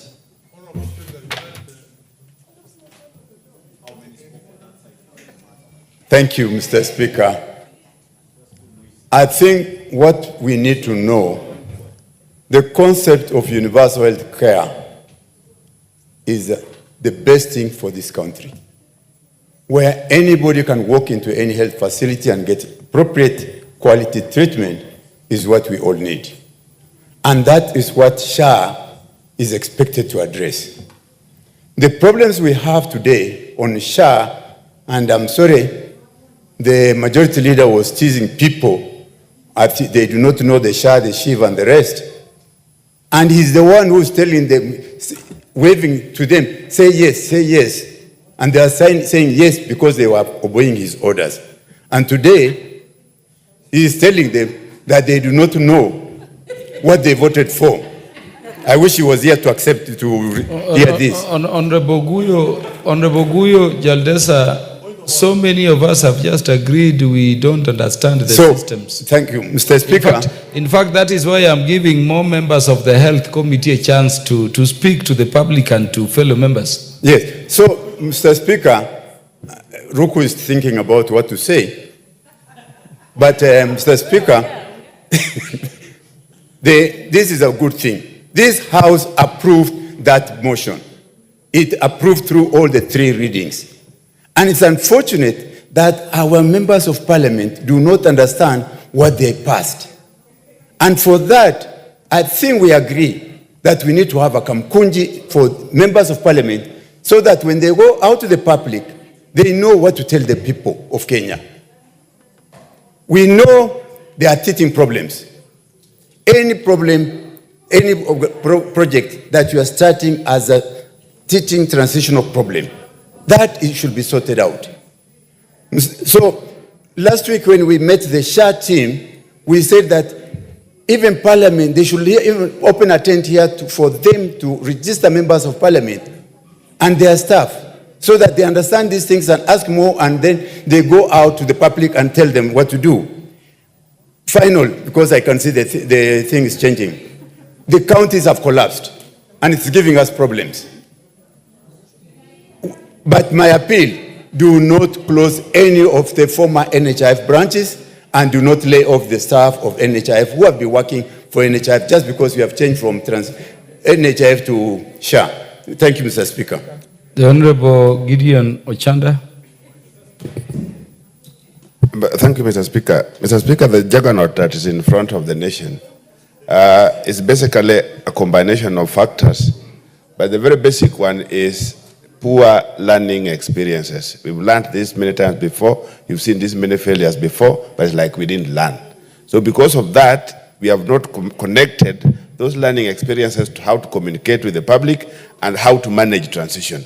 So this is basically the main problem that we have as a nation. All these registration processes have failed before. In the last parliament, we placed 6 billion each year for 3 years for purpose of registering indigents. Nothing came out of it. We've seen in the past registration even of basic things like the Huduma number. It failed the nation. So anytime that we are talking about registration of any manner, we must learn from that the past experience to package how we communicate with the public. And that's where the biggest problem is.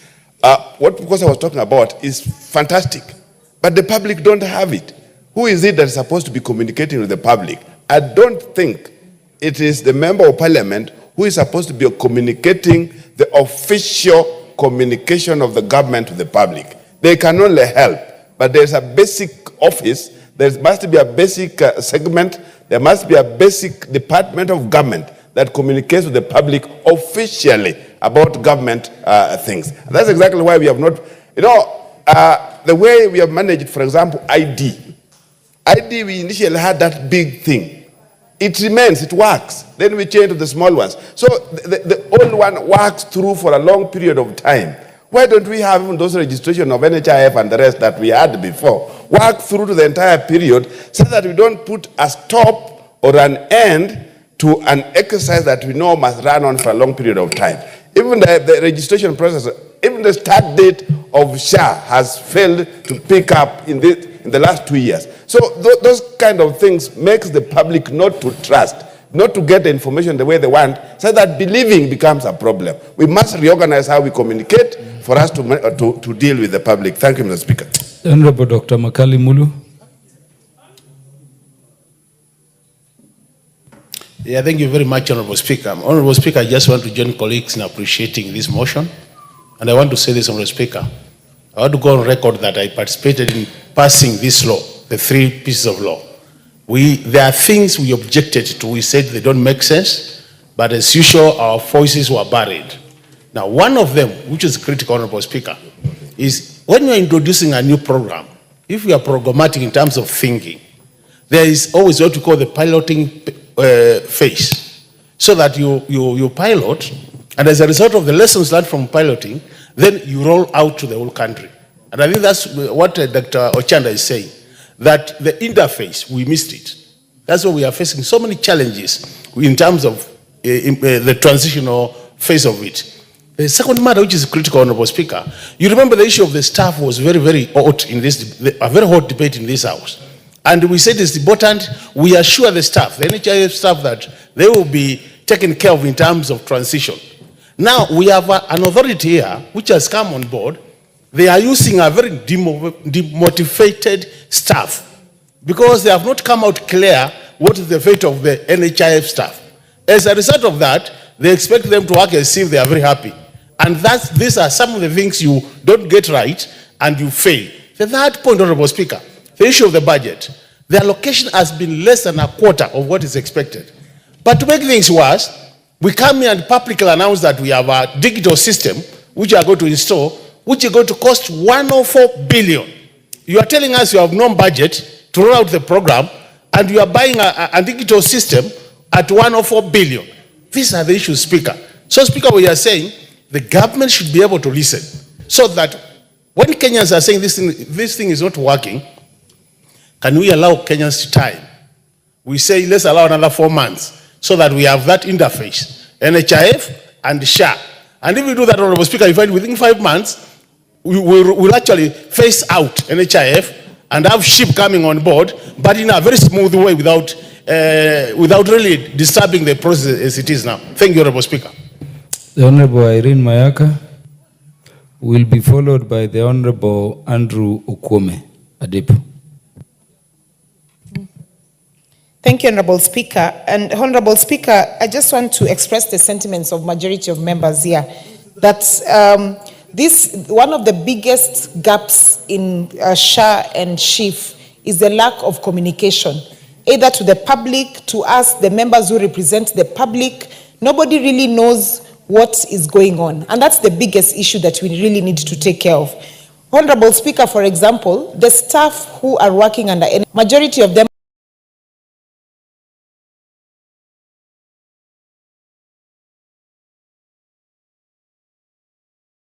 have communicated to them in terms of what is going to happen to them. And this communication needs to be very clear.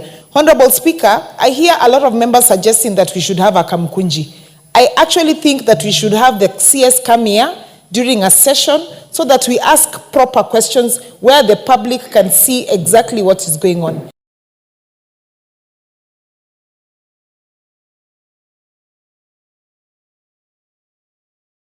The other thing, Honorable Speaker, is this is an IT-based technological system. And one of the things that we know in the IT space is that when you are moving to a different technology, you have to do what is called a grandfather piloting. What this means is that you pilot in batches. You try one place, if it works, if it doesn't work, you get the feedback, you rectify that, you grandfather that system, and then you move on to the next batch. But this was done en masse, which is very scary and very, very dangerous. And a lot of patients have suffered as a result of this. So what I want to urge the chair and the CS, and I hope he's listening, is that can you now start a process of communication? We have access to social media, we have local media, we have vernacular media. Why don't you use all this that you have access to educate Kenyans properly, to understand this, and also take on the feedback that you're receiving from Kenyans, so that it tells, so that you're able to know what the issues are. Otherwise, there will be no acceptance of SHA and SHIF as an alternative to NHIF. Right now, everyone believes NHIF is what works. So it's up to us. We have the responsibility of ensuring the public understand why this is a better alternative. As at now, we all don't think it's a better alternative. I thank you. The Honorable Andrew. Thank you, Mr. Speaker. In fact, I'm surprised that some of us do deny that people are suffering out there. I'm telling you, the situation out there is very serious, and because of that, I'm happy my colleague, Honorable Gogo, brought up this issue. One thing that I see is the cause of this problem is changing of names from NHIF to SHIF. Perhaps the system should have worked in such a manner that the two systems were to run concurrently as NHIF gives way to SHIF. But if you make it one day, a number of people were caught up. They were neither in NHIF where they were deregistered, nor are they in the new system of SHIF. So when illness comes, when a disease comes, they are just, their fate is death. This we must accept, because if somebody is nowhere, then it's not registered. And with that situation, I would say that the government must take this thing very seriously, because even as I speak, there are many people who are not registered anywhere. I think this we need to do something on very, very urgently. And in addition to that, a bad mistake was done that there was no public participation adequate. There was none. So people know what's going on. That's why you hear SHIF, SHAF, his, whatever. This is because of not knowing what is going. So, Mr. Speaker, sir, let me say we need to reverse the situation in a way that everybody can be given a chance to live. Honorable Andrew Kwame, your time is up. The Honorable Wilberforce Oundo, in 2 minutes. Chair, I have been on top of the log for long, but it's okay. Honorable Speaker, I think there are two issues here that the committee and the executive needs to address. One, majority of the hospitals have got legacy debts from NHIF, and probably there isn't sufficient legal mechanisms to transfer the liabilities of NHIF to SHA. So you find that many hospitals, therefore, are no longer, are not happy, are not willing to take up more responsibility and more debts. So it's therefore important the executive needs to assure service providers that whatever you are owed by NHIF will still be taken over by SHA after the due diligence process is completed. Second, Honorable Speaker, yes, we might have insurance cover, but if the primary facilities do not have adequate resources, then the entire system, Honorable Speaker, is going to collapse. So for that, because we are running short of time, it's a good idea. Let the executive work on it so that we resolve these issues. Thank you, Honorable Speaker. Lastly, the Honorable Eric Muchangi. Thank you, Honorable Speaker, for this opportunity. I wish to thank the Honorable Dr. Lilian Gogo for this very important matter.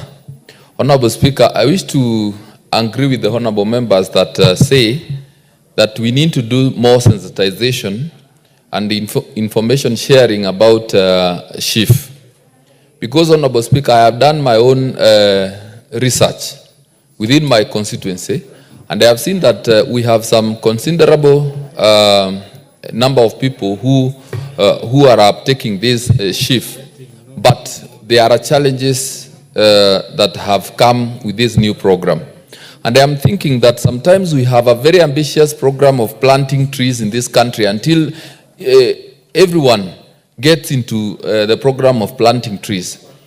And on this issue, important issue to do with healthcare, I believe that we should, as a government and as leaders, invest more time in educating our people, because we need more of them to get enlisted in this program, and we should not fear that this program is new. You know, in this country, we have a tendency of rejecting almost everything. This idea of having a new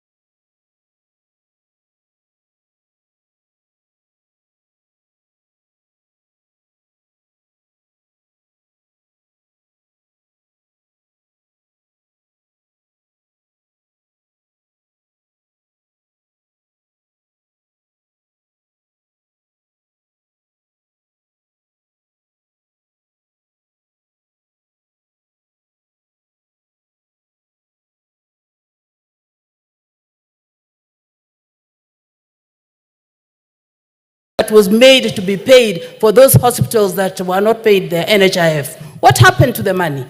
They should be paid. How can I give you service if you have not paid me what you owed me previously? Mr. Speaker, we need to look at it again. We are not saying that it has failed, but we need to review and see what can be done to give Kenyans the universal health coverage that was promised. Thank you very much. Order, honorable members.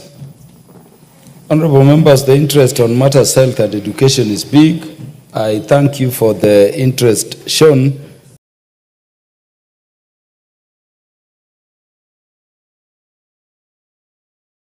I believe we can have this through other forms and procedures within the assembly, so that the matter health, including the thoughts around Kamkunji and those other processes that can make us stabilize the thing. I'm very happy that we are thinking of solutions, not lamentations, because indeed it is this parliament which killed NHIF by repealing the act and established SHIF by enacting the new laws. Honorable members, the time being 7:09 p.m. This House stands adjourned until Wednesday, the 13th day of November 2024 at 9:30 AM.